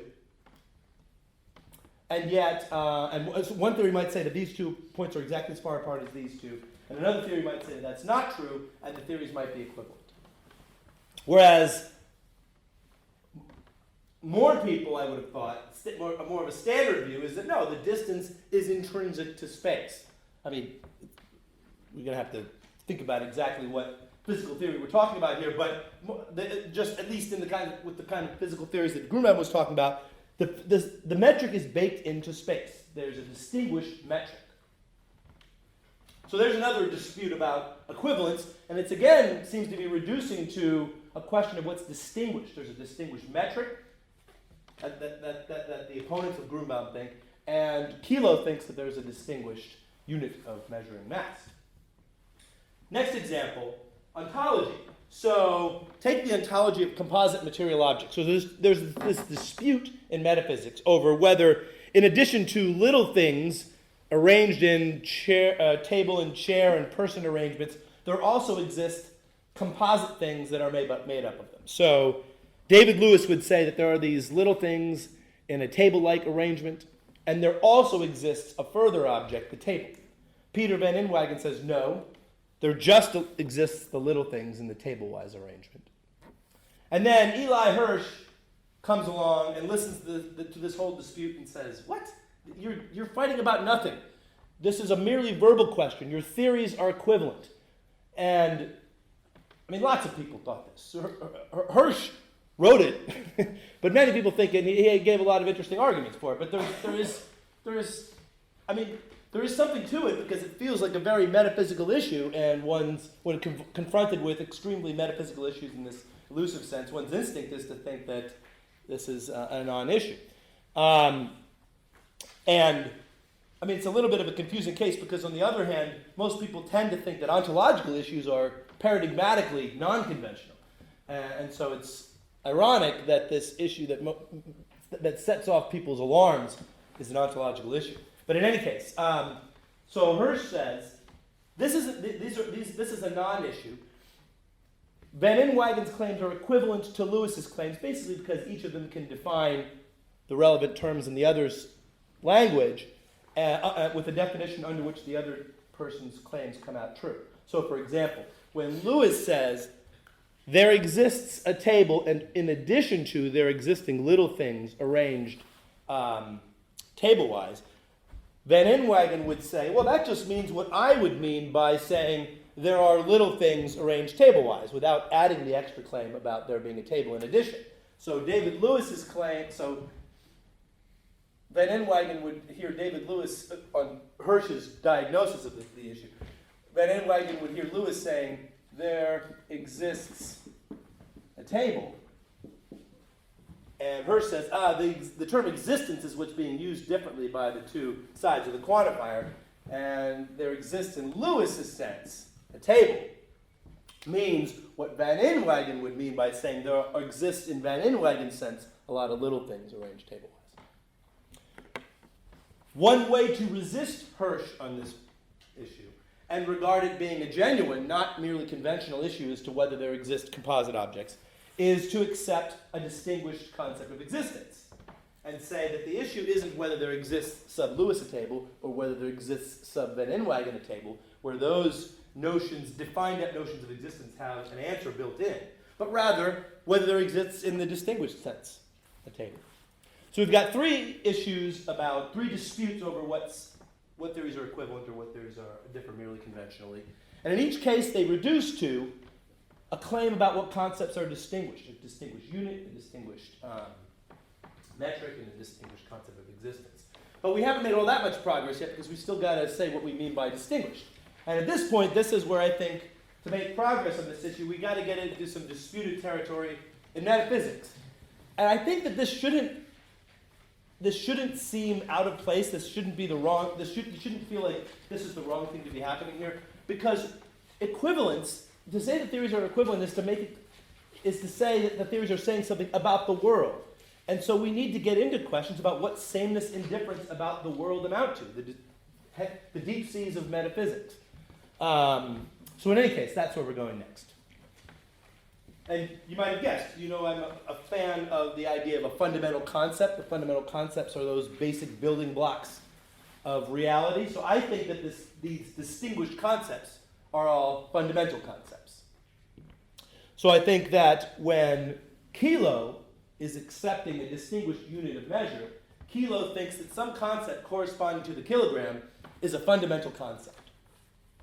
I think that in general, to say that there's a distinguished notion of existence, an existence concept without a subscript, that's to accept that that concept of existence is a fundamental concept.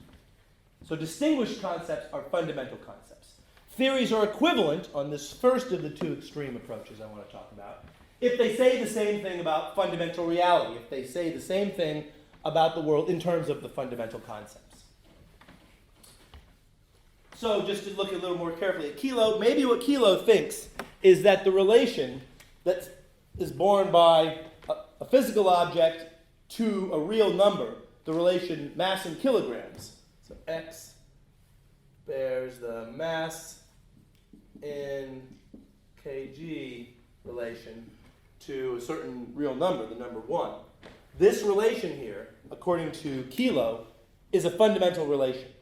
And the relation of mass in grams, or the relation of mass in any other unit, those are not fundamental relations. So out of all the different numerical relations that we would normally think are all equally good ways of representing the mass facts, according to Kilo, one of them is distinguished as being built into the fundamental fabric of reality.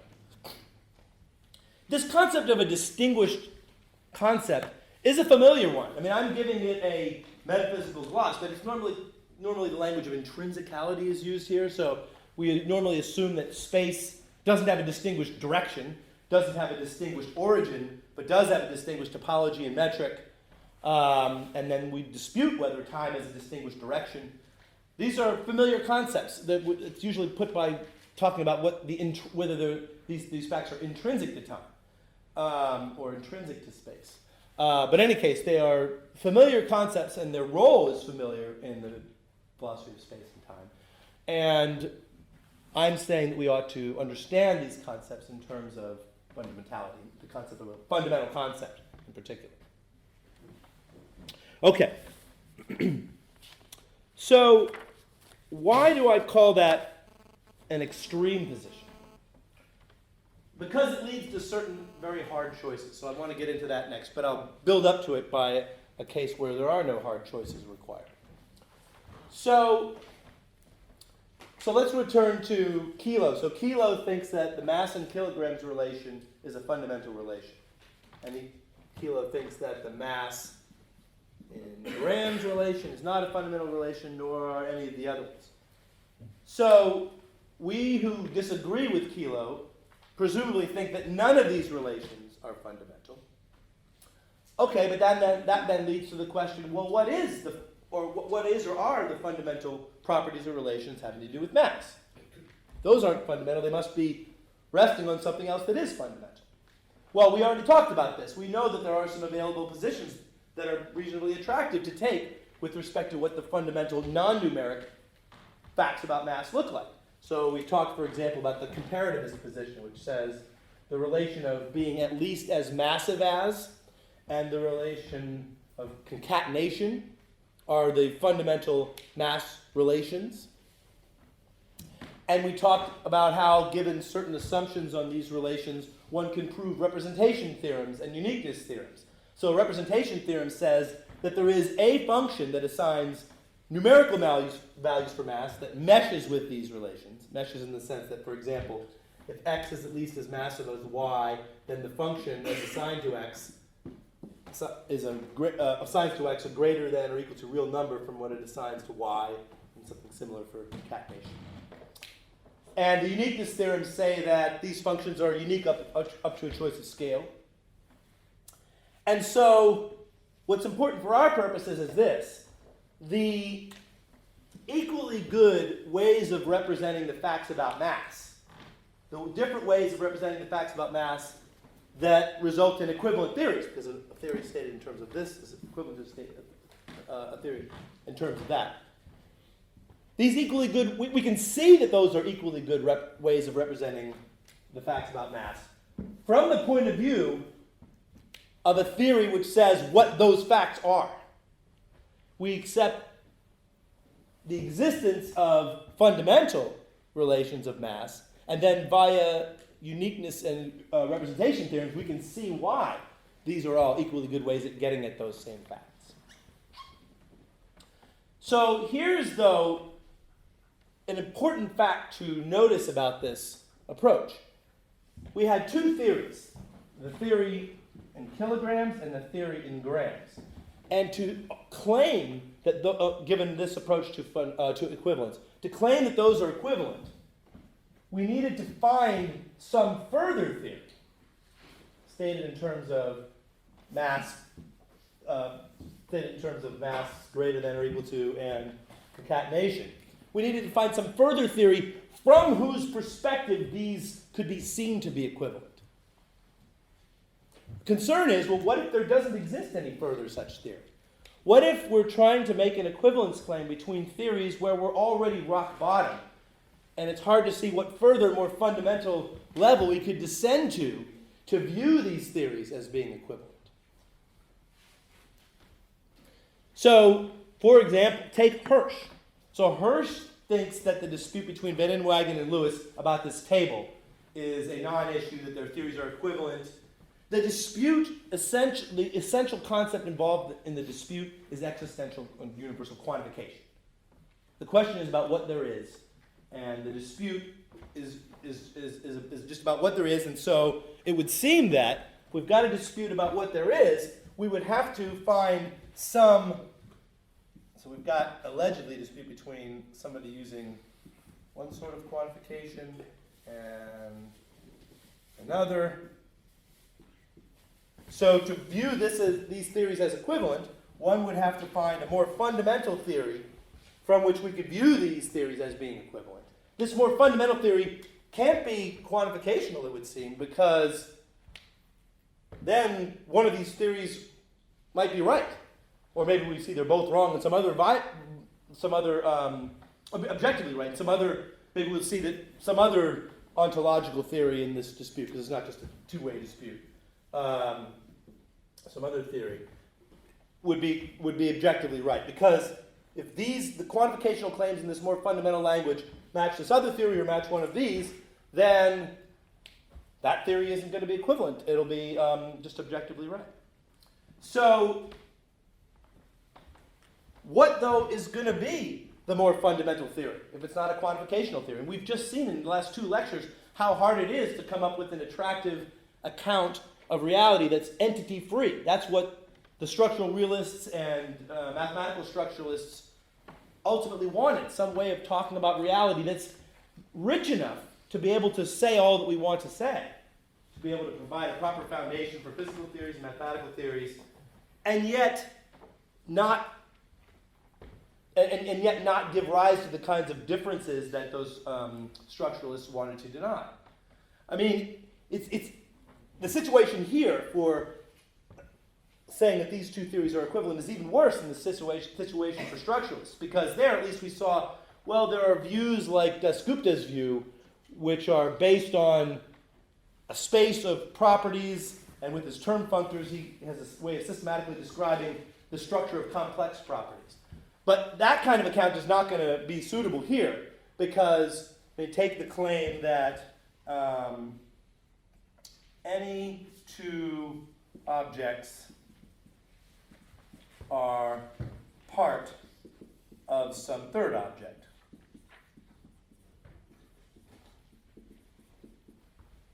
So this is one of the claims that's being disputed between Van Inwagen and Lewis, because Lewis thinks it's true and Van Inwagen denies that. But this is a claim just in the purely general part of predicate logic. So it has a translation into Dasgupta's language. So Dasgupta's language is going to just contain an answer for that question. And so just as a quantificational language down here would be inappropriate, so Dasgupta's language is inappropriate there as well.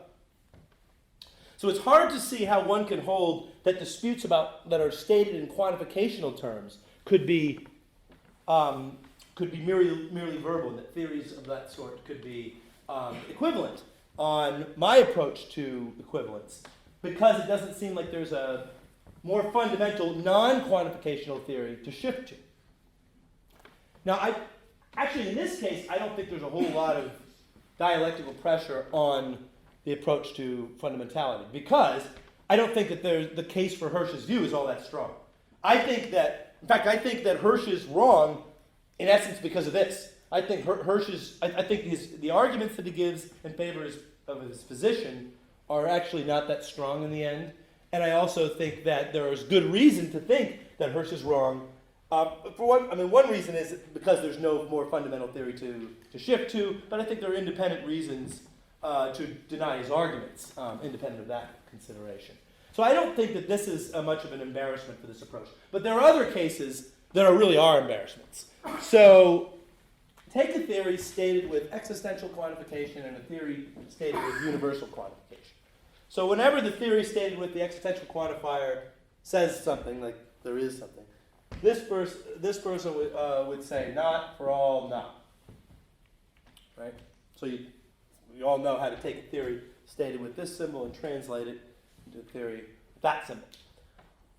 So surely these are equivalent theories. It's nuts to say they're not. But the problem is, it would seem that for a realist about fundamental concepts like me, there just is a question. We can ask the question, is that the fundamental concept of existence or quantification? Or is that the fundamental concept of existence, quantification? The realist about fundamental concepts seems to be stuck with recognizing that these are real questions. And so there is a coherent position anyways, which says this is the fundamental concept and that isn't. Or one that says that this is the fundamental concept and that isn't. Those are positions, and it's hard to see what other positions are available. So it seems that we are forced to make a choice. And there's this fact that we just don't know, which is, which of these is the fundamental existence concept? The problem isn't just restricted to logical concepts. I mean, of course, there's a similar question with what's the right basis for propositional logic. It seems like we're stuck with thinking that there's a real issue there. But the issue isn't confined to logic. So with mass, I mean, we moved away from all the different numerical functions as a basis for a theory of mass to this basis. But why this relation rather than its converse? We could just as easily have based our theory of mass on the converse of this relation. So is there really a question about which of these is the correct metaphysical basis for mass? Now, in this particular case, so because of work Tim Williamson's and Keandor's and Kitfine's, we know there are ways to identify a relation with its converse, and basically to see that the converse of a relation is the same relation looked at from the other side. But that's a special case. There are other cases where we face these hard problems about equivalence, and the metaphysical approach that I'm supporting seems to have the result that these are real questions. So take the theory of mereology, the theory of parts and wholes. So should we base mereology on the relation of parthood, or the relation of overlap, or the relation of fusion? One normally assumes this is just a matter of convention, but this metaphysical approach seems to imply that it isn't. Okay. So that's why I'd call that approach an extreme approach. So let me now turn to the other extreme, an approach which sees these metaphysical questions about the distinguished basis for various theories, sees those as misguided and seeks a different approach to equivalence that doesn't lead to those kinds of questions. Okay, so this other approach says, okay, take the choice between the existential and the universal quantifier. There's no real choice there. One could state one's theory in terms of the existential quantifier or in terms of the universal quantifier, and provided one, and either is fine so long as the theory one chooses is related in the standard way, so existentials are replaced by not universal knots, and universals are replaced by not existential knots, or other transformations that are related to those. And so long as we're clear about which kinds of changes between theories result in equivalent theories, it's acceptable to say that theories are equivalent without saying why they are equivalent in terms of a deeper third theory. We merely say that, to take another example, all theories that differ just by a scalar transformation, just by multiplying each numerical value for mass by a single positive real number. All such transformations result in equivalent theories, but we resist the demand for saying why those theories are equivalent in terms of a further, more fundamental theory. And instead we say it's okay just to stick with the claim of equivalence. So that in a way, this isn't a theory of what equivalence is. It's a principled denial of a need for such a theory. It's saying that equivalence claims don't have to rest on these further, more fundamental claims. So I'm thinking of this as being connected to a certain view about modeling and realism. So models have artifacts. So if I draw a map of the United States on papyrus, I'm representing the United States as having certain spatial features, but I'm not representing it as being made of papyrus. So that's a model that has certain artifacts, certain features of the model that are not part of the model's representational content. And I think that metaphysicians, this is never made explicit, but the more I think about this, the more I think it's almost a defining characteristic of metaphysicians, that they think whenever there's an artifact-full representation of that sort, there always has got to be some artifact-free representation or model underneath it. A certain demand for artifact-free representations in metaphysics is, I'm thinking, a kind of unstated assumption that I accept for a lot of metaphysicians. And in any case, I think the most important thing I want to introduce in this talk, or the most important thing I want to convey, is the importance of this question about whether whether it's right to insist on artifact-free representations or not, and how far-reaching its implications are. So metaphysician, I think, thinks there's always, you've got one model, we're modeling mass in terms of kilograms. We've got another model, we're modeling mass in terms of grams. There's some artifact-free representation, like this one, that says what is really going on with mass. If we can't just say reality is such as to be well modeled in this way and also well modeled in that way, because we aren't saying what it is about reality that makes it well modeled in this way and well modeled in that way. But that's exactly what the demand for that account of what is really going on is precisely what this other extreme position to equivalence that I'm mentioning now is insisting on. If this person is saying it may not be possible to have an artifact-free model. So maybe in some cases all we can do is say this model is okay and this model is okay, and we define an equivalence relation between models or theories, and as long as we've been precise about what the theories are and what the equivalence relation is, there is no need to give an account of what is really going on. We can just stop with the claim that all these facts are well modeled. Although the facts are such as to be well modeled by any of these theories. So think of it this way. We've got a space of theories, and this second extreme position wants to say that those are all equivalent theories, and so the person has specified an equivalence relation between these theories. Think of it this way. The person is saying we can just quotient out the conventional content by passing from the set of theories to the equivalence class of those theories, and we can quotient out the content, the conventional content, by hand, by just defining an equivalence relation without that equivalence relation being induced by some more basic theory.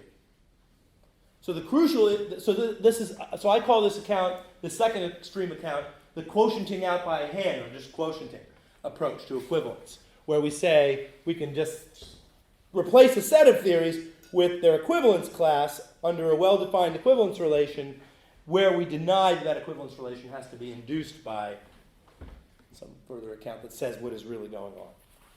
So you often hear stuff like this.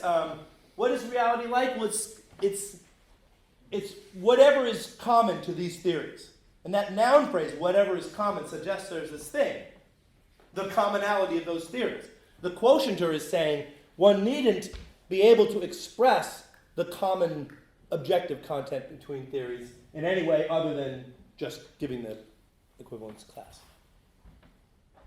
Okay, so that's the other approach. So I hope you can see that there are some connections between our discussion of structuralism and this quotienting approach. So the structuralists think that in some sense nodes are not independent of patterns. And we were struggling to say what the underlying vision might be of fundamental reality that answers to that slogan. But a quotienter who likes structuralism can just say theories that differ merely by some difference in nodes that share the same pattern are equivalent. And they can just specify an equivalence relation and leave it at that. Everything becomes much, much easier. So, for example, a gnomic essentialist could say that two theories that differ just by a permutation of properties amongst the laws of nature and extending the permutation then to matters of particular fact, such theories are equivalent. No need to give an account of what is really going on that explains why those theories are equivalent. Or structural realists or mathematical structuralists or other kinds of structuralists about individuals could just say theories that agree on the pattern but differ, say, by a permutation of the individuals, are equivalent theories. The theories, we don't have to look for some entity way of describing reality because the theories can all be stated in quantificational terms.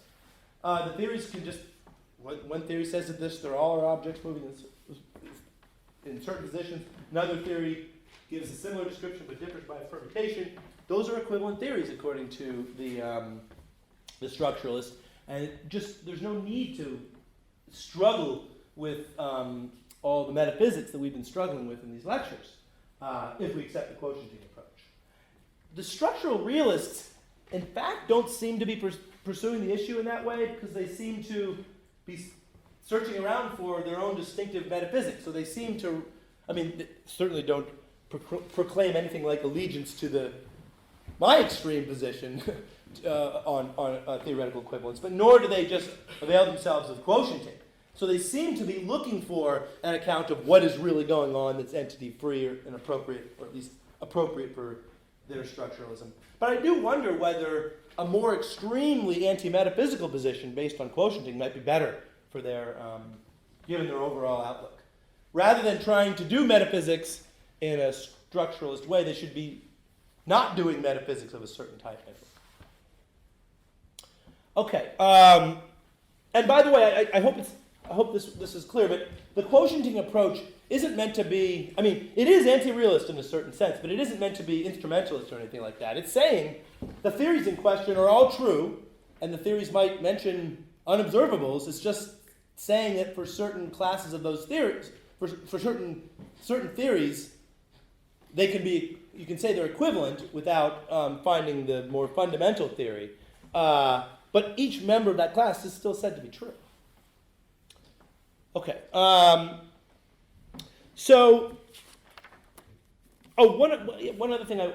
connection I wanted to draw to last week's lecture. I mentioned the question of scooping out aspects that the laws are indifferent to. So I mentioned that if, suppose the laws are indifferent to some aspect of reality, so the laws are indifferent to permutations of particles, say, or boosts, velocity boosts or whatever. I was saying that given realism about fundamental concepts, you can't just assume that an aspect of reality that the laws are indifferent to, so to speak, can just be taken away from the theory without loss, because we have to check to see whether that aspect corresponds to some element in the preferred formulation of the theory in terms of fundamental concepts.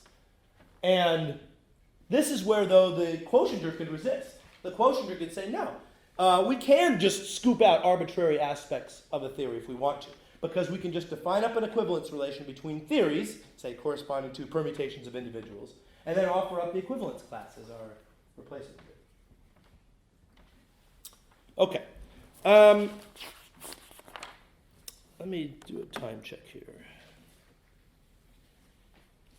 Maybe I can talk a bit about Stalnaker. So just as a kind of side, bit of a digression, here's an instance of the quotienting approach, or at least one that once I started thinking about all this, I started thinking, that's what's going on in this otherwise very confusing but interesting book. So Stalnaker has this book, Mere Possibilities.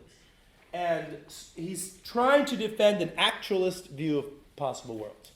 And actualists have always had this problem. How do we construct possible worlds corresponding to non-actual entities? So we suppose there had been a pair of dice.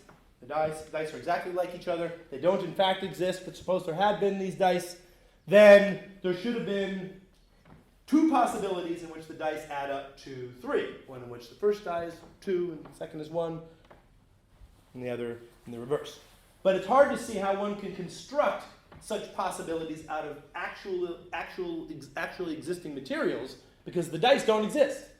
And if you just construct the worlds out of descriptions, for example, like the description, there are 2 dice, and one of them comes up 2 and the other comes up 1. Well, then that description will be the same for the 2 possibilities. So what Stalnaker says is this. He says, we can construct possible worlds using some arbitrarily chosen actual entities to represent the dice. And it doesn't matter which entities we choose. So maybe we choose a couple of bananas. We choose one banana for the one die and the other banana for the other die. And so we have our 2 worlds, one in which the one banana comes up heads, the other is 2, and the other is 1, and the other in which the other banana comes up 2, and the first banana comes up 1. And okay, wait. What is the one with the world where the first world? That's not representing there being bananas coming up 1 and 2s. What is it representing? That world is just representing that there is a pair of dice, because it's part of the convention that the bananas are representing dice. It's that world is representing the possibility of there being a pair of dice, one of which comes up 2 and one of which comes up 1. And the second world, just considered all on its own, just represents the same thing. So for this reason and others, Stalnaker calls these things worlds and not points because of all the conventional elements. But the 2 worlds together represent something important, which is that there are 2 possibilities there. One a 2-1, the other 1-2 possibility. So there's something holistic about Stalnaker's models containing these points. And Stalnaker defines up an equivalence relation between different models of his sort, because it's arbitrary to choose bananas, it's arbitrary to choose this banana here rather than some other place, and so forth. So Stalnaker defines up an equivalence relation amongst his models, and he does not and resists the demand to say more what it is about modal reality that makes it well modeled by his models. He says stuff like this: modal reality is such as to be well modeled like this, and that's all we can say. So I think the way, I was just completely confused when I was reading Stalnaker's book initially, and it made a lot more sense to me once I realized that he has, in general, in the background, this view about modeling, and which I'm calling quotienting out by hand, and he's, in general, resists the demand for a further proper metaphysical theory about what is going on. Okay. So what can we say, what can I say, in favor of my approach against the quotienting approach? I'm not going to say anything decisive. The most important thing for me is to just get this issue out of the open and and see where one or the other of these pictures is being presupposed, and identifying places in which a particular approach to equivalence needs to be defended. But I do want to support my approach, so let me first say something against the quotienting approach. Intuitively, quotienting is very unsatisfying. We tend not to pursue it unless there's no alternative. So we look for coordinate-free representations of geometrical theories, and we spent a lot of time in the theory of measurement finding representation theorems, so we don't just stick with numerical theories. We find what might lie beneath them. And certainly, although this is not at all universal, but certainly it's normally assumed that the ontology of a theory is just part of that theory's conventional content. We don't tend to quotient that out, although there are exceptions to that. So normally quotienting is only pursued as a kind of last resort if there's just no way to go further and come up with that third theory. So why is it unsatisfying? Well, I mean, it's straightforward, because it just gives no answer to the question, why are these and precisely these theories equivalent? The theory, theories always say some things and don't give them explanations. There are always some unexplained explainers. But this is a very strange place for them. A very high-level domain where we're talking about representation. Reality is equally well represented by this theory and that theory and that theory. There are certain regularities, like here it's all the scalar transformations of this theory that generates all the others. There should be some explanation of that. It's very unsatisfying to say just stop with the equivalence relation, at least in that case. But I think in all the other cases as well.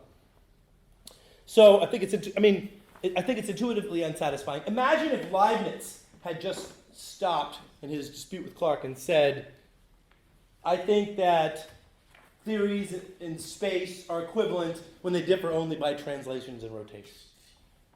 Leibniz didn't do that. Leibniz said this is why he thinks those are equivalent theories, because what is really going on is that there are bodies, material bodies, standing in spatial relations. The debate would have been far less compelling if there hadn't been underneath it a difference in underlying metaphysics.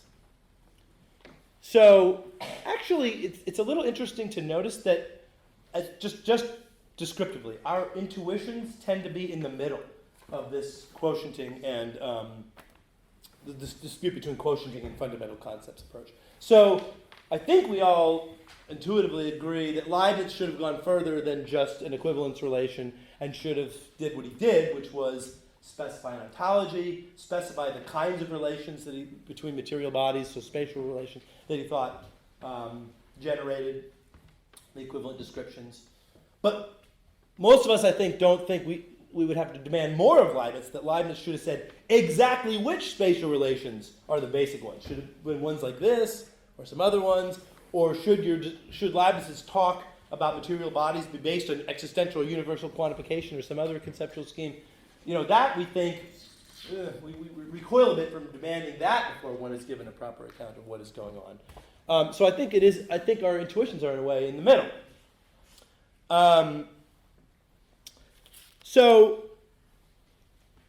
But can we move at all beyond just intuitions here? One place that there's some dialectical force that can be placed on a quotienter is if the quotienter agrees in some cases that it's better to move toward less conventional content. So surely the quotienter thinks it's better to seek out an underlying theory in this case. We've got all the numerical mass theories, so we move to an underlying account in terms of these kinds of predicates. Or suppose the quotienter agrees that we should generally seek out coordinate-free theories in physical geometry. So the quotienter therefore agrees that getting rid of conventional content in the non-quotienting way is good when we can have it. So the quotienter at least is admitting that what I think must be the goal would be an ideal.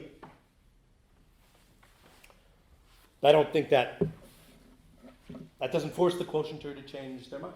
But that's a bit of pressure against the quotienter. Let me turn now to defensive maneuvering on behalf of the fundamentality approach. Because remember, the fundamentality approach's main problem is that we are stuck with these questions. Is the fundamental quantificational concept, is the quantificational concept this or this? Are the fundamental mereological concepts, parthood, overlap, fusion, or what, and so forth? We want to avoid these being real questions. They strike us as paradigmatically non-questions. Well, one reason they strike us as non-questions is it seems like it's impossible in principle to answer them. But don't be so sure about that in advance. It's foolhardy to be certain in advance that there could never be a reason given one way or the other, even in such even in cases like these where it would seem the symmetry of the situation suggests it would seem there could never be a reason to prefer one or the other answer. So just as an example, so Kit Fine has this recent-ish paper towards the theory of part, in which he argues that in the case of mereology, the best approach is not one based on parthood or overlap, but rather one on fusion. And he argues that this is part of a general argument for basing generalized theories of parthood on operations rather than relations. He's got reasons. I'm not saying there are decisive reasons. I don't even know if I accept them. But it's remarkable. They are pretty compelling. And they're of the sort that I would have never imagined one could give. Now, I mean, this is Kit Fine coming up with these things. But the thing is, we all know if we explain what we do just as philosophers to people who have never encountered philosophy, they have this reaction that there's no way one could have reasons one way or another on these issues to everything philosophical. I mean, that's almost definitive of what philosophy is. Philosophy is questions about topics where our ordinary ways of answering the questions give out, and we just have to figure out something that bears on them, maybe even only a little. And look, I'm not saying that I think that's going to happen with this, but I don't know that, and I don't think that anyone knows that. So I think that's important to keep in mind. So it can happen. That's the point of mentioning fine. So second point, hard choices like the all versus existential choice are very hard to avoid. So just think of Goodman's Grue-Blien example. So Goodman shows you can take a theory, state it in terms of green and blue, and write it instead in terms of Grue and Blien, because Grue and Blien are interdefinable with green and blue in a certain sense.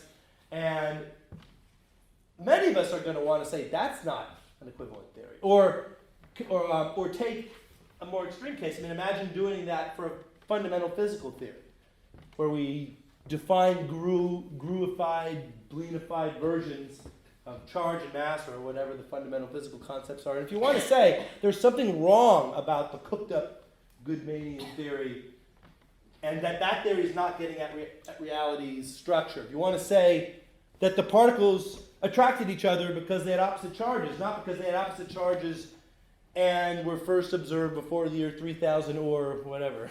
You know, a lot of people are going to be realists about fundamental concepts, at least to that extent, of saying we don't want to go all the way to saying any interdefinable, and one has to make that precise, any interdefinability results in an equivalent theory. So,